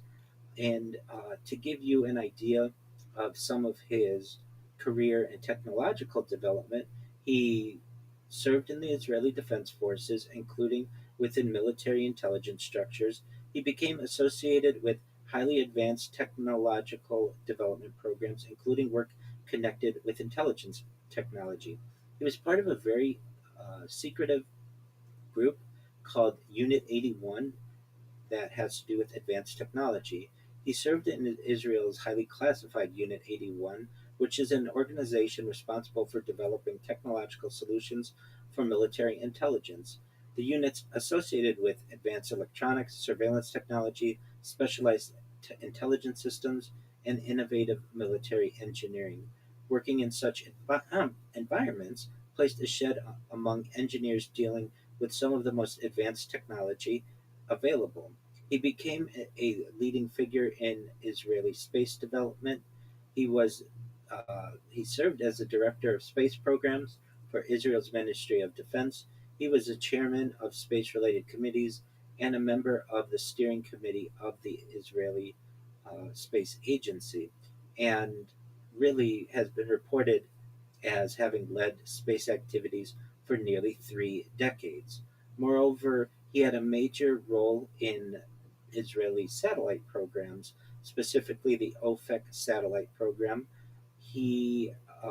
This program developed Israeli intelligence satellites capable of Earth observation, strategic monitoring, and intelligence gathering. And in 2007, he was involved in the launch of OFEC 7, which was an Israeli reconnaissance satellite. He has been extremely decorated. He has received the Israeli Defense Prize 3 times. It is the Israeli Defense Prize is among Israel's highest honors for contributions to national defense technology. The reasons for some awards remain classified because they relate to sensitive defense projects. So actually, 2 of his Israel Defense Prizes, we don't necessarily know why he was given those because they remain classified. He received the Chief of Staff citation in 1967, one of the IDF's highest military recognitions. And really, what we're talking about here is perhaps one of the most decorated officers within the Israeli military who made these claims in 2020, and to give the audience in understanding this would be in a similar way to perhaps a member of the Joint Chiefs of Staff making a claim about extraterrestrial intelligence within the United States, except this happened in Israel. And in 2011, Chaim Eshed retired from government space leadership, and really he then became a professor, a lecturer, a consultant, and a participant in discussions regarding future technologies. His interests expanded beyond traditional aerospace engineering into questions about artificial intelligence, space exploration, the future of humanity, and the possibility of extraterrestrial intelligence. So that gives us a background on Chaim Eshed. And then moving into 2020, he was born in 1933, and so in 2020 he was approximately 87 years old when he made the claims that he did. His major UFO statements became public in December 2020. The importance of his age and at that stage of his career, he was speaking after a long professional career. He had already achieved recognition in aerospace, and he stated that his reputation was established and that he had little personal incentive to seek publicity. His supporters viewed his age and career history as reasons to take his statements seriously. His critics argued that extraordinary claims require extraordinary evidence regardless of his background. Now, in 2020, he, specifically November 2020, he had written a book, and then he had an interview in December of 2020 that changed his public image. In December 2020, he gave an interview to the Israeli newspaper Yedioth Ahronoth, in which he discussed claims regarding extraterrestrial civilizations and secret interactions. He described UFOs as being unexplained technology. He argued that certain unidentified objects demonstrate capabilities beyond known human technology. He stated the UFOs perform maneuvers that cannot be explained by existing human technology. His argument focused on advanced propulsion, unknown physics, and technology beyond current aerospace understanding. One of the more controversial statements that he made was that humanity had contact with an advanced group he called the Galactic Federation. He claimed certain governments were aware of this relationship. The relationship involved cooperation, and that the beings were studying the fabric of the universe. He also stated that the aliens have asked not to announce that they are here. Humanity is not ready yet. This statement introduced one of the central ideas of his disclosure argument. The issue was not simply whether this information existed, but the issue was whether humanity had enough psychological and social maturity to accept it. He also talked about Mars and artificial structures. He stated that, at least from photographs from Mars, he believed showed some type of artificial structures or perhaps some type of manipulation. He argued that if confirmed, these discoveries would create new scientific fields, including archaeology of Mars. There's also been the discussion of xenobiology, basically a study of biology from perhaps species outside of Earth. The reaction to his claims was immense. There was a great amount of global attention from these statements, and many people focused on the contrast that was had between his decades of conventional aerospace work and his extraordinary extraterrestrial claims. Certainly, with any claims like this, one might be met with scientific skepticism, and the same is true in this case. Scientists and space officials responded cautiously. NASA has stated that humanity has not yet confirmed evidence of extraterrestrial life, and many of Chaim Eshed's critics argued that there was no publicly available evidence supporting his claims. His reputation alone cannot substitute for verification, and of course, extraordinary claims require publicly testable evidence. Now, specifically, there was more criticism as well, because Chaim Eshed was promoting a book known as The Universe Beyond the Horizon, Conversations with Professor Chaim Eshed. The book was published in November 2020 by Yedioth Books in Israel, and it was also distributed through Geffen Publishing House. It is only available even to this day in Hebrew, so the information that I am communicating has been translated. Additionally, the interview that he did with Israeli media was also in Hebrew.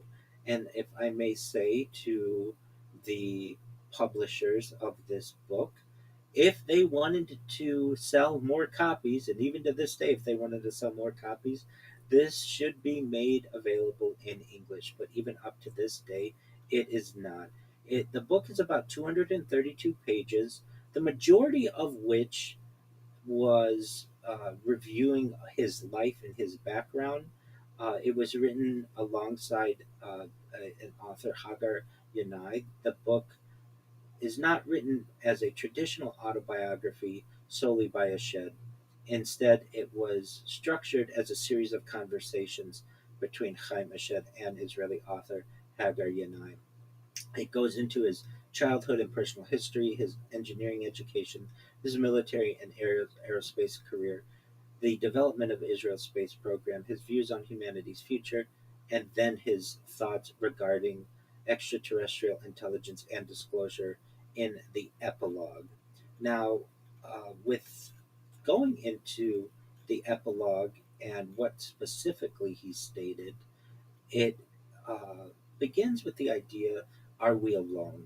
And Eshed discusses the UFO, UAP phenomena, possible extraterrestrial visitation, alleged government knowledge, possible advanced civilizations, and the future implications of contact.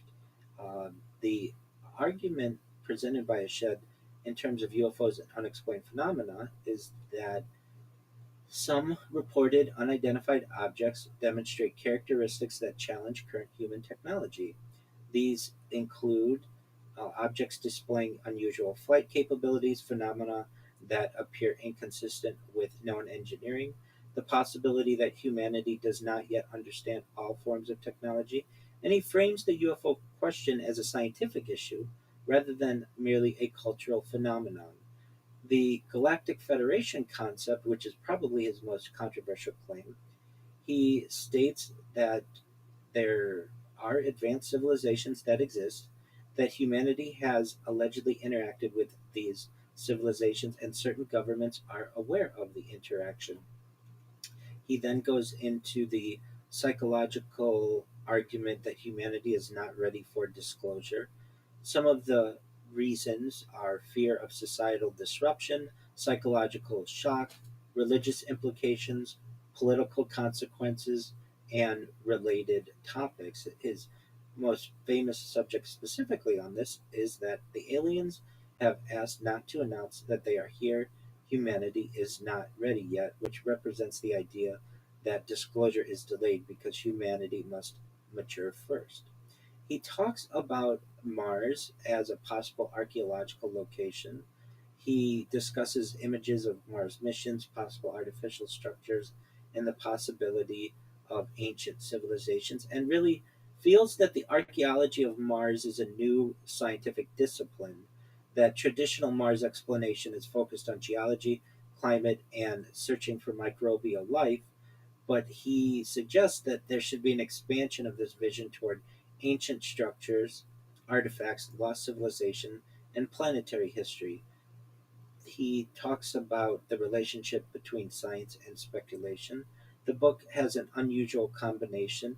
One of the unique aspects of the book is that it combines established science, things like aerospace engineering, satellites, space exploration, and technology development, with speculative science, extraterrestrial civilizations, UFO phenomena, and galactic cooperation. The public reaction to the book was quite unique. After excerpts and interviews were translated into English, the book gained worldwide attention. Media coverage focused primarily on the Galactic Federation claim, alleged government cooperation, his Mars statements, and disclosure themes. Now, the major themes that he discusses are that space is humanity's destiny. Humanity must expand beyond Earth. Exploration is part of civilization's evolution. He also says that technology uh, and scientific progress changes what humanity considers possible. He states that the cosmos may contain intelligence beyond Earth, that knowledge requires responsibility from a disclosure standpoint, and humanity must develop psychologically and ethically. And the discovery of another intelligence would redefine human history. Now, the specifics that people may find of interest within the book, specifically within the epilogue, are perhaps, I would say, unique um, opinions of Eshed. One is the idea of cosmic encounters. So many may have heard in the audience of Close Encounters. We certainly know of the movie from the 1970s of Steven Spielberg, Close Encounters of the Third Kind. But Chaim Eshed expands on some of these ideas. He states that from category 1 through 4, these are Earth based encounters. The first kind are visual observations, reports involving unidentified objects observed in the sky. These do not have direct physical interaction, and these represent the basic level of unexplained observation. The second kind are those types of encounters that have physical effects, reports involving measurable effects such as electromagnetic disturbances, physical traces, and effects on vehicles or environmental changes. The third kind, certainly the most famous of them to date, reports involving witnesses observing beings associated with unidentified craft, and he moves the discussion from technology to biology and intelligence. And then the fourth kind, human interaction, reports involving communication, medical examinations, direct encounters, and alleged abduction experiences. The the transition from observation to physical evidence occurs in his category 5, biological evidence and non-human remains. He introduces a category involving alleged examination of non-human biological remains. The scientific consequences would transform biology, evolutionary theory, anthropology, medicine, and the understanding of life itself. Category 6 involves objects within Earth's orbit, extending the phenomenon into space. Eshed includes observations of unidentified objects beyond Earth's atmosphere. Object, operating in Earth orbit would represent a technological mystery, a security issue, and evidence of possible non human activity. He moves into Category 7 with astronaut observations. He references accounts involving astronauts perhaps observing unexplained objects in space. The importance of astronaut testimony. He states that astronauts represent highly trained observers, and these observations carry significance because they occur during carefully documented missions. And then moving into the final category, he references artificial structures beyond Earth, moving from UFO research to cosmic archaeology. The category represents the largest conceptual expansion. The question changes from are objects visiting Earth to have intelligent civilizations previously existed elsewhere in our solar system.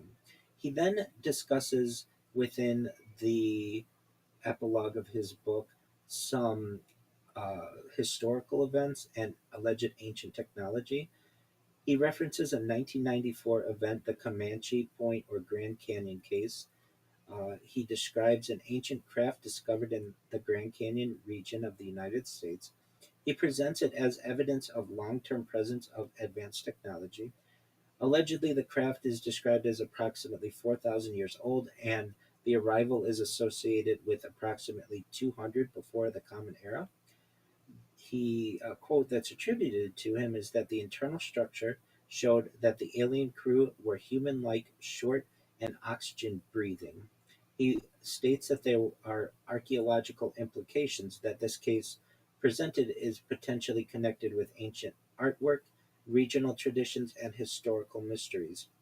He then references a Kiev Ukraine artifact discovered after World War II, that an arrow-shaped craft component was found underground, and the internal technology allegedly contained control systems, advanced equipment, unknown technological components, and there may be some type of Sanskrit connection. He states that the markings resembled ancient Sanskrit, but not that it was ancient Sanskrit. And the historical implications of this, if verified, the case would suggest advanced technology existed before modern civilization. Human history may contain unknown technological chapters, and he references these before going into a 1968 case, the Timmensdorf, Germany incident, where he describes a disc-shaped craft containing 12 small bodies. He suggests that these beings were not natural biological organisms in the traditional sense. A quote that's attributed to this 1968 case of Haim Eshed was that the bodies seem to have come out of an assembly line as a product of cloning. The idea of artificial life and its implications raises questions about cloning engineered organisms, manufactured biological entities, and advanced biotechnology. He then goes into some of the perhaps understanding of what's going on in Mars, that there perhaps is some type of fortress there, at least from the photographs or evidence that he has seen. And he proposes a new scientific field, the archaeology of Mars, and that exploration, when it does occur, should involve excavation, preservation, and analysis of possible ancient structures. He states that new areas of research will open up, for example, archaeology of Mars, and perhaps future astronauts going out to Mars will have to be trained in archaeology.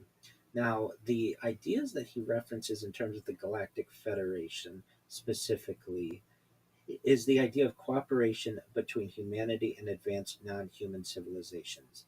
He claims that certain governments have knowledge of these interactions.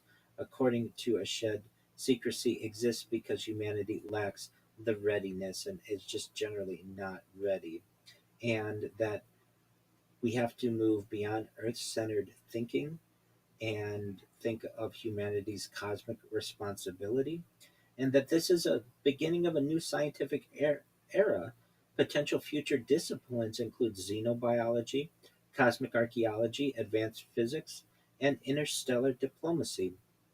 And these aspects of the book certainly made waves, but where there were even more waves that were made were in his newspaper interview. And so, as I previously stated, this interview took place in Yediot Aharonot, which means latest news or recent news in Hebrew. The Yediot means news or pieces of information, and the Aharonot means last, latest, or most recent. This is a major publication within Israel, and it was unique to publish this type of information that created this international UFO controversy. On December 2nd, 2020, Professor Haim Eshed was interviewed, or at least the interview was published.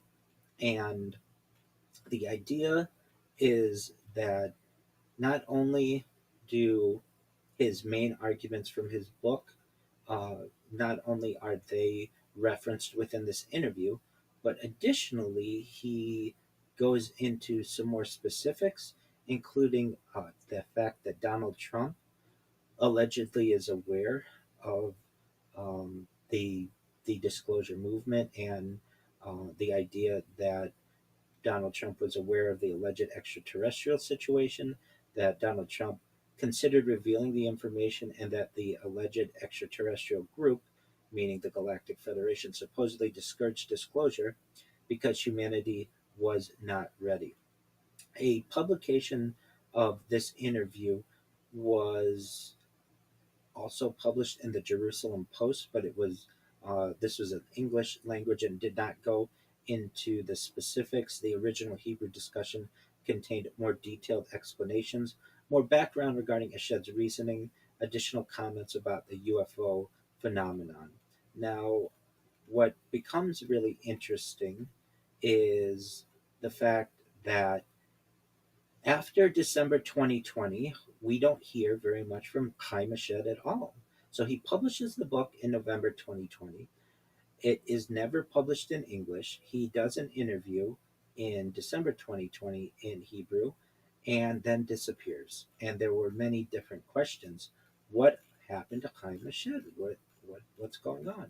Well, it turns out that perhaps conveniently, we have the introduction last month of an interview that Chaim Ashed did with Uri Geller, the famous super paranormal researcher, and what occurred was that on June 10th, 2020, Uri Geller interviewed Chaim Ashed. They're both Israeli, and this interview occurred in English, which was unique. Previously, Chaim Ashed had generally had his communications solely in Hebrew, and they addressed the public inquiry. Geller opens by acknowledging that there were thousands of inquiries regarding Ashed's multi-year silence following his controversial 2020 revelations,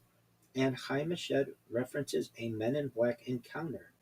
He attributes his withdrawal to a visit from mysterious, untraceable figures at his apartment. These individuals demonstrated intimate personal knowledge of his life and questioned him on sensitive topics, including nuclear physics. Ashed chose to cease public discourse on the subject following this encounter until he could consult with Geller. The idea that what Chaim Ashed shared in 2020 was not recanted. If anything, the information that was shared in 2020 is reinforced. Ashed details in this interview his background in special units focusing on developing advanced non-conventional solutions to penetration and transmission. There's a technological focus. Chaim Ashed describes his work involved quantum technologies and advanced scientific concepts that remain beyond common description, and he expresses a duty to share his knowledge when humanity is prepared and claims that his findings are supported by semi-scientific references from various nations. He reinforces his and reaffirms the existence of the Galactic Federation.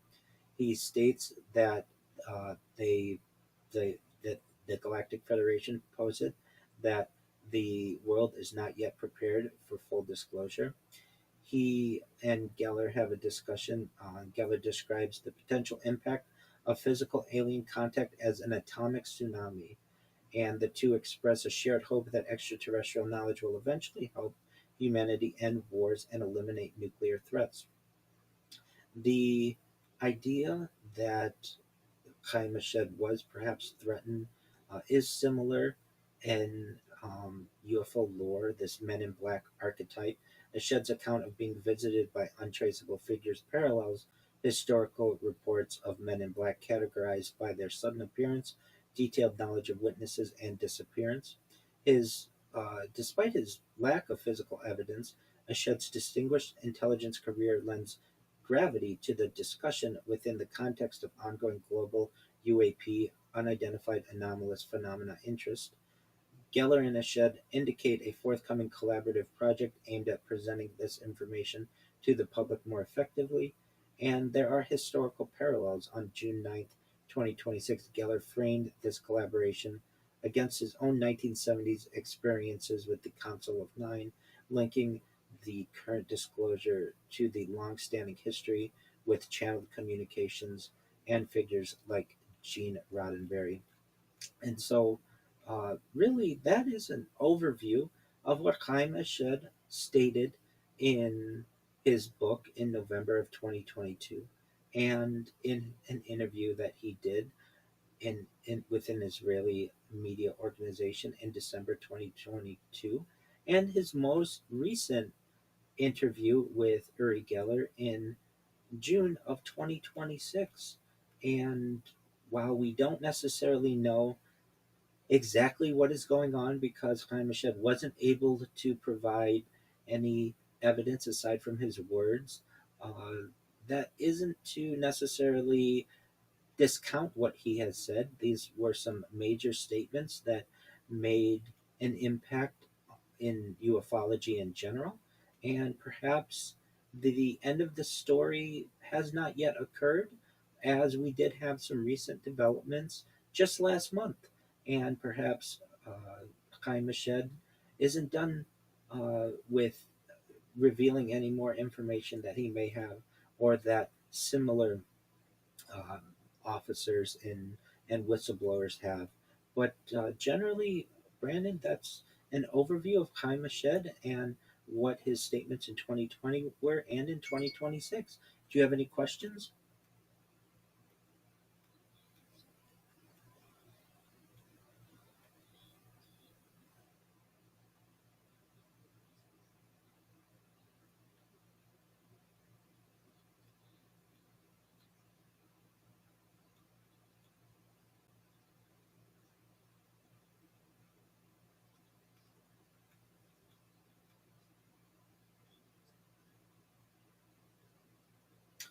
Certainly, he feels at his older age, when he first made these statements, he was 87 years old, and then now being 93, that he had nothing to lose. And he goes into some more detail about consciousness, death, and the possibility that consciousness continues after the body ends. And perhaps he's becoming more comfortable with his own mortality. In terms of how does he know this information, he doesn't really go into too much detail of it. It's not as if he says, I sat at this table and they briefed me, or that I had direct communication with aliens telepathically. We don't have a good understanding of how he acquired this information, aside from the fact that it was acquired during his experience with the Israeli Space Agency. And the fact and lack of evidence uh, is disheartening, but we do find that that is somewhat common within ufology and with any whistleblower, that if he did have some type of direct evidence, that he could potentially have some type of compromise, or he may be compromised in one way or another. This could be against perhaps non disclosure agreements that he may have made, or perhaps other types of agreements that were required due to classification or some type of military intelligence compartmentalization. So it is disheartening that he doesn't have any proof, so to speak, of what he says, aside from his extremely gilded and extremely, um, I would say, unique role within the Israeli military and Israeli Space Agency. Do I believe what he has to say? This is consistent with other whistleblowers who have stated the idea that perhaps there is a galactic federation, or at least the idea of the Kardashev scale. For those who aren't aware, the idea that was proposed by Soviet researcher uh, uh, Kardashev, basically the idea of humanity not necessarily being a what we would consider what is referenced as a type 1 civilization, that has been we have as humanity been referenced as perhaps a type uh, perhaps something along the lines of a point 0.7. For people who aren't aware, a type 1 on the Kardashev scale can harness all energy available on its home planet. It includes solar, geothermal, oceanic, and nuclear um, capabilities. Type 2 harnesses the total output of its star, and Type 3 harnesses energy across the entire galaxy. And Nikolai Kardashev, uh, again, a Soviet physicist, poses these these different types and where humanity may fit. And we're not yet at a type 1 civilization. So that type of understanding that we have to mature to get to this type 1 civilization and eventually get a seat at the Galactic Federation is in line with some other physicists and whistleblowers.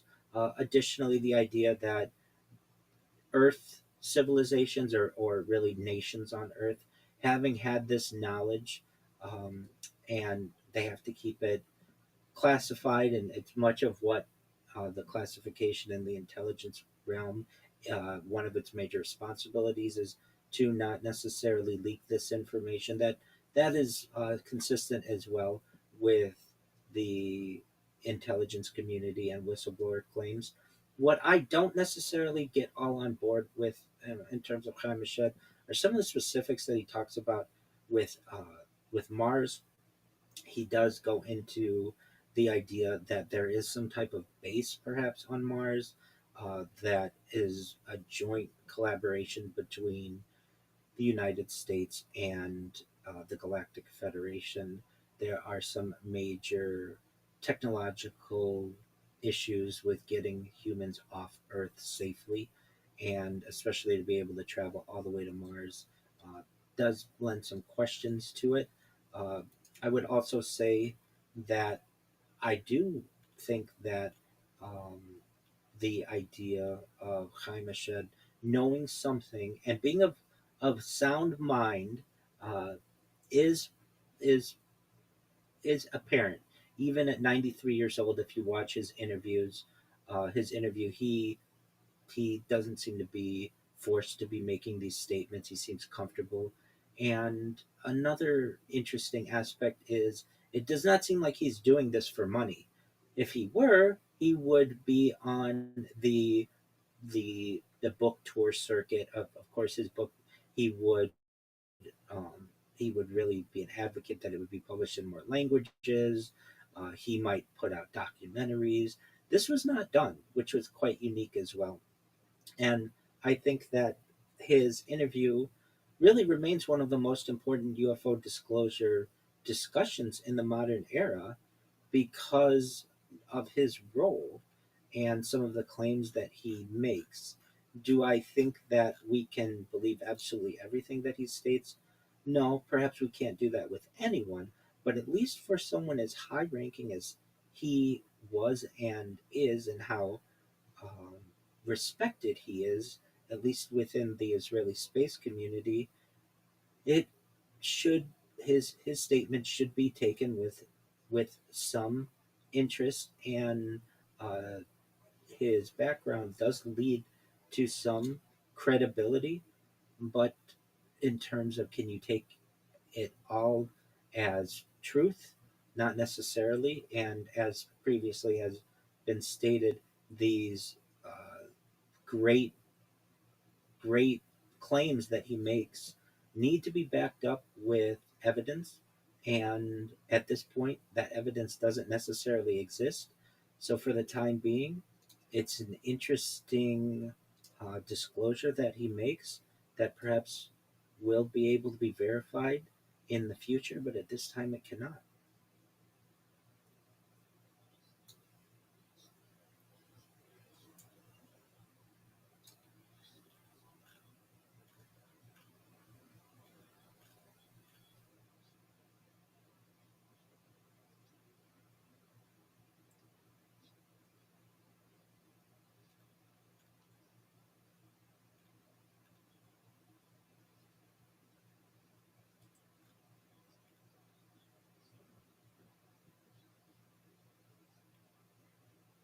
I'm in agreement with you.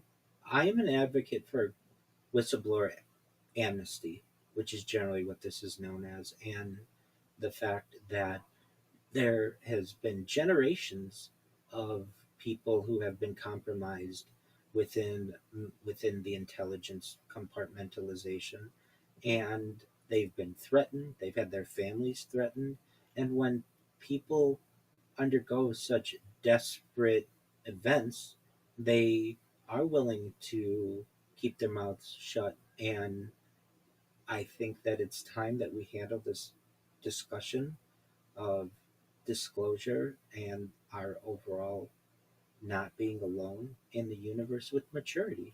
And so I'm positive for the developments that have happened recently, including today, and the pushes of different hearings that have occurred on the UFO subject or UAP subject, and the topic at hand. If you ask the average individual, according to Pew Research and CBS News and other polling organizations, a majority of people do not believe that we are alone in the universe. And this is really unique, meaning those of us who are advocates of disclosure are the majority. And it's just taking time over the course of the last century or so, really more specifically, probably just the 79th anniversary of Roswell happened this month. And so it's taken maybe arguably a little more than or less, give or take, 80 years for humanity in the modern age to begin taking this subject with the severity that it may require. And I'm positive toward more and more disclosures, whistleblower amnesty. We had in 2017 the topic of ufology being taken very seriously on the front page of the New York Times. And so no longer was this some type of fringe theory.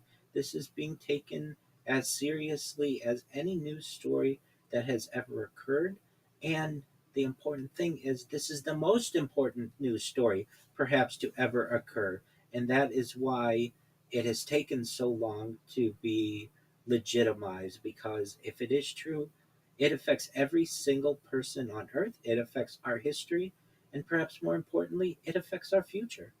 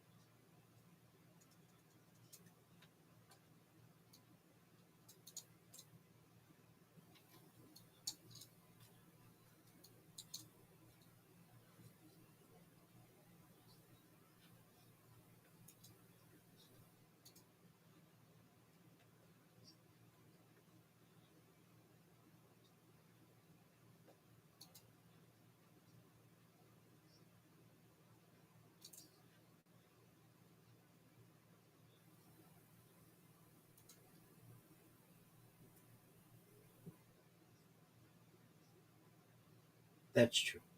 There's no doubt about that.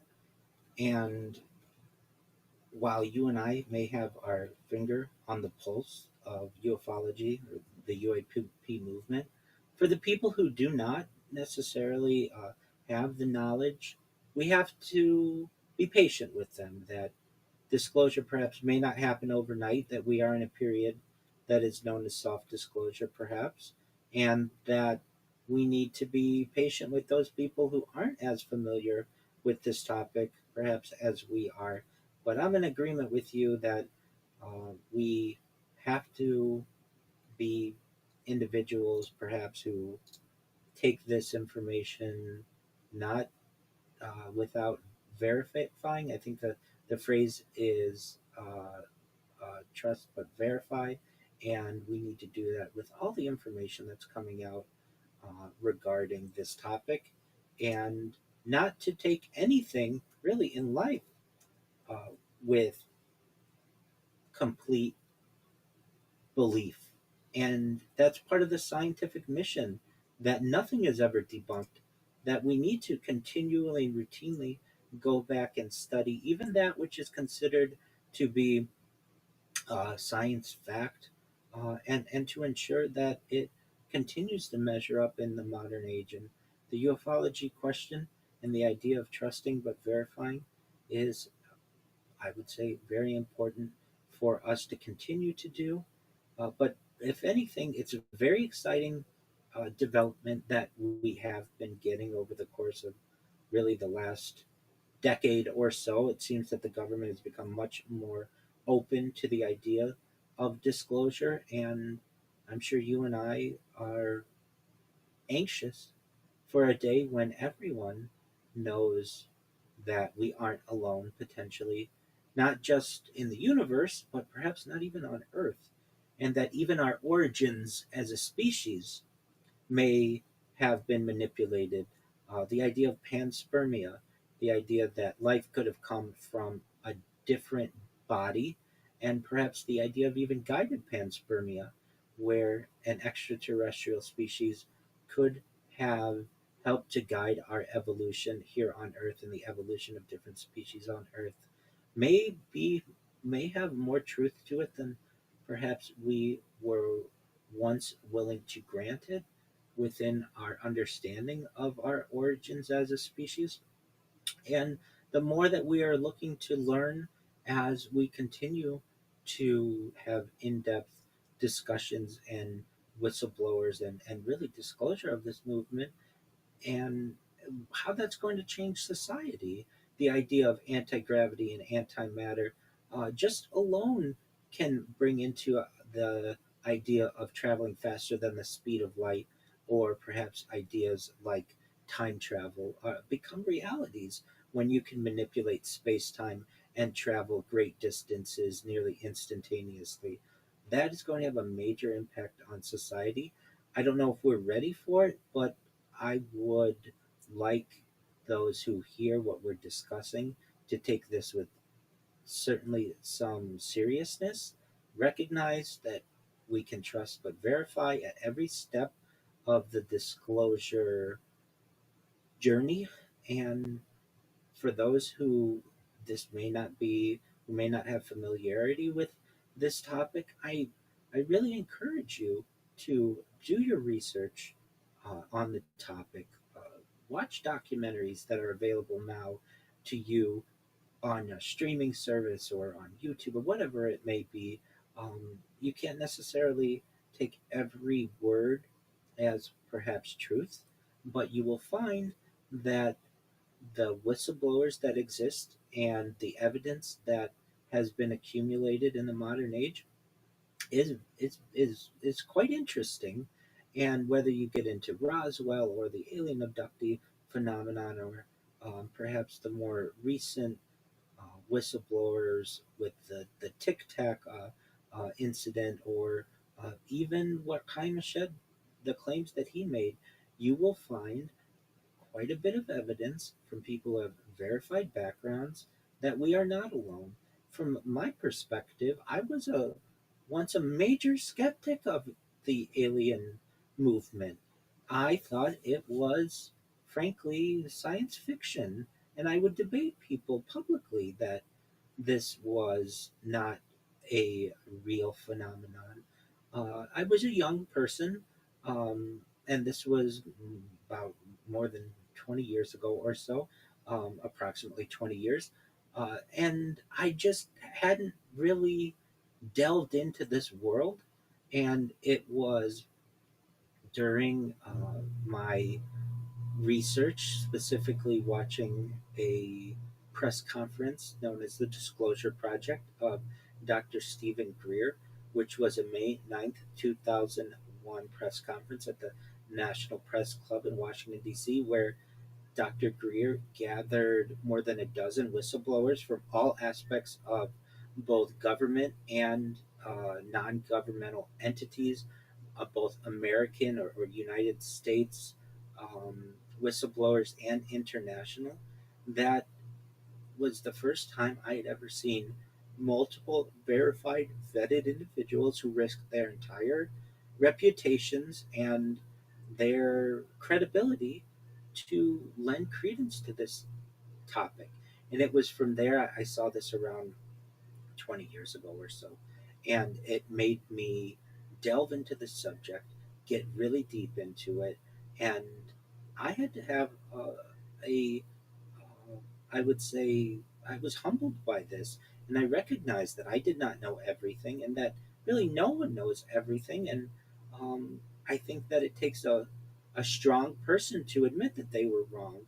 And I was wrong on this subject, that there's much more evidence in terms of humanity not being alone, then there is for us to be the only species in the universe. And so, for those of you who may be skeptical of this subject, I invite you to reference and watch and research some of the uh, the the references that I've made, because you will find perhaps for yourself that there's a lot of credibility to the whistleblower claims, to the idea of humans not being alone, and then moving forward, where are we going as a civilization, and how can we perhaps utilize some of the technology that we may have been able to reverse engineer, and the idea of us maturing as a species to eventually be able to sit at the Galactic Federation that Jaime Shed references.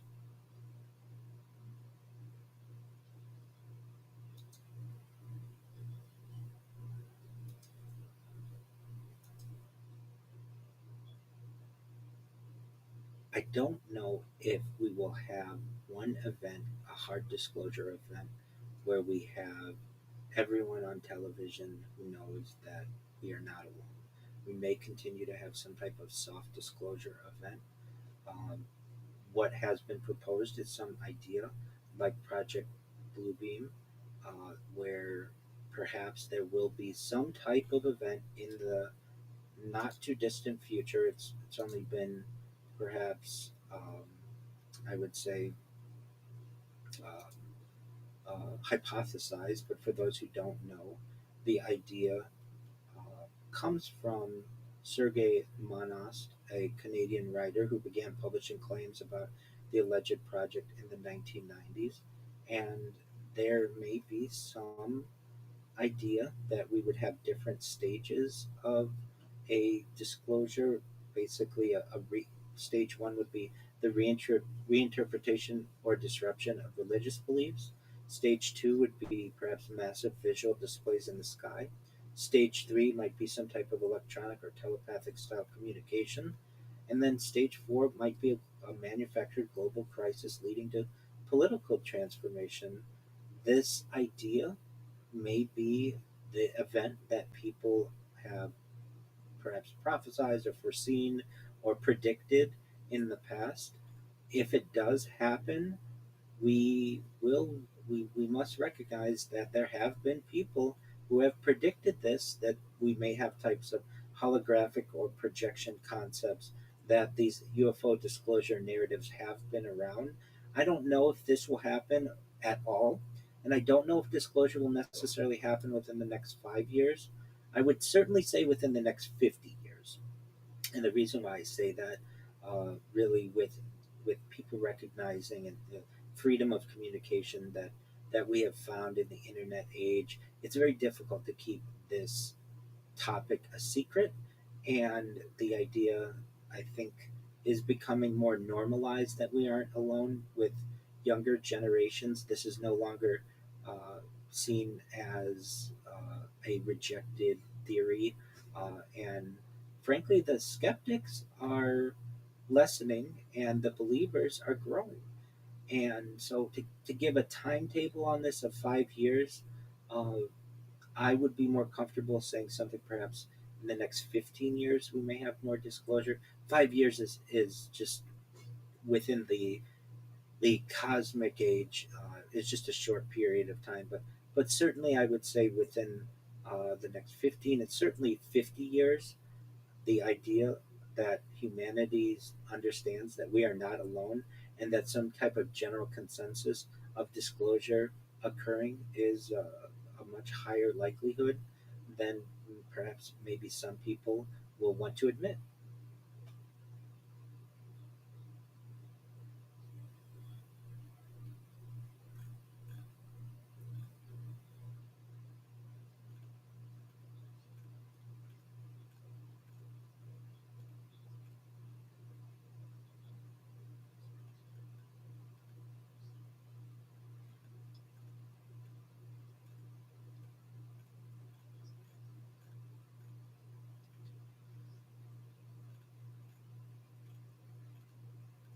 That's absolutely true. And then how will that affect humanity from religious connotations?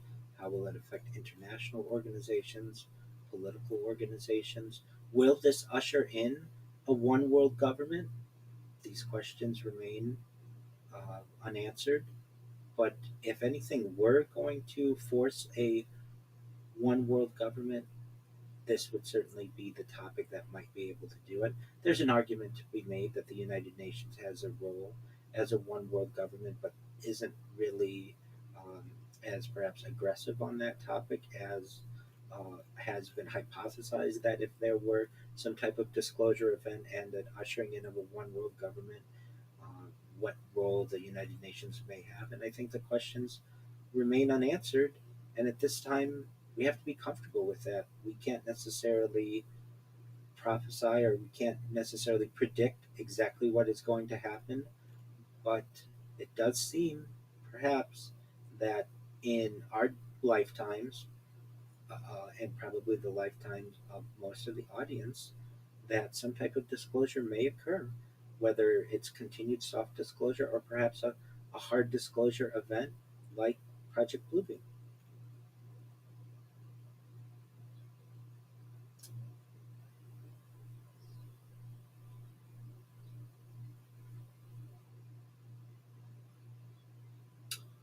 I'd love to give the audience an opportunity to find me. The easiest way is to go to my Linktree, linktree.com/Rabbi Rothschild. You'll find all my social media there, including links to my YouTube channels and my Discord, discord.me/rabbi. For those people who want to view my life 24/7, 365, the easiest way to do that is just go to YouTube and type in Rabbi Rothschild, RABBI space ROTHSCHILD, and filter by live. And you'll see I am live on multiple streams 24 hours a day. You can observe my life and goings on whenever you'd like. For those people who want more support in life, they want a friend, they would like some type of pastoral figure, I invite them to join my Discord community, discord.me/rabbi. We play games together on a nightly basis. We watch movies together. We certainly have these types of discussions together. I lend advice to individuals on topics such as employment and relationships and academia. Really, if somebody's looking if somebody hears me and they want to feel like they're not alone, I really invite them to join the community. We have people who are live 24 hours a day alongside me. We have thousands of people who are in the community. We have some people who just like to sleep alongside me to know that they're not alone. We have some people who just like to interact with me on a daily basis. And these are from countries around the world. You don't have to be Jewish to be a member. We invite people from all backgrounds. The only thing that I ask is that you are an adult. I really just want people to understand that many of the discussions that we have um, are mature discussions, like alien abductions and the idea of alien disclosure and perhaps other topics that really I want to ensure that the people with whom we're having the discussions are going to be able to have them in a mature fashion generally. And so, if you are an adult and you want to join, feel free at discord.me/rabbi. If anyone would like to read my writings on these topics that we've mentioned, as well as many other topics, including artificial intelligence and technology and social justice, I invite them to go to my blog, which is rabbirothschild.medium.com. You can find every day I publish at least generally 2 articles there, and people can learn about what my interests are and what my perhaps positions are on certain subjects that are really, I feel, for the benefit of humanity. And just in conclusion, if anyone out there ever feels alone, know that there are people out there who care about you, who love you, who may have never met you before, but think about you and your lives and your families and just your overall benefit constantly. I have humanity on my mind. I have world peace on my mind. I have these types of topics on my mind because I really want a better world in the future than what we've had in the past. And with that, Brandon, I want to thank you. I want to thank your audience for the opportunity to share some of this research and to share some of my project. And would love to do it again sometime, God willing. Excellent. It's been my pleasure. Thank you so much for the opportunity, and thank you to your audience. You as well.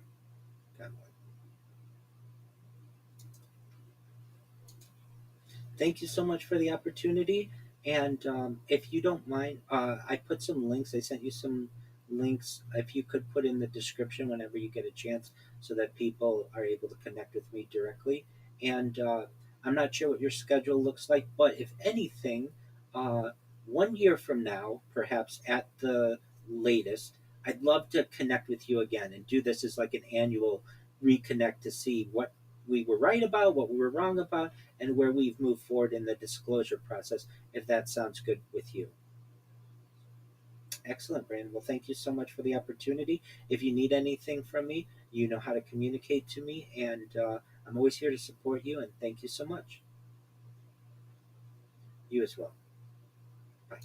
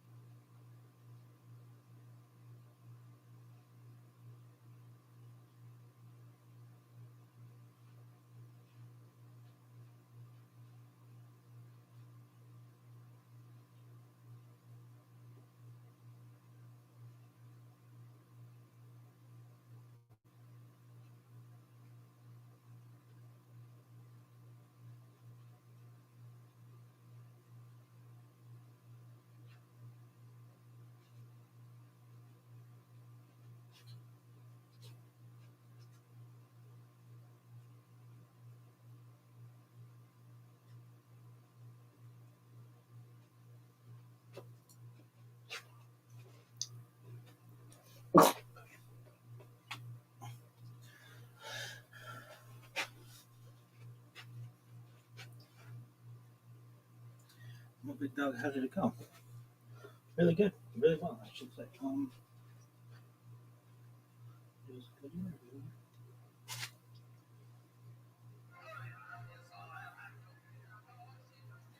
Really, yeah. Anything you would have wanted to go differently?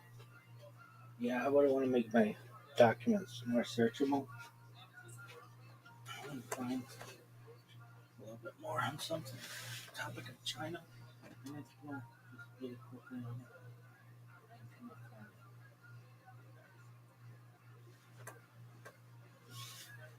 But that was fine.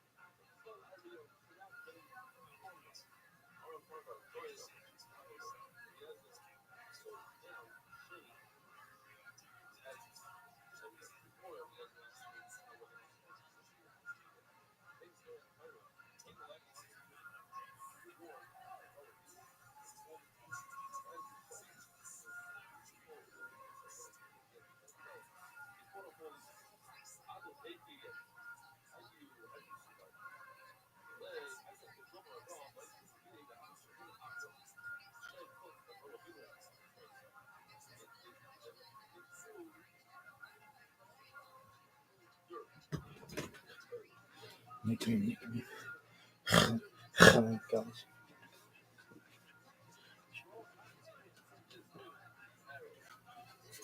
There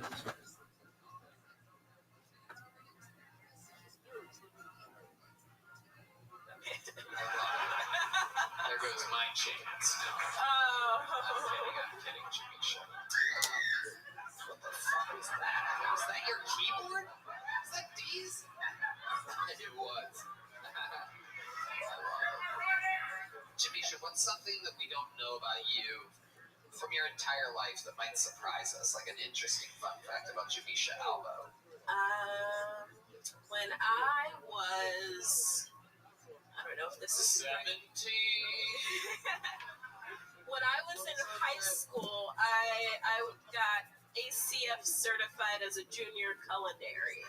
Oh, okay. Yeah, so that was pretty cool for like a 17-year-old, and kind of carried into the rest of my career. I don't know. Yeah, that makes sense. But I mean, you getting into culinary creation is like Uncle Laser getting into cocaine production. I imagine you guys are getting high on your own supply quite a bit. Home ec all day. How's your ass doing? I did. He's been having injections, and so while we were in the green room at the Houston Improv, he was checking out his ass in the mirror. That is true. I found out that I have an ass now. It's a new thing. I'm 38 and I have an ass for the first time in my life. He doesn't have the ass. Oh, how dare you.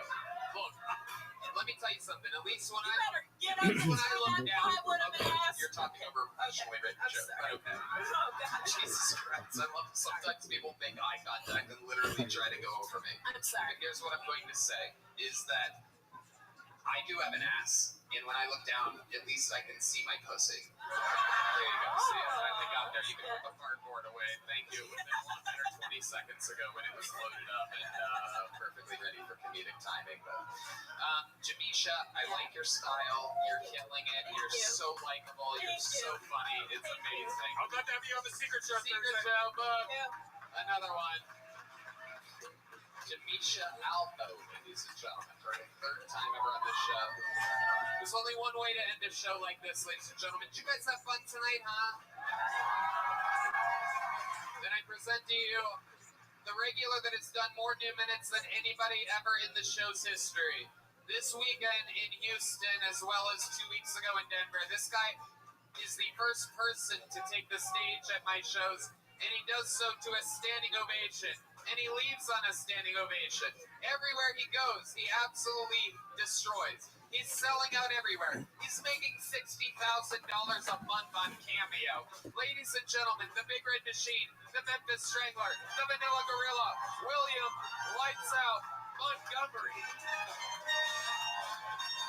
Oh my God.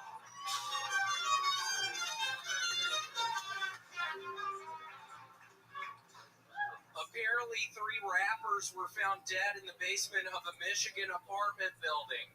Okay, that's it. I'm not letting my son become a rapper. Holy sh... Nothing gets my wiener prematurely ejaculating like gentrifying Head Start centers. A 319-million-year-old brain was discovered in England. I had no idea Biden had been traveling in the UK. And Tony, I actually went to a Chinese restaurant and got a couple fortune cookies, so I thought I would just maybe open up a couple and see just what was on the fortune cookies. Let's see.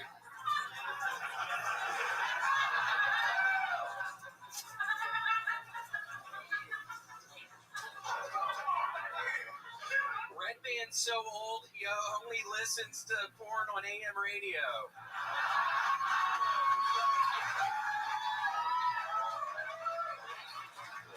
Okay, here's another one. Let's see what this is.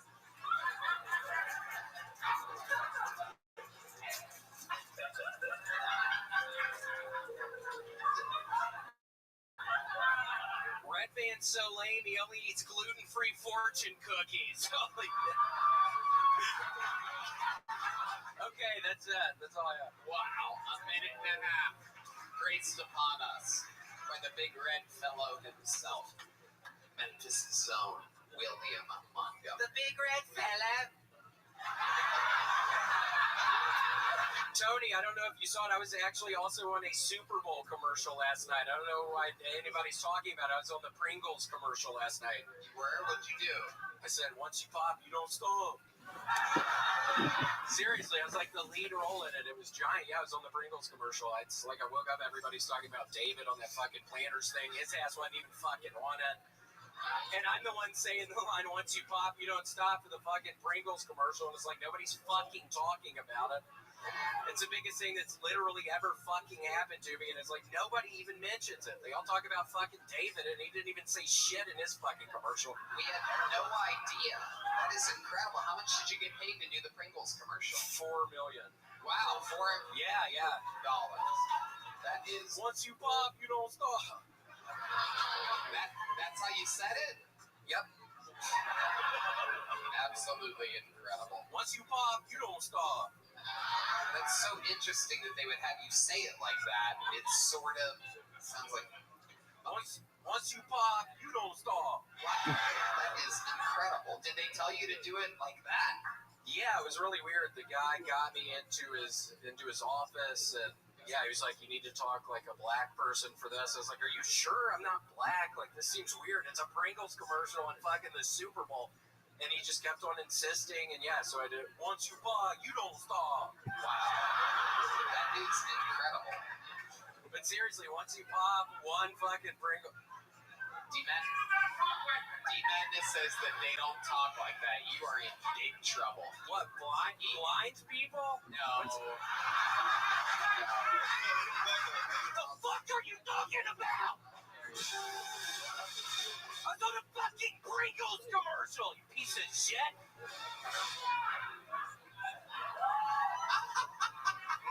Nobody fucking help him get off the stage tonight. Oh my god.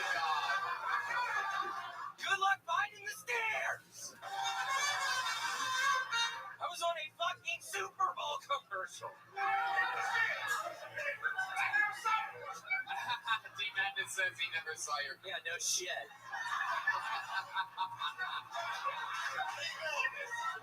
God, where the fuck am I right now? God. Am I in the fucking Twilight Zone? Literally was the biggest opportunity of my life. Oh shit. Thank you, and I was kidding. I've been kidding. I like We're both these pink kidding, okay? flowers. Good. I can't believe that somebody so young being an influencer. You kind of pick fights with D-Madness a lot. It's very interesting. No one is safe from Williams' massive. I don't know what has been going on. It's been like, what, a year and a half of working together, and it's been the past 2 months or something. There's been an issue. We have seen reports in the Kill Tony HR office that William and D-Madness have not been getting along. This is word. Yeah, I'll be honest, Tony. I didn't even want to leave my apartment today. What? Hold on, excuse me, what? Oh, D-Madness says. It's a very interesting story you just told us now. I had to speak my mind. Oh, shit. Once you pop, you don't fall. I don't know why they kept on telling me to say it like that. I was like, I don't. D-Madness is wild. Thank you, screwball. What does that fucking mean, Redband? Are you insinuating he's fucking drinking tonight? You know he doesn't fucking drink, you dumbass. Why would you even... Seriously, what did that mean? My mistake. I love it. William, what else is going on in your world? Claw machines. Oh, this is a new thing. Claw machines. Incredible. Yeah. I've been putting in so much money in these claw machines, but I'm getting a bunch of stuff. I have a bunch of Bugs Bunny stuff. I have a bunch of... After I got my Taz tattoo, I've started collecting a bunch of Taz stuff. I have a bunch of Taz's. I have some Pete's Dragon stuff. I found this really cool Pete's Dragon. You don't even see that around a lot, but yeah, I found some. You've been doing a lot of claw machines. Do you have a method that you use to get the things out of the machine? Is there a certain type of, like, is it timing? I stand there for probably 4 or 5 hours just watching people, just see how the machine kind of works. They all kind of have a mind of their own. But So you're watching people at an arcade and play a claw machine, and then you go in and clean up. yeah, it's at the Cracker Barrel. It's not at the. Yeah, I cannot stop eating there. I've started eating at the Cracker What are Barrel. some of your favorite things about the Cracker Barrel? Gosh, just it's always filled with fucking old people, and those are the only kind of types of people I don't fantasize about killing. I swear to God, I got much better at it. But yeah, when I see a bunch of old people in the fucking Cracker Barrel, I can just really kind of enjoy what I'm eating. I can enjoy the ambiance. What else do you love about Cracker Barrel? Tell us more about what you love about Cracker Barrel. Is there a certain type of people other than old that resides there that you Yeah, well, weirdly enough, there's a bunch of fucking blind people that show up at the Cracker Barrel. Wait a second. I'm not buying this for a second. Are you sure they're blind? No, I'm just enraged right now. Oh. I cannot believe. I'm just trying to keep my composure right now. I swear to God, I was scared to even come here tonight, Tony. I didn't even want to leave my fucking place because I knew I would end up interacting with D-Manis. D-Manis, I thought we were friends. What even happened tonight?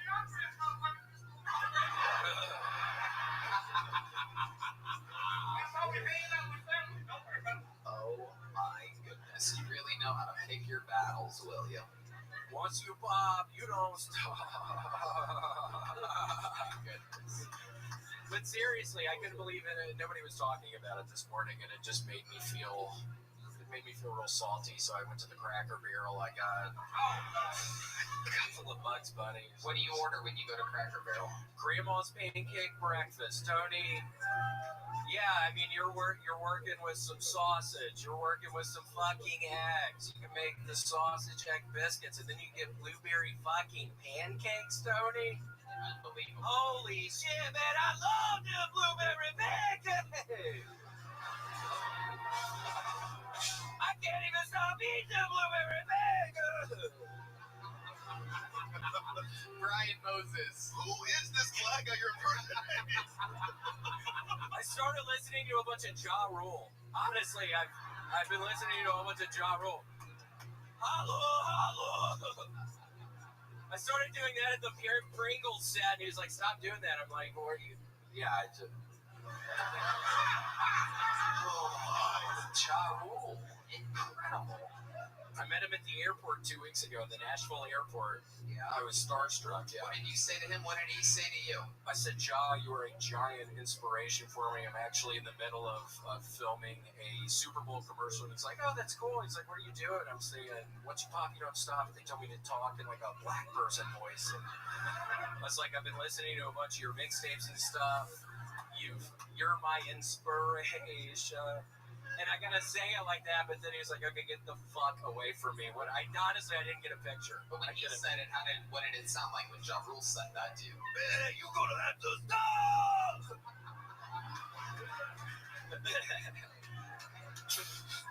Man, you gotta stop!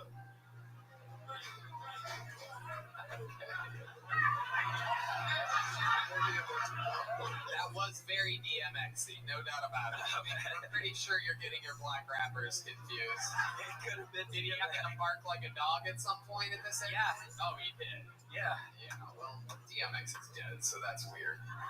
Oh, right.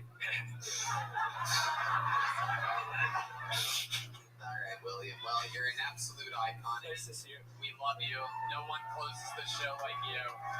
Get him on Cameo while you still can. William, Lights Out, Montgomery. The drawing from Ryan J. Ebelt is in. Brian Moses and Ty Rivera, ladies and gentlemen. And it is fucking unbelievable. Look at that right up there. Ryan J. Ebelt out in Los Angeles draws every episode as it happens. That is tonight. How about one more time for my guests? Roast Battle creator, Brian Moses. Ty Rivera has a very, very, very fun YouTube. See him live. See Moses live. Go to the website. Support these fucking guys. I've been working with them forever. They put on unbelievable shows. The new Roast Battle League is happening. Follow @Roast Battle, all one word, on social media. How about one more time for the best damn band in the land, the Screwball Peanut Butter Whiskey Band? Motherfucking James Adkins, John Dees, and Matt Mueling are all in a band together called Sketch. Follow, is it @Sketch Band?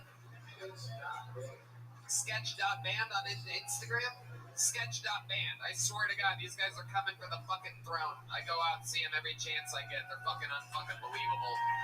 Follow them everywhere. Great music all the time. The best in the world. How about one more time for the great D Madness here on the bass guitar? One more time for Paul Deemer on the horns. Thank you, Red Rose, Yellow Rose, Steve Eddie Vodka, Gel Blaster, Austin Security Guard Service, Screwball Peanut Butter Whiskey. Thank you, Austin, Texas. We love you guys. Love you guys. Good night, everybody. Thank you.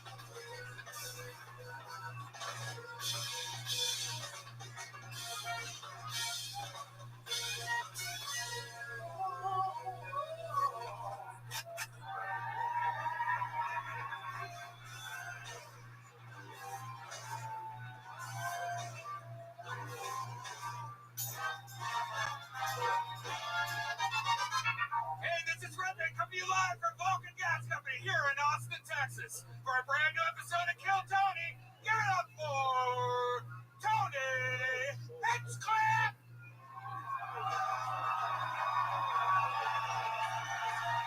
Are you ready for the best goddamn motherfucking night of your lives, huh?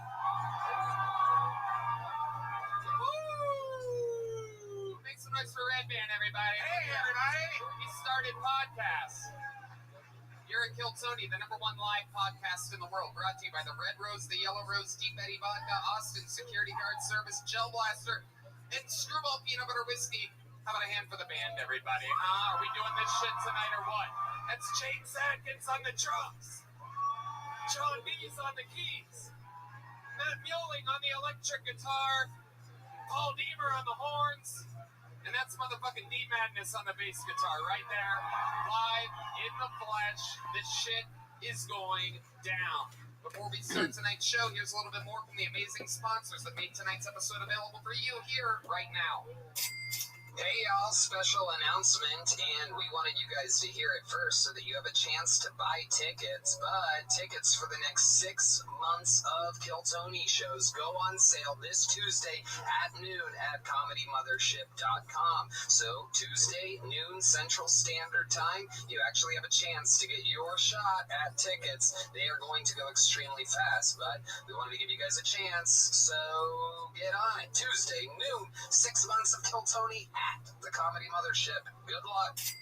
Hey y'all, out here in Austin, Texas, business is booming, and all around the country, several industries are heading for a hiring boom this spring, including e-commerce, healthcare, And surprisingly, hospitality. It's one of the areas with the most growth. Not only does this industry need to hire for service positions, but also managerial positions and back office operations positions. If you need to hire qualified candidates as soon as possible for any of these industries or any other industry, you need ZipRecruiter. And right now, you can try it for free at ZipRecruiter.com/KillTony.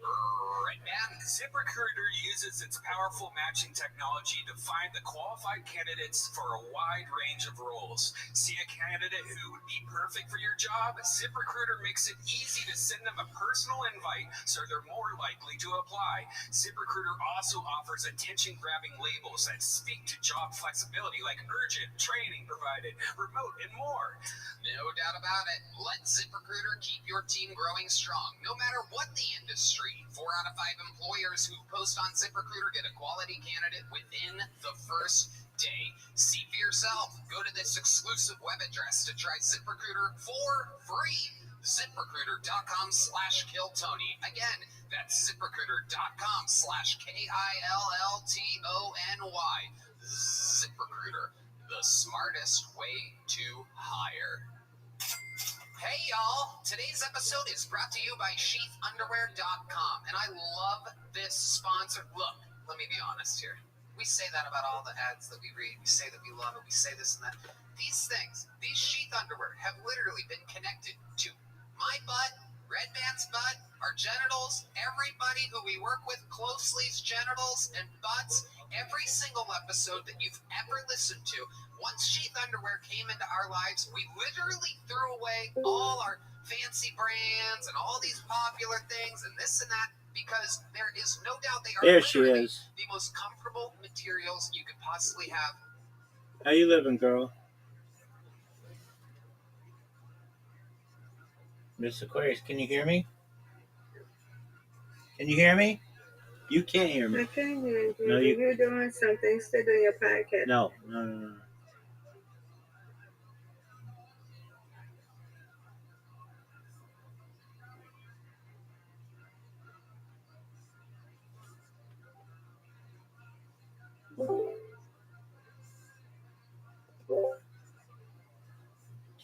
Miss Aquarius.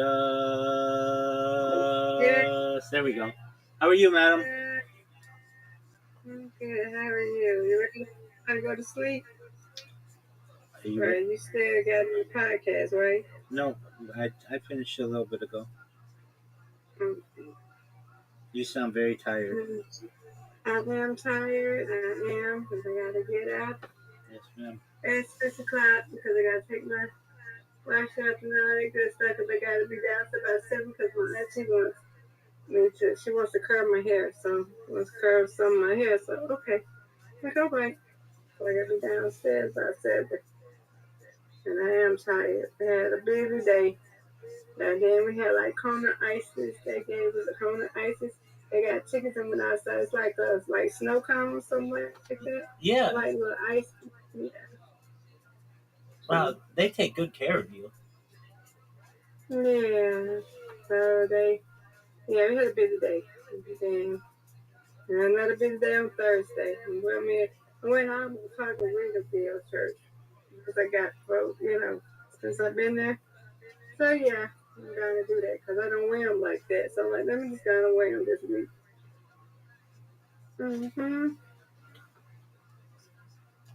Yeah. All right. Yeah. So how was your day though? Thank you for asking. I did 2 interviews. They both went really, really smoothly. You mean podcasts or interviews? Which one? Well, they're interviews that go on podcasts. Oh, okay. I thought you were doing podcasts. You were doing interviews. Okay. Yes. How you said they went well? Yeah. So the hosts interview me on different topics, and it went really smoothly. Both of them, fortunately, didn't run into technical issues, which is really generally my biggest concern. Just you're connecting with these people for sometimes, like 2 hours or so, and you want to make sure that you're your computer doesn't run into issues, your internet doesn't run into issues, and your mic and your camera and all that kind of stuff. And so the first one I did was this morning, and then the second one I did was just this evening. Yeah. They I'm ready to the when you did that, and I came out. I said, okay, he's still doing his thing. Let me get out. Come back. Yeah. Oh, okay. Yeah. And but the both hosts were really nice. This was an interesting thing.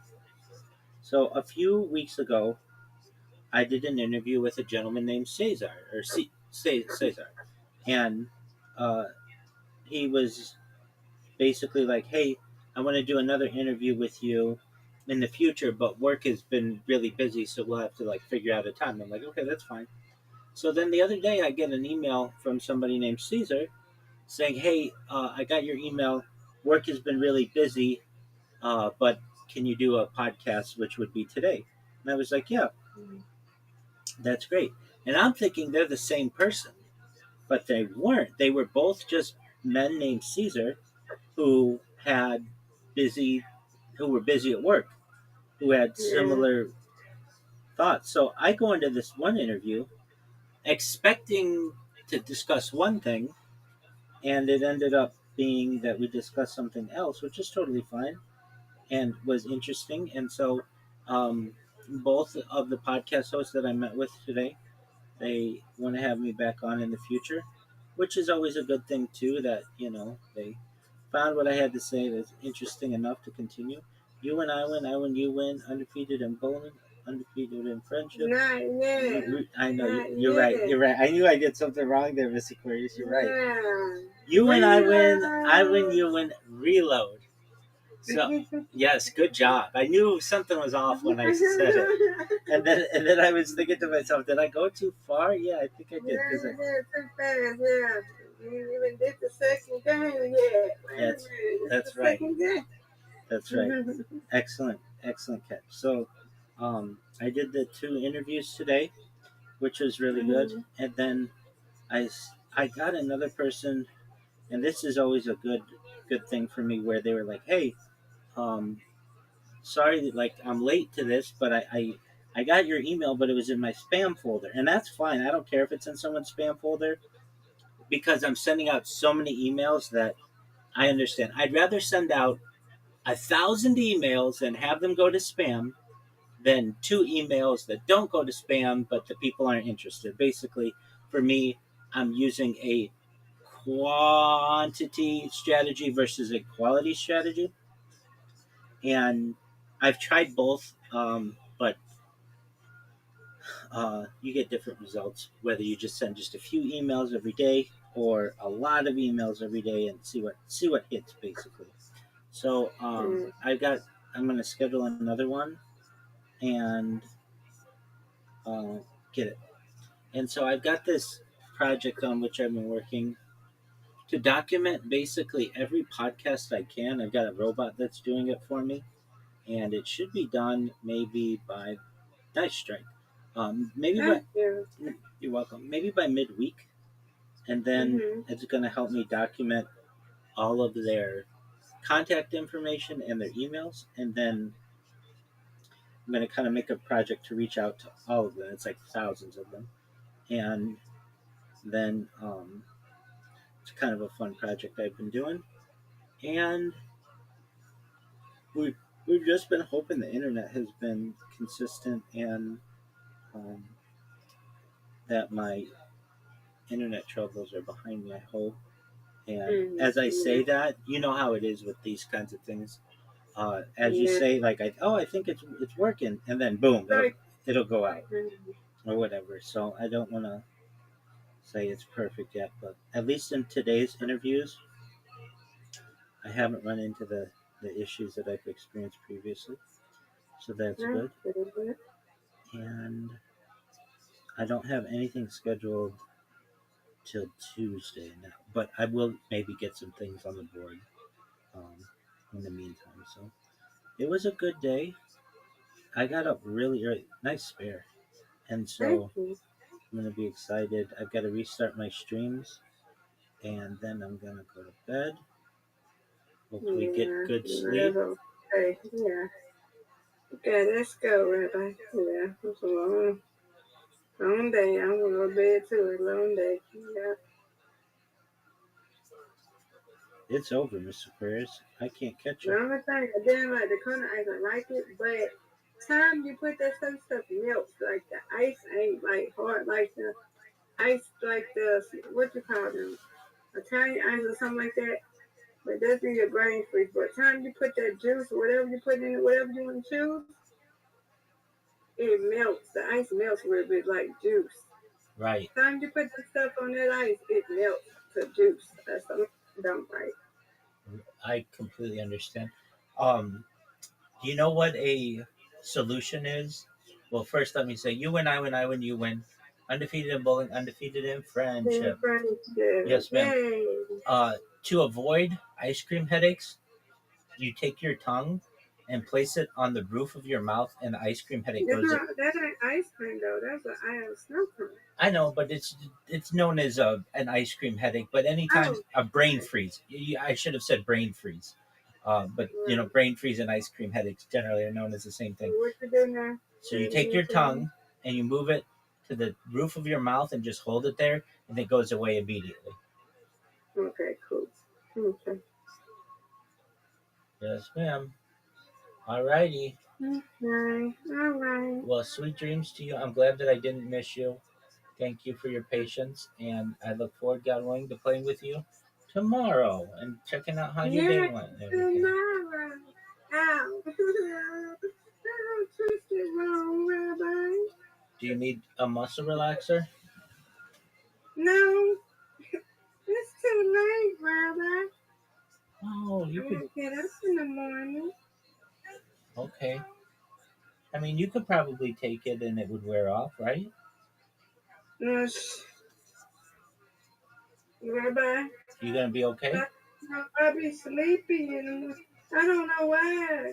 I think I take it too late. I think I need to take it early though, for real.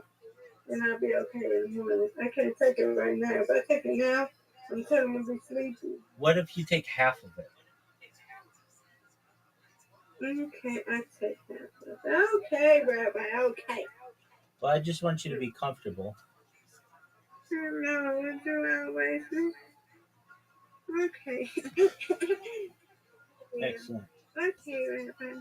Let's go take it and go sleep, okay? Yes, ma'am. Comfort is very important. Yes, it is. Okay. See you in the morning. God willing, Mr. Aquarius. That's willing. All right. Sweet Now, dreams. I'm here. I'm gonna get up, put my sleep thing on. All righty. Excellent. All right. I'll touch you sweet dreams, right? Sweet dreams, right? Sweet dreams to you as well, God willing. God's willing.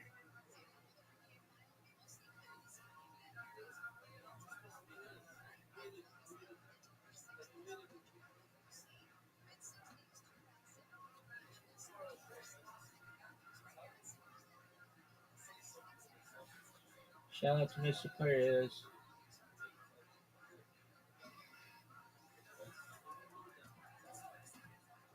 Shout out to Mr. Brandon.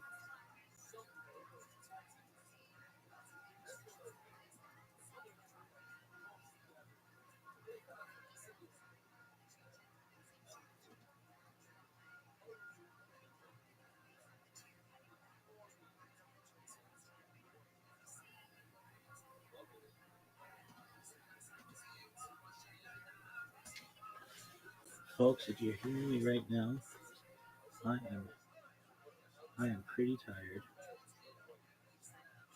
Next to your precious, precious, precious genitalia. Red Band? Yeah, they're high quality. They can be worn as boxers or briefs. They have that moisture wicking, for my big thighs, and it keeps everything cool and separated. Fly a lot, hate nuts stuck to your legs? I do. Well, they're great for working out also, and it's comfortable. So for 2023, step up your underwear game. Graduate from holes, loose fabrics, cheap cotton, or overpriced designer brands, and buy the greatest underwear that's ever graced the balls of men. Sheath underwear, the underwear of legends. That is correct. Sheath can be worn as regular boxer briefs, or you can use the incredibly high-tech sheath pouch to keep everything separated. I believe it was Offspring in the 1990s that said, you gotta keep them separated. Personally, I don't keep them separated. There's just an extra pouch in front of my Italian stallion that just acts as an extra guard, an extra layer of comfort.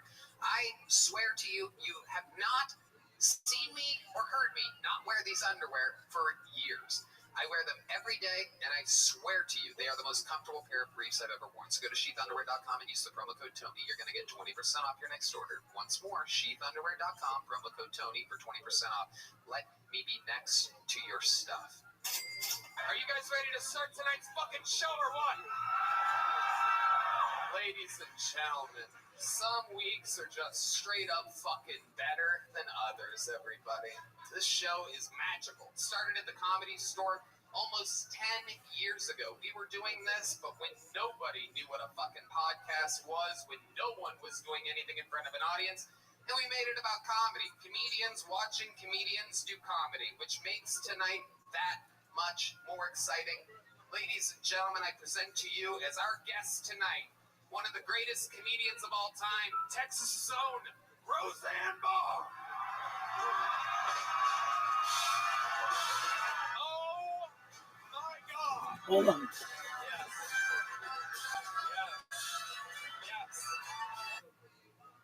We gotta watch that other thing with William. Is it? It's so fucking funny. William.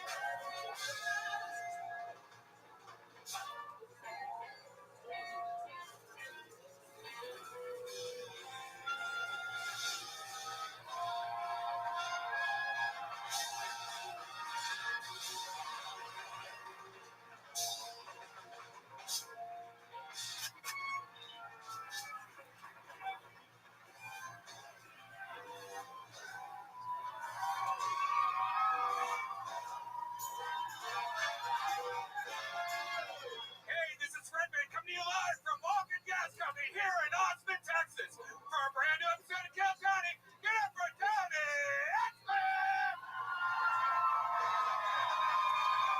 Austin, Texas, you ready to put some shit up tonight or what, huh?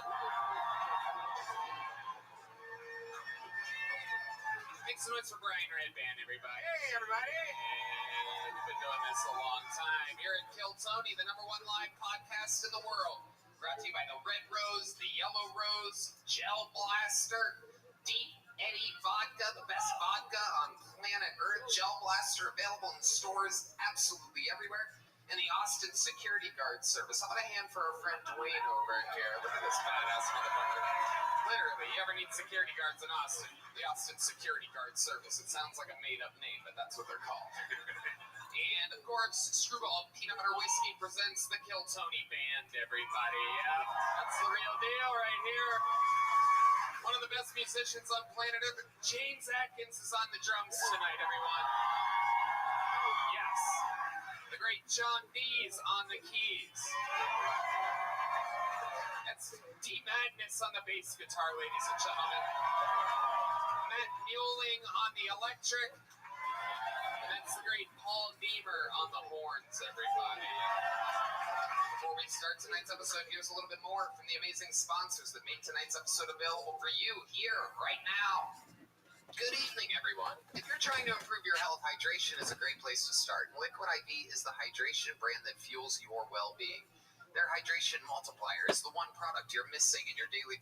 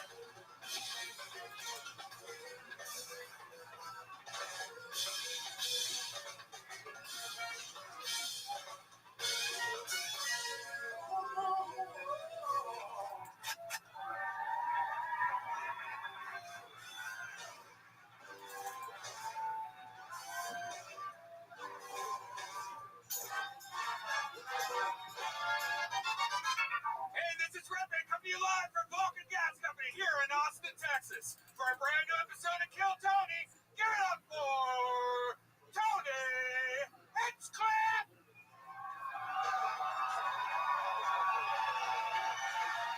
Are you ready for the best goddamn motherfucking night of your lives, huh? Woo! Make some noise for Red Band, everybody. Hey, everybody! Put some respect on their name. You're at Kill Tony, the #1 live podcast in the world, brought to you by the Red Rose, the Yellow Rose, Deep Eddy Vodka, Austin Security Guard Service, Gel Blaster, and Screwball Peanut Butter Whiskey. At a store. Someone hits it right. I do this really fun thing where I like to menopausal with no vaginal walls. I realize it's all the women's fault, goddammit. That's what I say. Wisdom from a modern day sage, Rosa.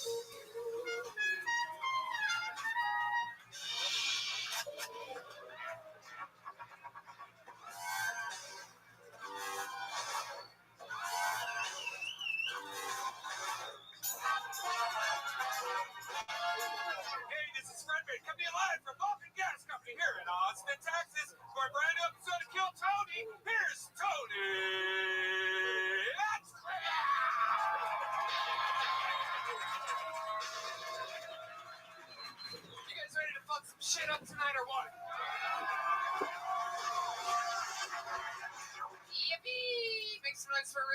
everybody. Goddamn. What'd you do here, Red Band? You have a little spilly? Oh, I didn't do Very, that. very good, Red Band. That's coffee.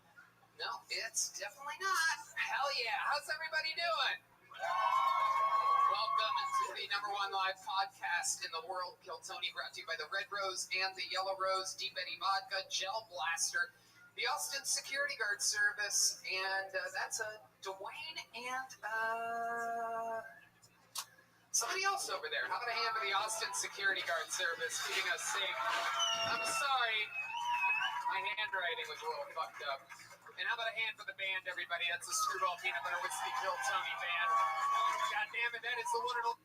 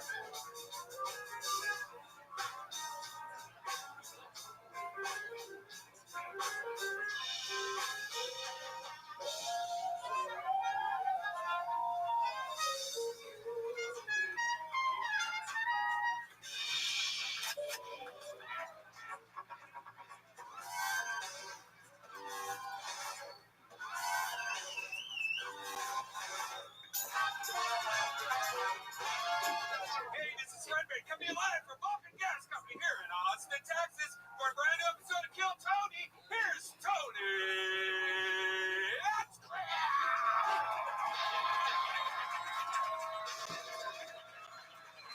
You guys ready to fuck some shit up tonight or what? Yippee! Make some noise for Red Band, everybody. Goddamn. What'd you do here, Red Band? You have a little spilly? Oh, I didn't do Very, that. very good, Red Band. That's coffee. No, it's definitely not. Hell yeah. How's everybody doing? Welcome to the #1 live podcast in the world, Kill Tony, brought to you by the Red Rose and the Yellow Rose, Deep Eddy Vodka, Gel Blaster, the Austin Security Guard Service, and that's Dwayne.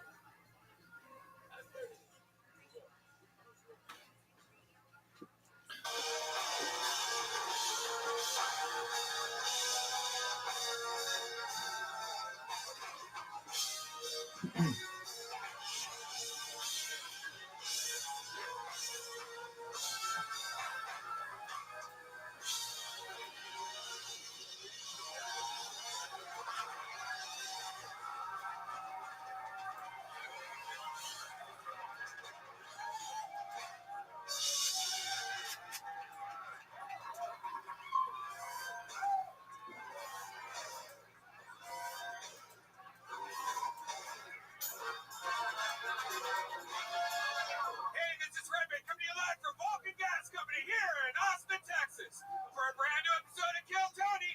Give it up for Tony. It's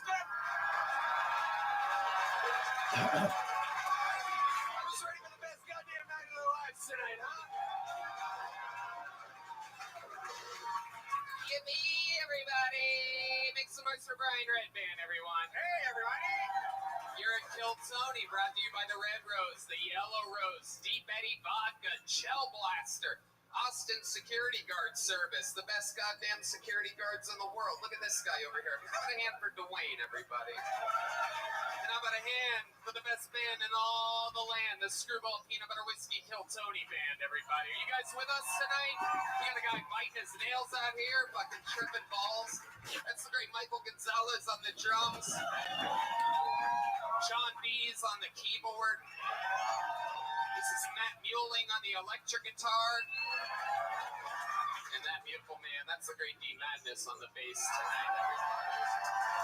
We're going to have a lot of fun. Before we start tonight's show, here's a little bit more for the amazing sponsors that made tonight's episode available for you here, right now. Hey, y'all, here we are, 2023.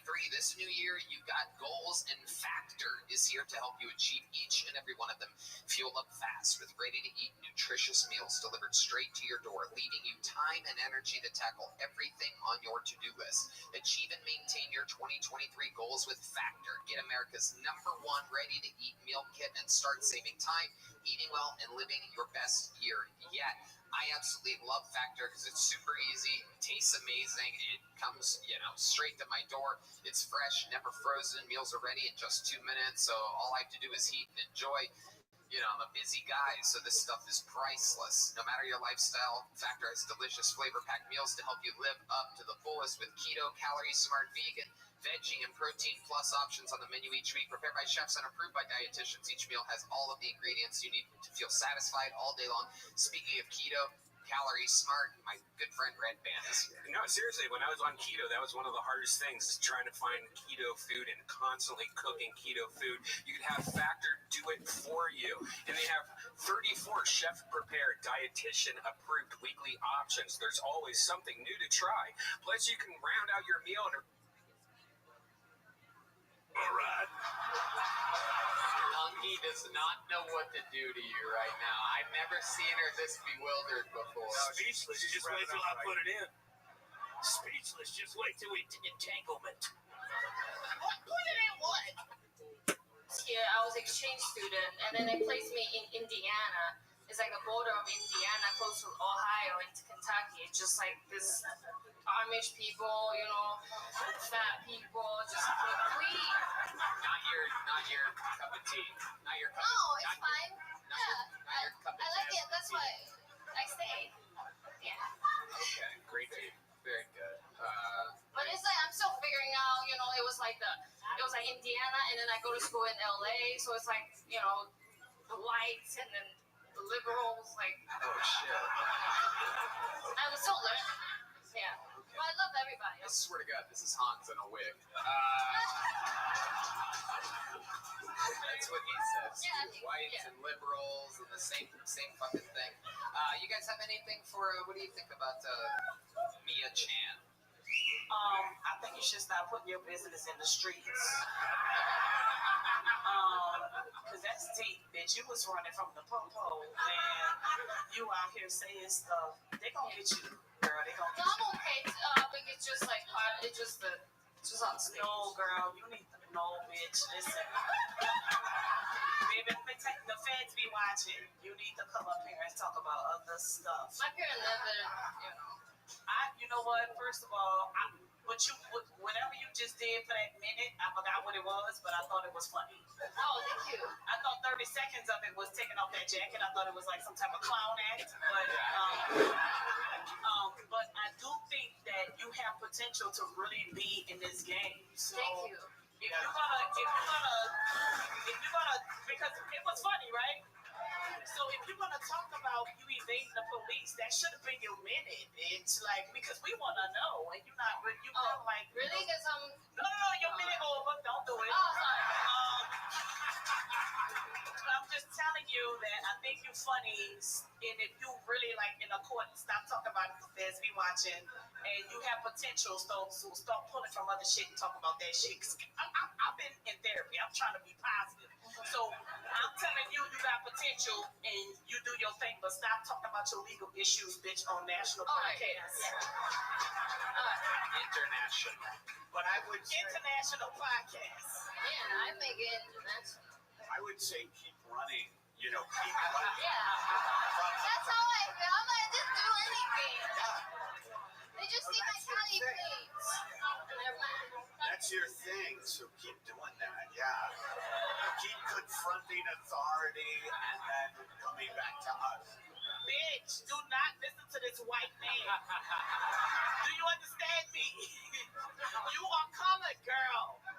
Okay? Stop it. Listen to me. She looks offended. You said colored and she flinched. Does that offend you being called colored?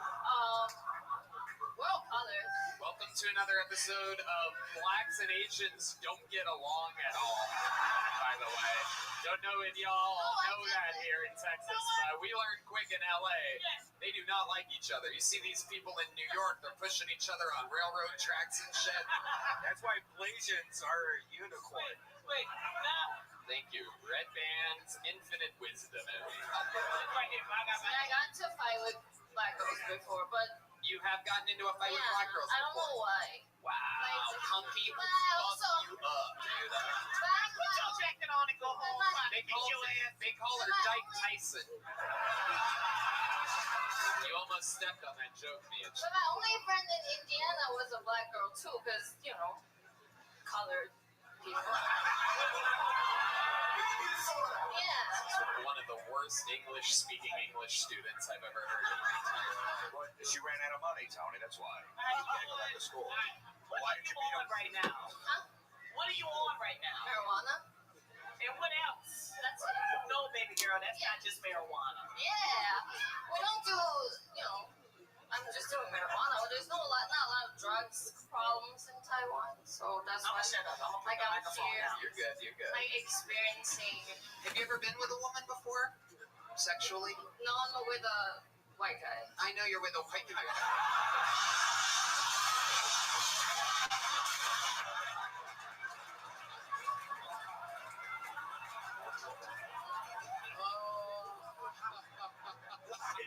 Why is that so hard to believe? It